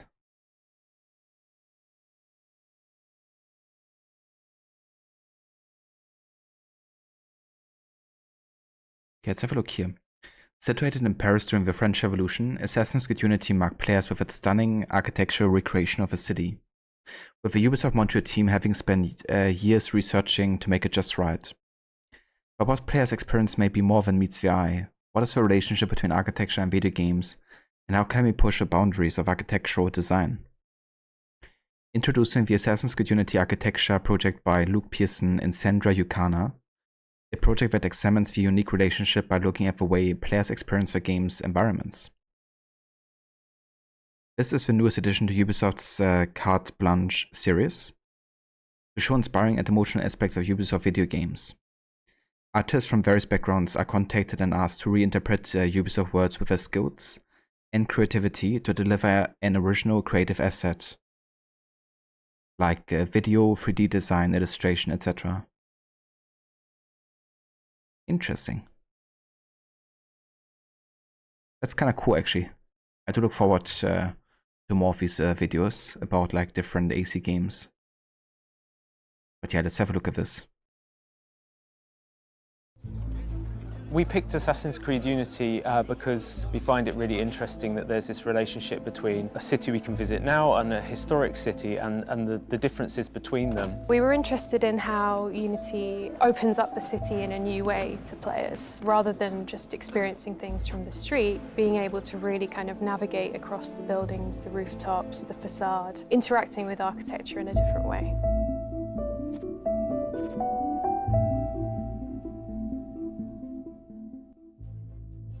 Video Game Urbanism is the name of our teaching studio, which is currently based at the Bartlett School of Architecture. We've been teaching this for a number of years now, working with students to promote the use of game engine technology as an architectural method for design. Ubisoft approached us to reinterpret one of their games in any way we'd like to, so we responded thinking that as architects it would be really fun to try and make an architectural model, a maquette of a dynamic video game space and to explore what possibilities that might offer us. As architects, we're trained to see buildings in a particular way, but a game like Assassin's Creed Unity lets us break that and see the city in a new light.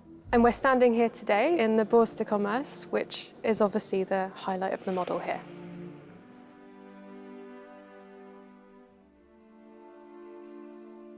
The model is essentially a journey. What we did was to sample different areas of the city, and we kind of decided to compress this together. It's a model that's through time and space, I suppose, and what we wanted to express through that is that the player is going to experience many different areas that have different architectural characteristics, and this is going to shape the way that they move through the city, but there's also a kind of consistency to the way that the player disrupts the architecture of the city. The different colour codes represent different forms of movement. So we have from running to jumping to climbing, and really just expressing the different kind of choreography that Arno takes across the rooftops, and what relationship he has with the buildings themselves, and being able to kind of navigate through them in this way.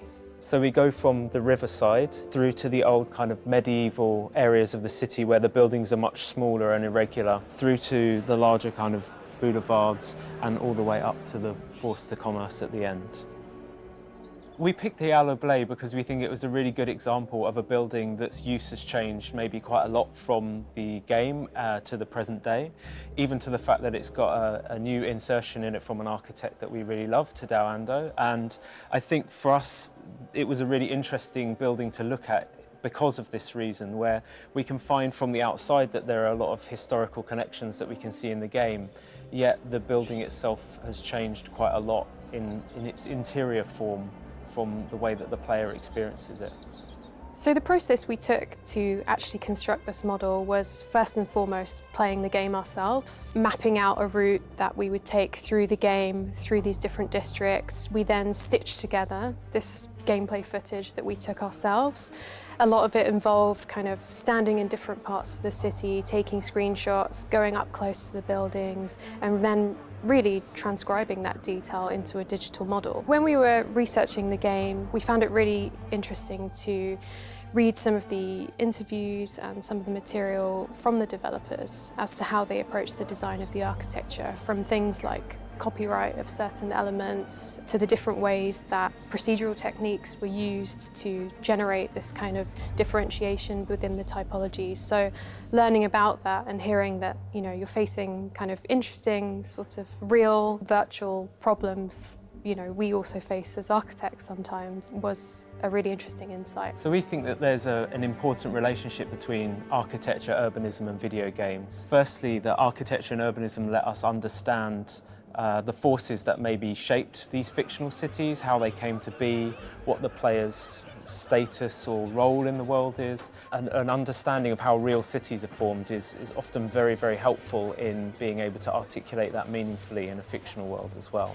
And knowledge from our field can also contribute to the ways that we understand how cities, civilizations, cultures and languages might have been formed in the past, to inform any visions of the future that we might establish in game worlds today, or set in different time periods as well. We also feel that games have the ability to reach people and to engage them in ways that architects can also learn from, because we work in a discipline that has certain legal boundaries and certain gaps between the people that make buildings and the people that use buildings, and we've always tried to express in our work that we could use games and virtual spaces as a way of breaking down those boundaries and inviting new audiences to participate in architectural design. In that sense, we really like the way that games are totally kind of user-centric spaces, which is definitely something architecture can learn from. We've been gamers since we were young. I think it's something that we grew up playing video games and being transported to these, you know, amazing worlds. And I think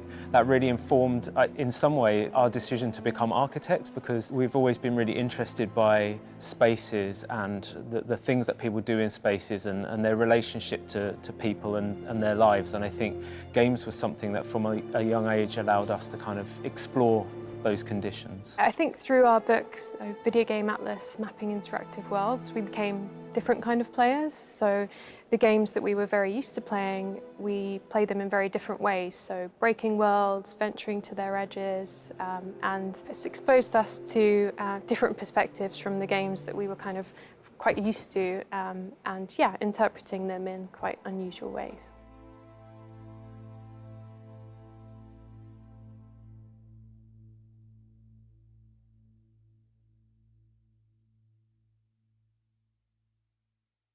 Damn, that was actually really cool.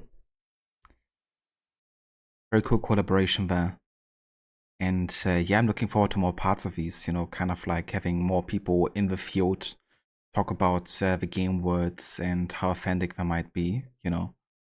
I think that whole idea that we're kind of like trying to learn from video games for architecture is also an interesting relationship. It was cool. Thanks for sharing that, Rod. Ubisoft hire parkour experts. No kidding. I mean, even these architects can clearly do a better job at thinking about what could parkour be than the current developers, it seems.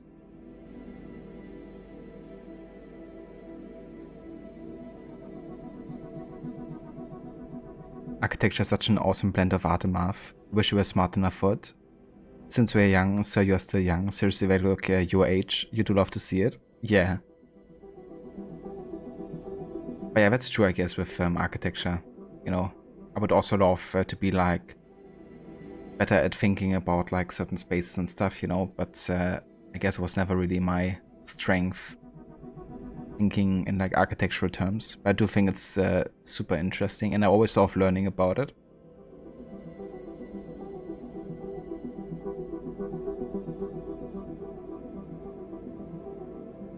But great to get a different perspective on games. You like to check out videos from time to time of people who work on certain industries examining games and giving their input. Cheers, dude. Yeah, that's a really good idea, you know, kind of like getting an outside perspective on something by people who are still very much in the field, you know.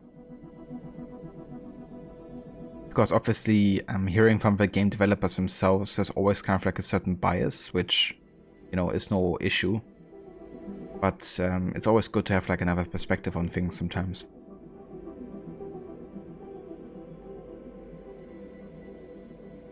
Having a pizza today after almost a year? Damn, 1 year without pizza? I couldn't do that. Yeah, we're having pizza at least every 2 weeks, I think. Like homemade pizza. We're actually gonna be making pizza tomorrow, in fact.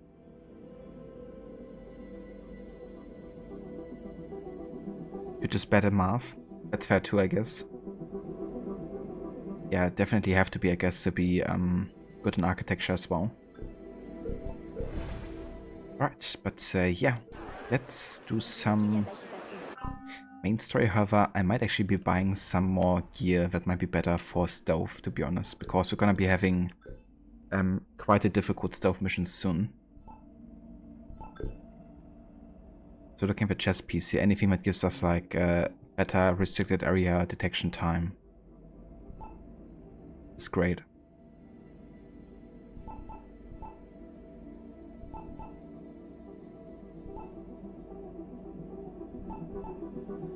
And currently we have -50, which is quite good. We could get -65 with the fandom code here, which even increases our disguise duration.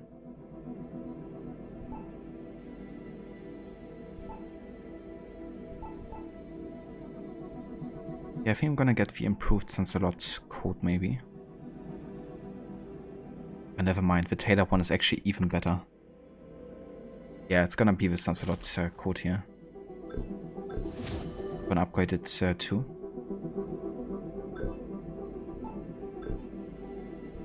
As for the hood, anything that increases like eagle vision range and duration is really good.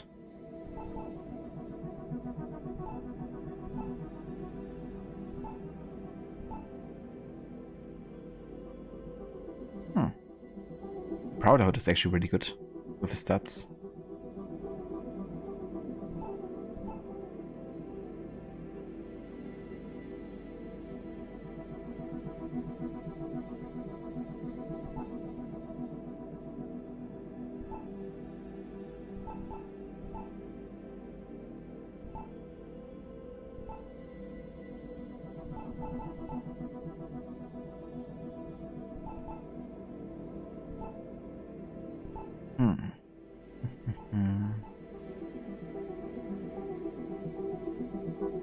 The medieval hood is ironically really good for eagle vision, for some reason. So I'm gonna change my outfit either way. I'm just gonna go with what has like the best stealth stats currently. even if it looks kind of like weird or something. Combining the medieval hood with a Sunset coat.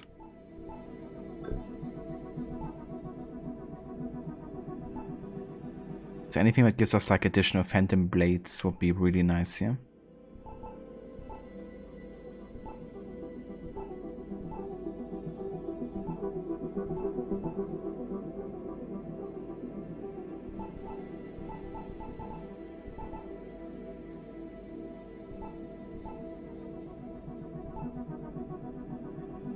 Like the Napoleonic braces would be quite good, because it gives us phantom and berserk blades.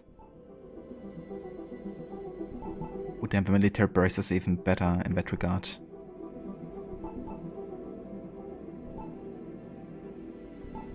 Yeah, let's go for the military braces, yeah?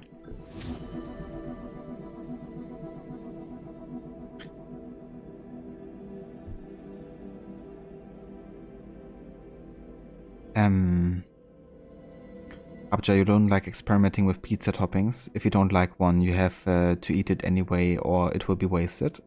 That's fair, I guess. But that's a nice combo with pepperoni, bacon, ham, mushrooms. I do love that kind of pizza. Maybe even some spicy peppers on there. Can add like a nice kick.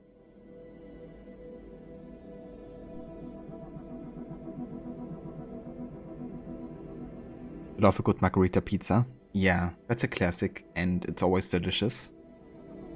And less can definitely be more sometimes with a pizza, you know, like you can overstack a pizza and just add too many toppings and then it's like not quite as enjoyable or manageable either.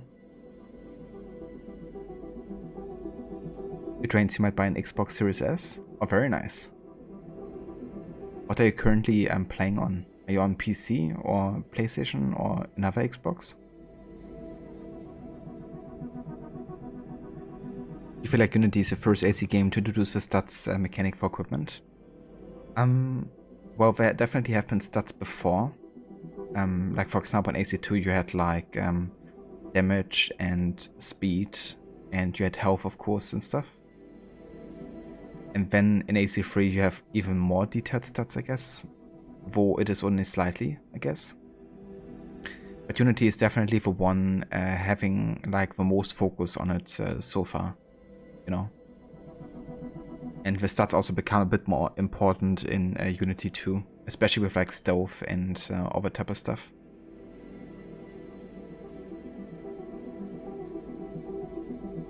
Looks like Eivor.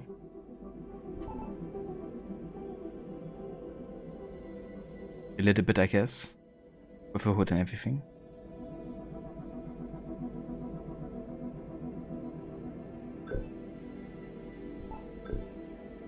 Okay, that's good. And the legs. Yeah, anything that reduces like noise a lot is really good.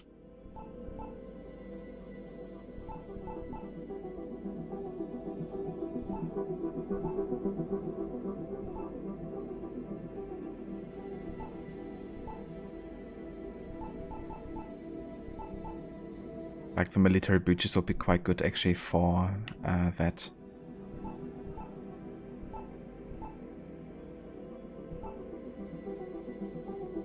I can like barely afford it. Do I still have enough money to refill everything though? That's a question.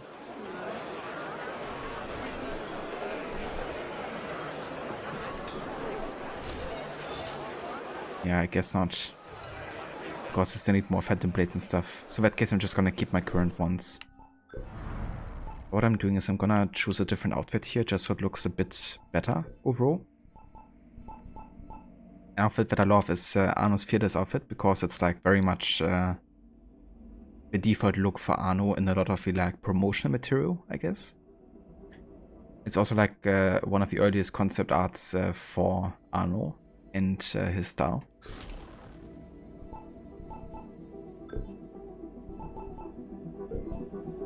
And then I'm gonna try to find a shopkeeper here. So we can go ahead and refill everything we need.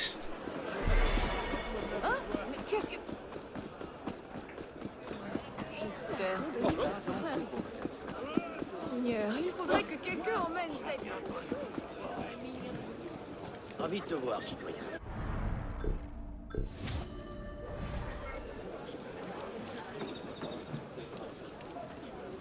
Big shoulders. Always one with most lockpicks. Yeah, I got like 30 because of the legendary Sunset belt, which I get like for free by default.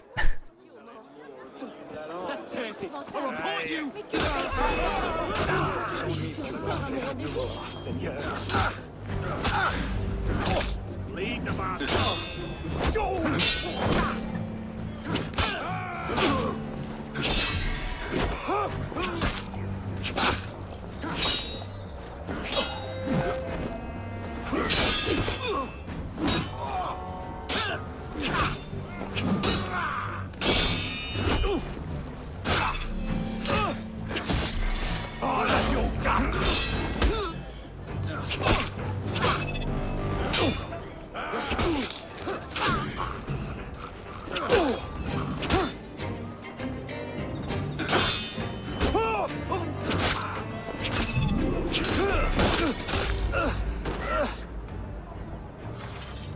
Bit of blood.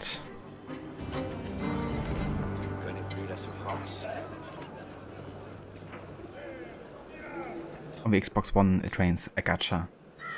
Yeah, I mean, it would definitely be quite the upgrade to the Series S for sure.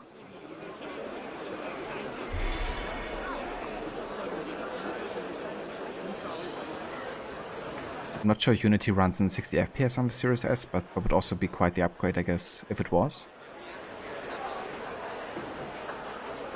The keyboard arrived, feels good. Hell yeah.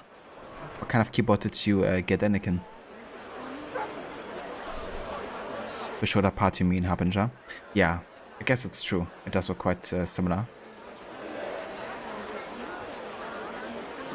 Alright, let's go ahead and kick off sequence 4 properly here. The Kingdom of Beggars. Somewhere in La Cour de Miracle is a Templar agent who knows where to find Le Roi de Thune. Find that agent.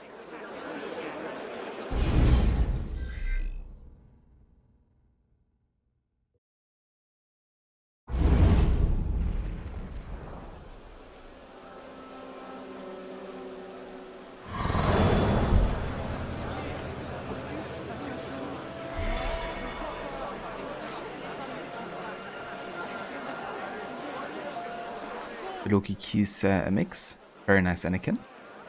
Hope you enjoy it. Is my club private? It's not. It's actually open for people to join. If you want to join, you can just write me a private message on Twitch with your Ubisoft name. And I can shoot you an invite later after the stream. Well, pretty soon, I guess, because I'm gonna be calling it in a few here.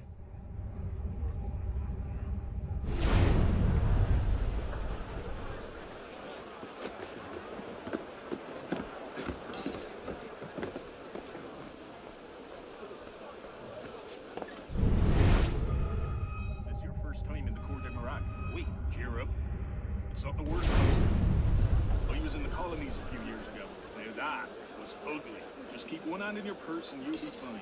There's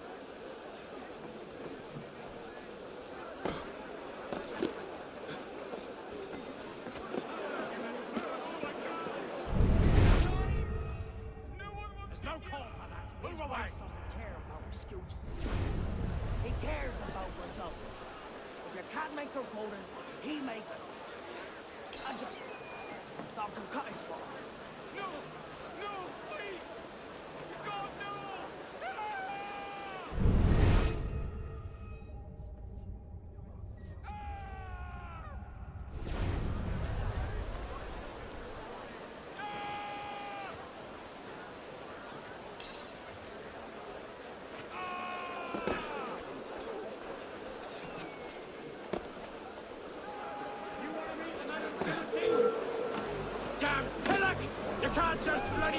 Hey, le Roi des Thunes Lieutenant, La Touche.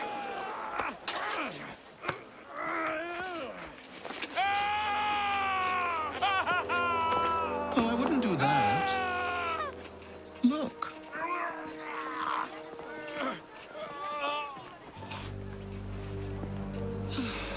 lovely, no? The good folk of Paris give more money to crippled beggars than whole ones.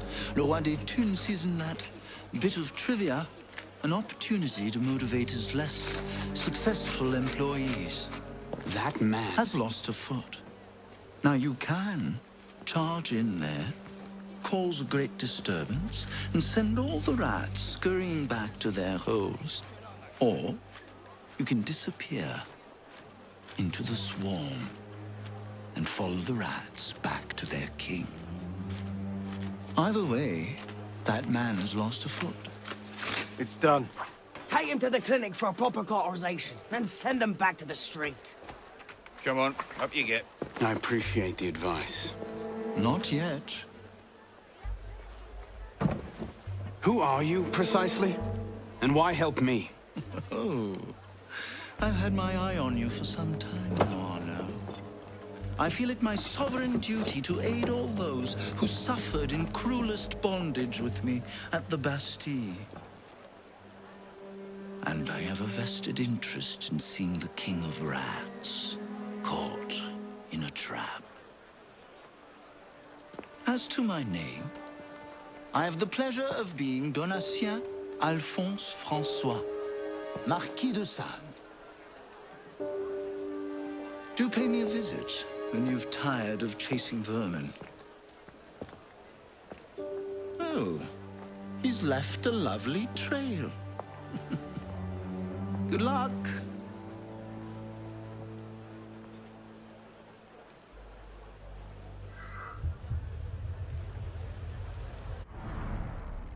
Marquis de Sade.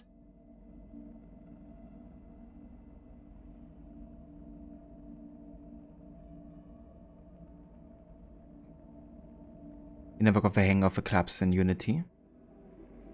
Le touche is so satisfying to say. More like le douche, am I right? That's right.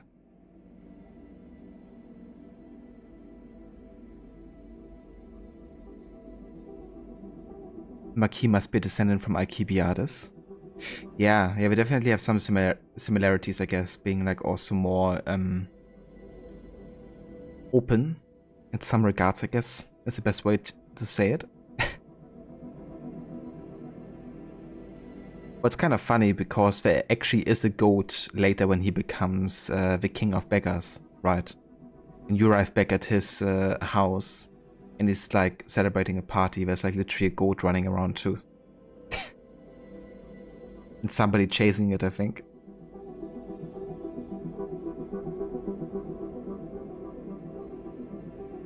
So if you thought there weren't like more connections, then that happens.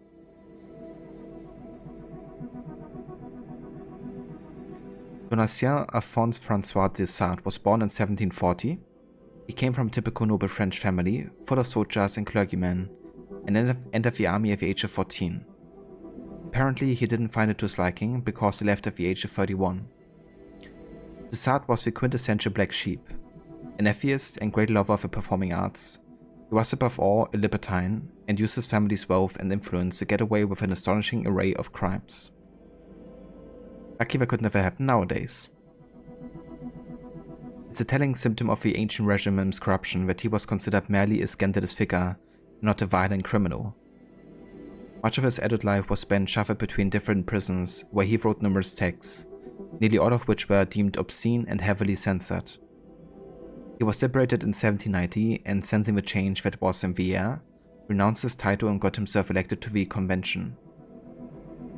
He continued to write in the same pornographic vein, while simultaneously pardoning nearly every criminal sent before him. I had a headmaster little like that for a while. His governmental tenure was short-lived. In late 1793, openly critical of Robespierre, he was arrested for moderatism and imprisoned for a year. He never rejoined the political sphere, and in 1801 under Napoleon's orders, was arrested once again and sent to prison, where he would remain until his death in 1814, having outlived a monarchy, a revolution, and an empire. Still, at least he had his naughty writing to keep him warm at night.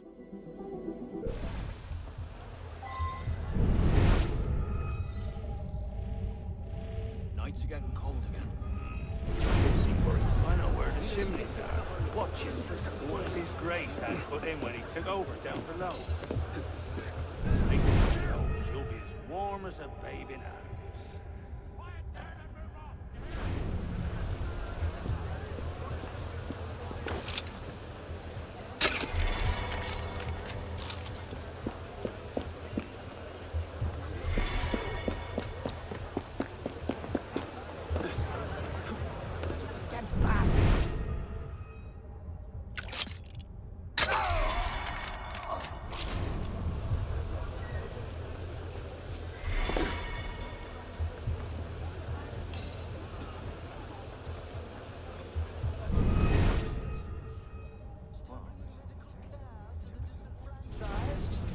Your day will come, Liberty.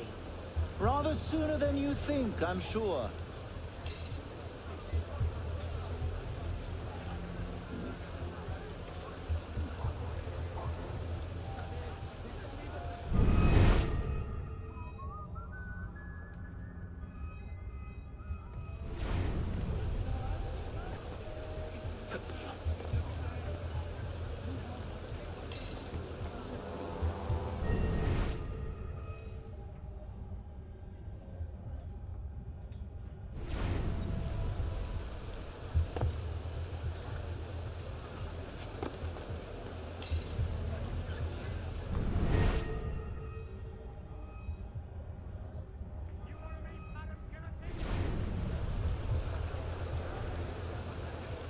Fancy a drink later? Do I know you?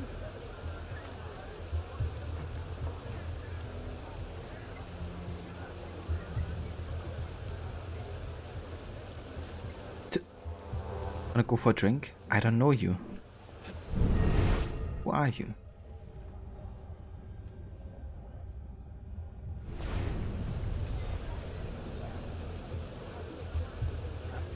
Oh damn, really, Anakin? Jesus. That's a lot coming together there. I hope you feel much better soon, Vo. And that all of it is gone soon. I remember the man's screams and how long they last. And that was for an accounting error. You're joking. I thought he'd skimmed off the tape or something. Nope, he misplaced a 1 in the ledger. Right. Double time it is.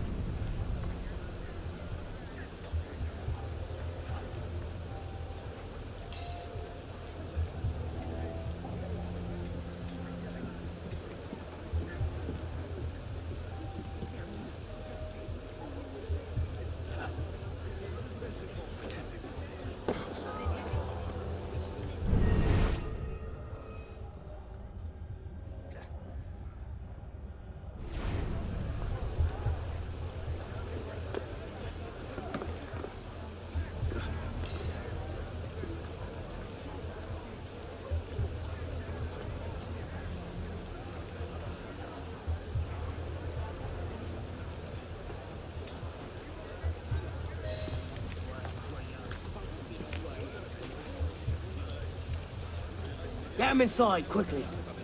Something doesn't feel right. He's dead, sir. Then toss him in the gutter and get yourselves inside.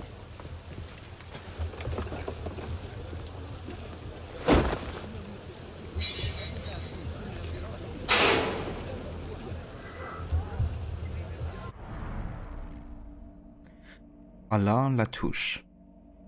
A tax assessor during the reigns of Louis XVI, Alain Latouche seemed destined for a life of middle-class mediocrity. He was a tax assessor, he only had himself to blame. Records indicate that he was dismissed from his post amid charges of bribery, and unable to find further employment, he sank into obscurity.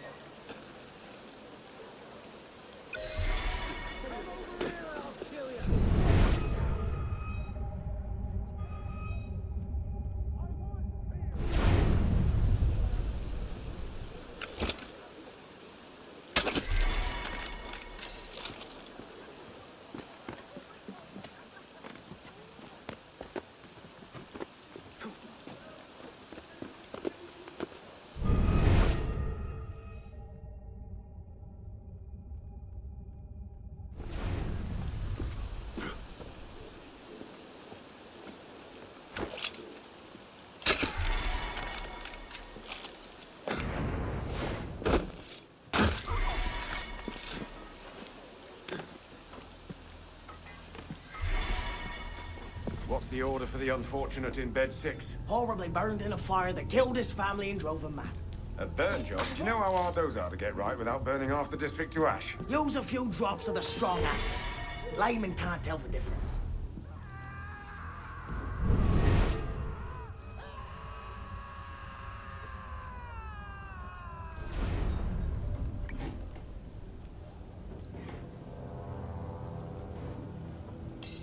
It's a guy doing like torture experiments on a person.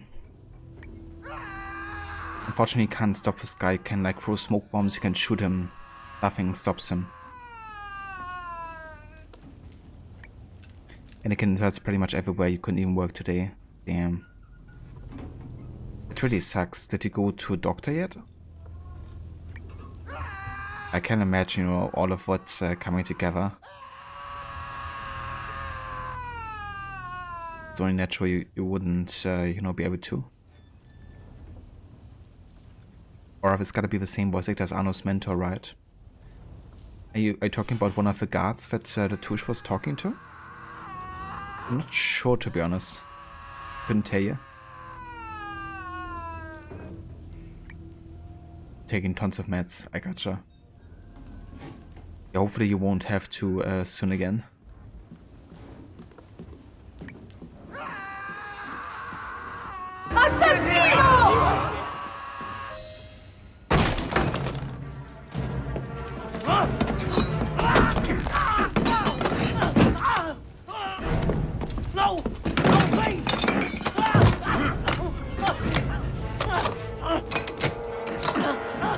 Give me le roi des thunes, and I'll spare you your life. The carcos! He's in the carcos, but he fell church! La Touche. I expected a stronger spine than yours. What will your master say? Oh, God. God help me.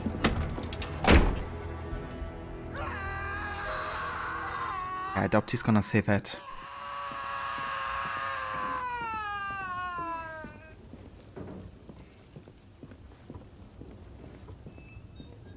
Ah, you mean La Touche? Yeah, pretty sure it's a different one. Different voice actor. But I can't deny or confirm that right now.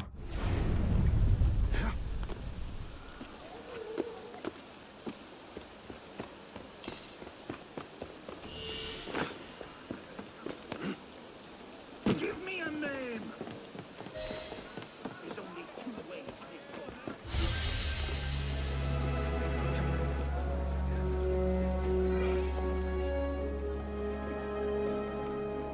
Right, I think we do one more mission today, and that's gonna be the assassination of the King of Beggars. Now there's a unique cutscene in the King of Beggars assassination, but to trigger that you have to be detected, so I'm not gonna be doing that.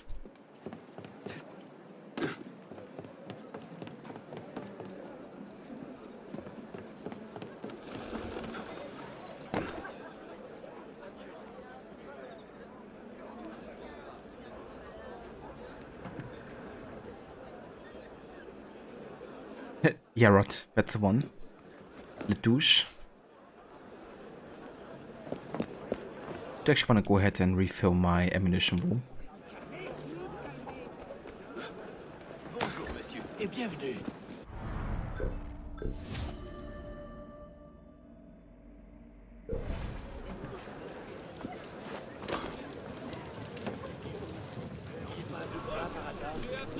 La Férole doit lui manger la cervelle.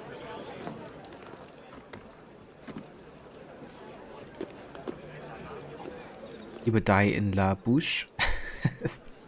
It'd be funny if he did.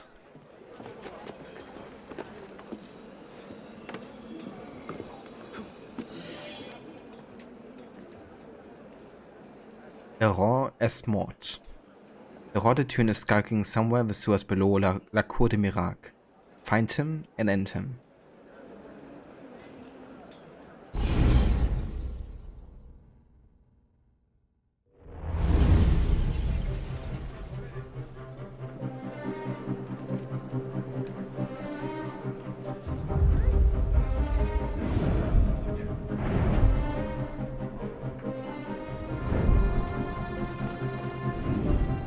Piss off, you lot.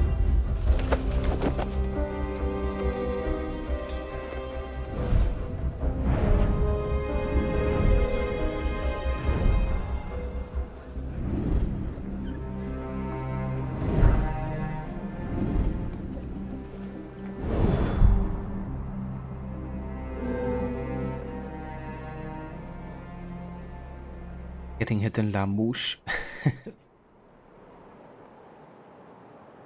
Assassinate le Roi de Thune. We got 1 entrance, 54 guards, and 5 hiding spots.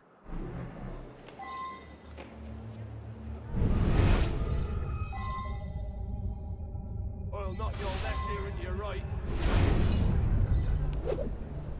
What do you suppose it's so hard?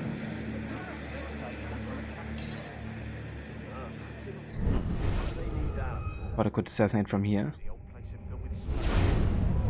Apparently I can't.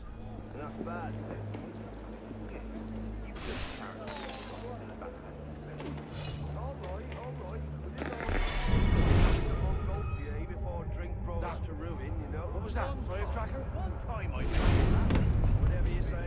That's a stop, Harry. That's right, I was just behind. Informative, to say the least.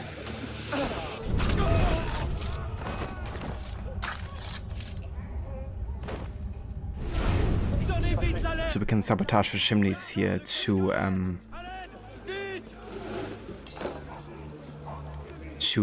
create like a smog fog underground. That will actually aid us getting out there undetected as well.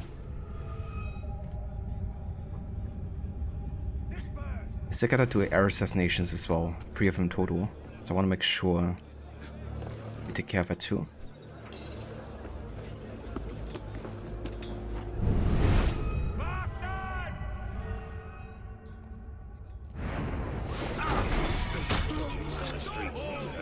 Scarcely made it down the whole week. How the hell can I triple ambulance?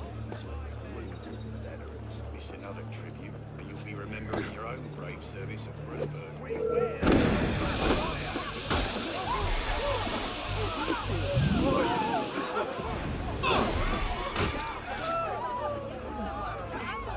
Yeah, it does it.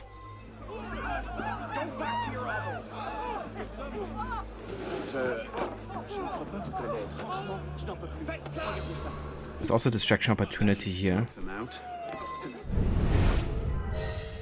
But I will have to kill off all of them before we trigger that.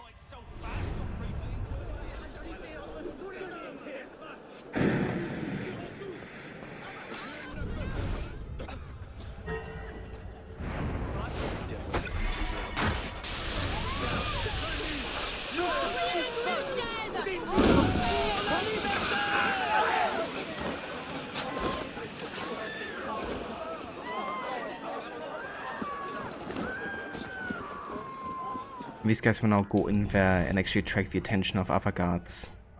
So we can circle around and try to get in there stealthily. I want that one! Hey!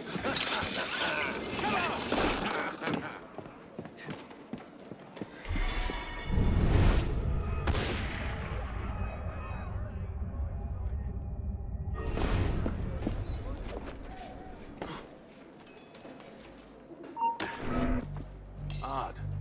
Fuck. What was that? He was just spawning, wasn't he? What the shit was that?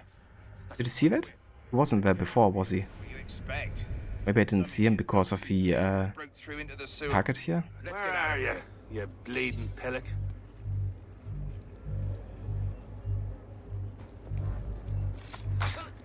What the fuck? No. Why? Ah, I was so close there. I swear.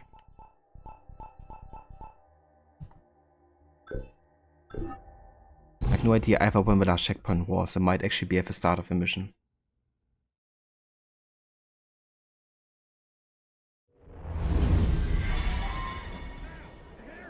Yeah, you gotta start from the entire beginning. But the assistances are already available to us here.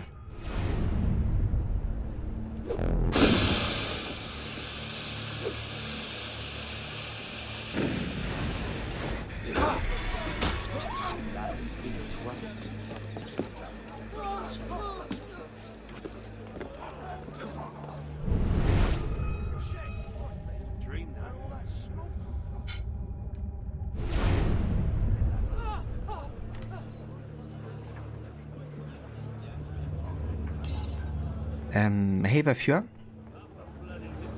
Got the video this morning as you were waking up for Unity's vision by the devs. Am I redoing another Unity playthrough for us here? You thought I was on Origins already? You might have been mistaking me with Fraud. Because yeah, I haven't gotten to Origins yet. I've just finished Watch Dogs. And before that Black Flag. And we just started with Unity yesterday. But the Rod has already played Origins, Odyssey, and is now on to Valhalla.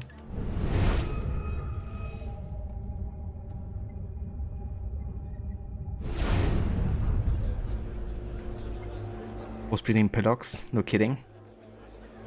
Was already so far, and then that had to happen, of course. It's like one second more, and I would have been gone.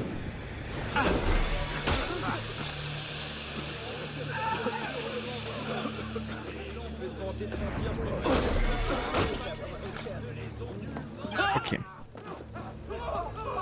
Takes care of the option objective again.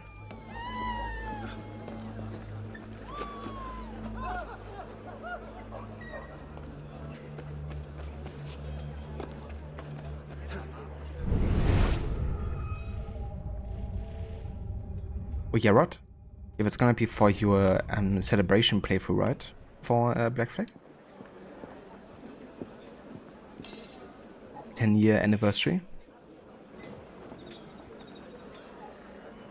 In your elderly years, the later portion of your early 30s, all the things meld together as one in your brain.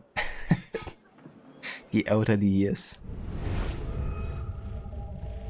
So old.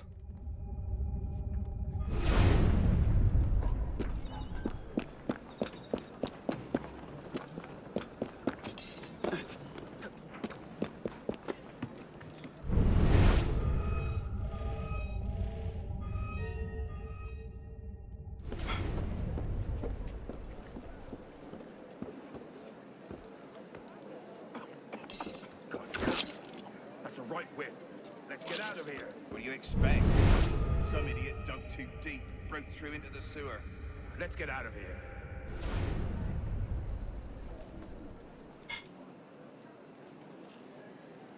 Oh yeah, you wanna disappear then? Did I actually lose all of my smoke bombs? Yeah, they weren't saved right by a checkpoint restart. Oh, seriously. It's kinda sucky.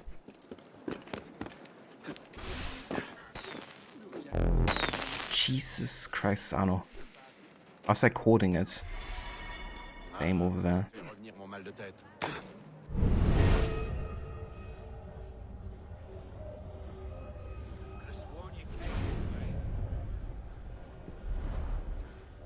Yeah, I have to loot some guards here. So we can make sure get enough smoke bombs.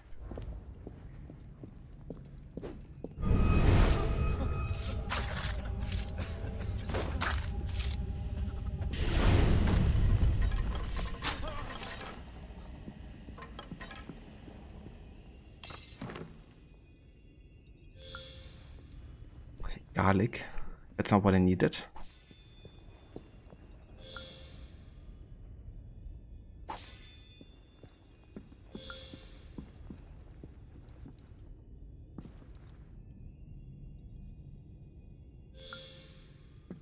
There we go.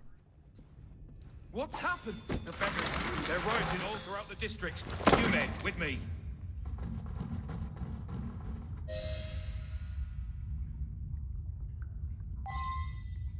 Fear a good thing you're only in the later stages of your early 30s still. Or as one of your friends says, the multi-year anniversary of being 29. Yeah. But absolutely kicking off the first in a series of multiple playthroughs. They won't be back to back, but yeah, starting the first of those after Valhalla's done. Very nice. That's gonna be cool to see. Looking forward to see what kind of like challenges and unique playthrough ideas you come up with.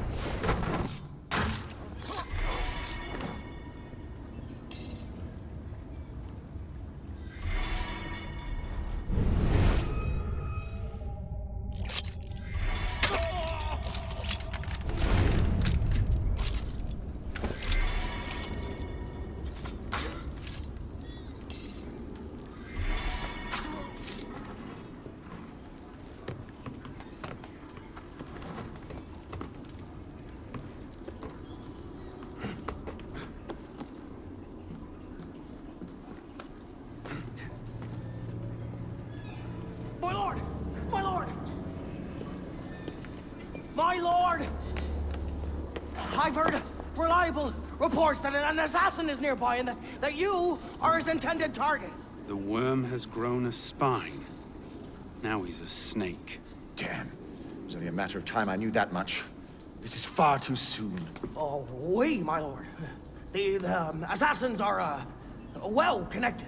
But we have the advantage now, don't we? Muster the guard and lead the hunt for this assassin. Bring me his head.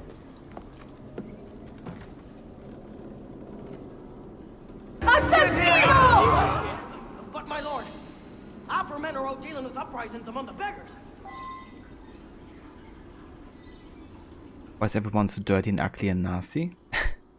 Oh, that's the French Revolution for ya. With me! Find them!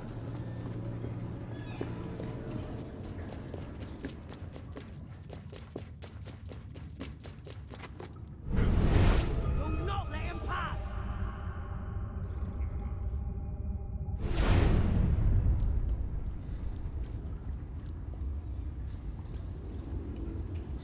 Maybe he's giving up.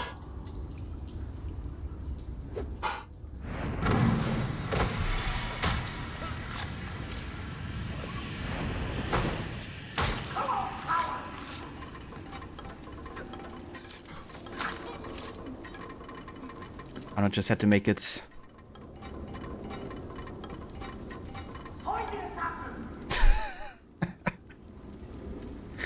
The recto. Got to do a bit of breakdancing before dying. Stay together, men!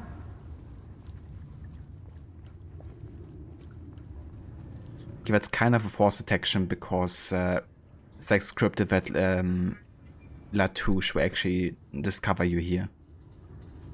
And on purpose we won't kill him yet.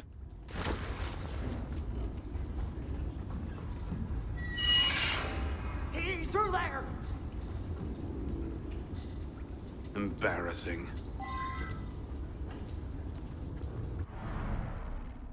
Or the Thun, roughly King of Beggars, is a title claimed by various influential figures among the indigent population of Paris. The first written references to someone using that name date to the reign of Louis XIV, but likely the term is much older.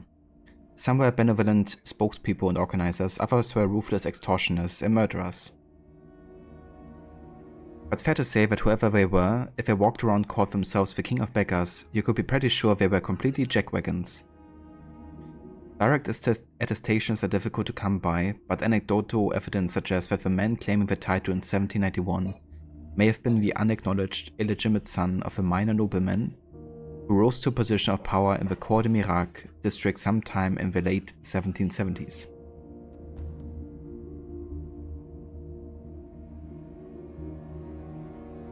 Templar breakdancer. Thanks for clipping that rod. It's so funny sometimes in Unity with the spinning and recto physics.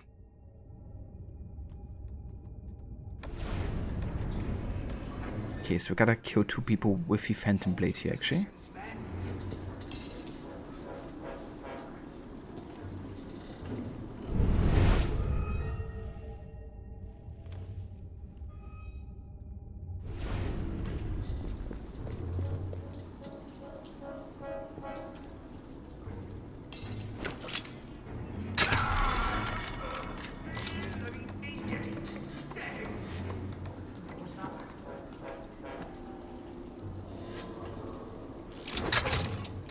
Come on.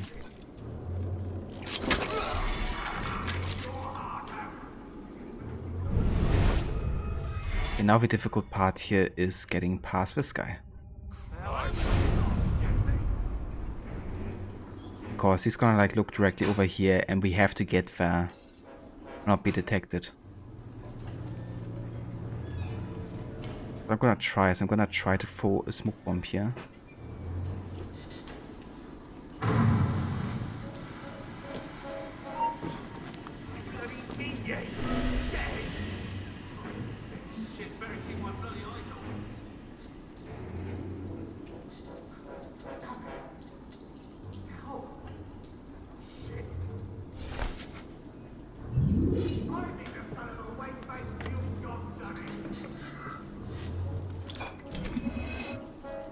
kind of funny that I disguised as the dead assassin.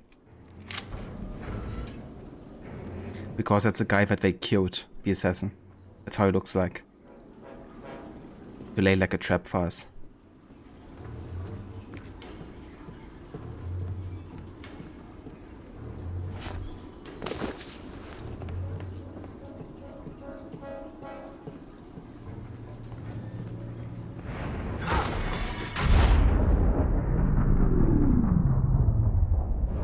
My subjects have eyes everywhere, my lord.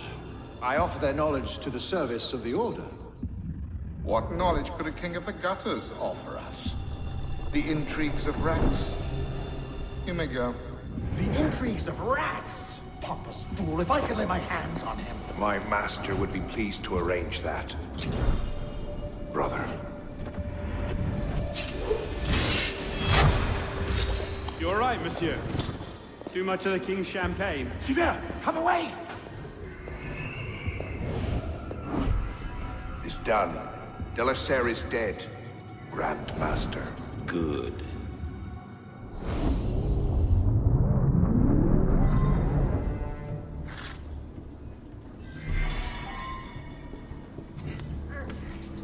Someone's gonna pay for this.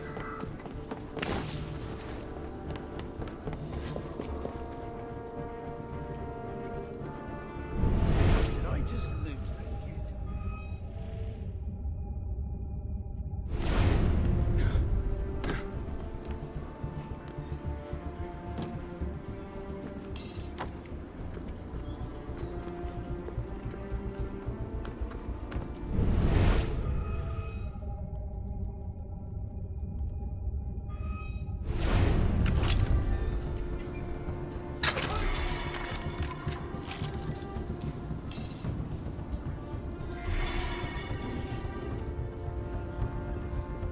Bastard could be right under our noses. Oh. Oh. Oh. Can't see a damn thing in here. How are we supposed to find anything in this?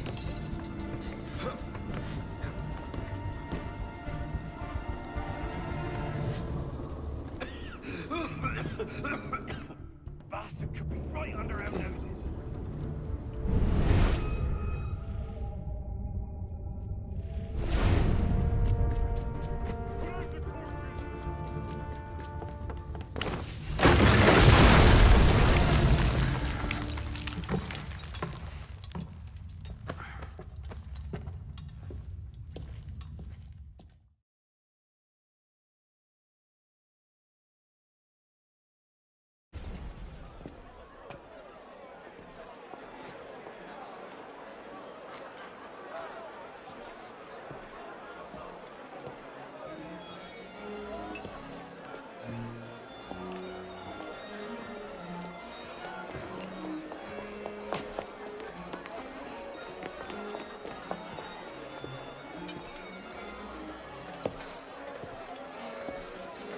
Ah, you're just in time for the commencement of my reign. Your reign? As long as there's a Cour des Miracles, we must have a Roi des Tunes. And since there seemed to be a vacancy, I stepped in. With remarkable speed, the body's not yet cold. I may have set things in motion a trifle early. Say, when you first arrived at la Cour des Miracles, you used me. Your target is dead. We used one another. Quite a kingdom you've inherited. It is, isn't it? So, is justice served? Are the dead avenged? Is your soul soothed, all that rot? Rot is a fine description. Every time I think I'm getting close to the truth, it seems another layer of filth presents itself. Conspiracy, intrigue, a rapidly thickening plot. Add some bestiality and a lecherous priest, and I say you have the beginnings of a beautiful novel. I'd settle for a solid lead. So young, and yet so serious. Well, best of luck to you.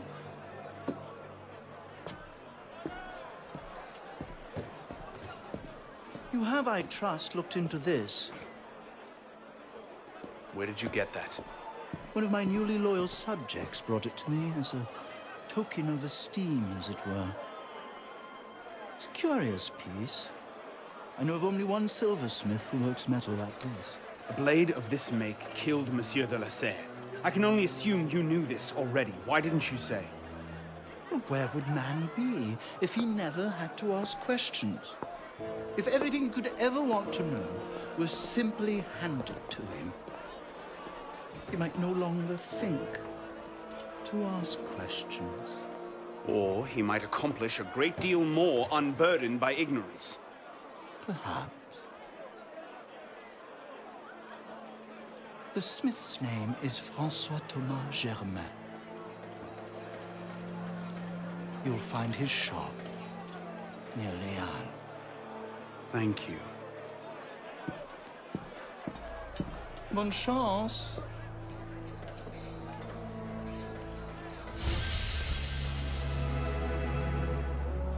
I make my own chance.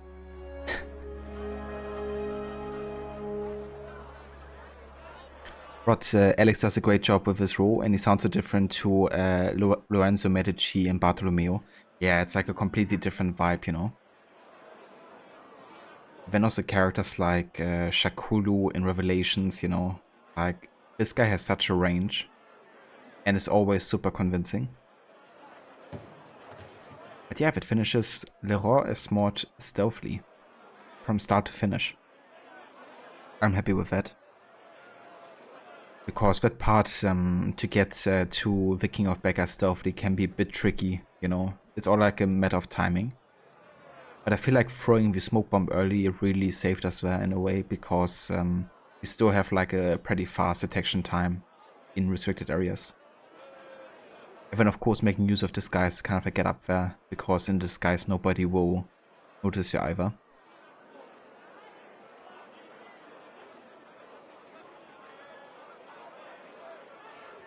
I mean, I have no idea, to be honest, how old she might be.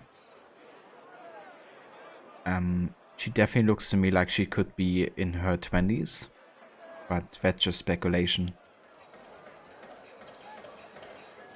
I think the real issue here is, you know, that she's clearly, I don't know, like super drunk or on drugs or whatever. And he seems to be abusing the position she's in.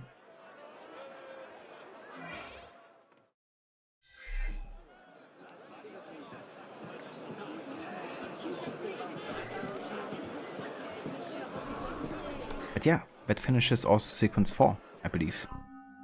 Let's have a look. Yeah, indeed, it's just 2 missions here. In general, there's not that many missions per sequence in Unity, surprisingly. But there's lots and lots of side quests though. That's for sure.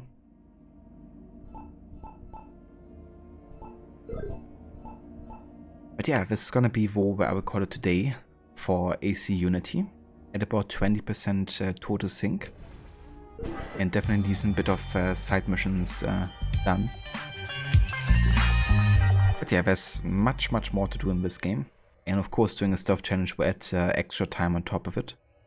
So the next time we play Unity, I will definitely focus still on the city center, and will try to finish off the rest of the activities here. And yeah, then we're gonna be heading to level 2 areas and focus on them. And of course also get into sequence 5. I haven't really decided yet if we're going to be playing more Unity tomorrow, or if we're going to be playing some Ghost Runner.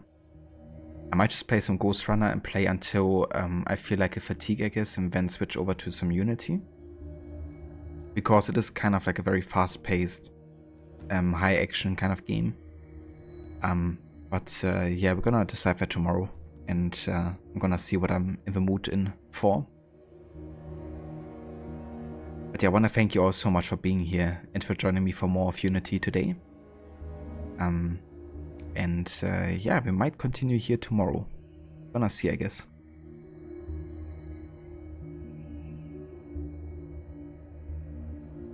Thanks for Mission Past Harbinger and for being here.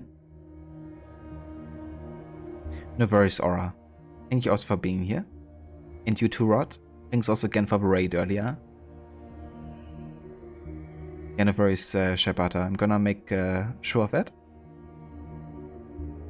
I'm gonna shoot you an invite here in a sec. But yeah, for now, let's go ahead and have a look who's online and who we can rate today. Shall we?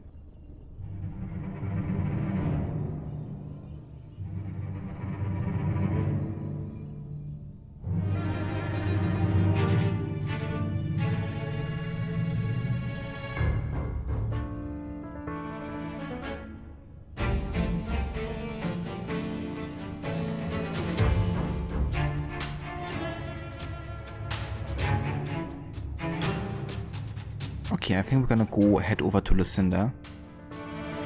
She's playing more of Days Gone today, but she's also been starting with the AC series quite recently, and it's her first time playing for all of the games like back to back. And every Monday and Tuesday you can go ahead and watch her play for AC1 currently. But it's very likely that next week she's gonna be starting AC2 already on like Tuesday or something. So yeah, definitely have a look for that too.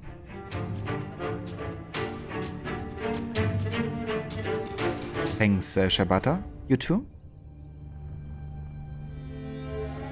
You have a good night as well, viewer. Thank you for being here. That's no worries whatsoever.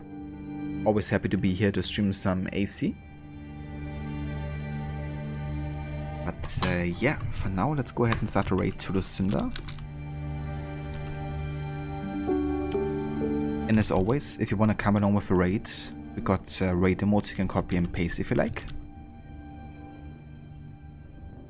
And yeah, and I hope that everyone is having a great rest of the day. And hopefully catch you all in the next stream. Until next time, take care.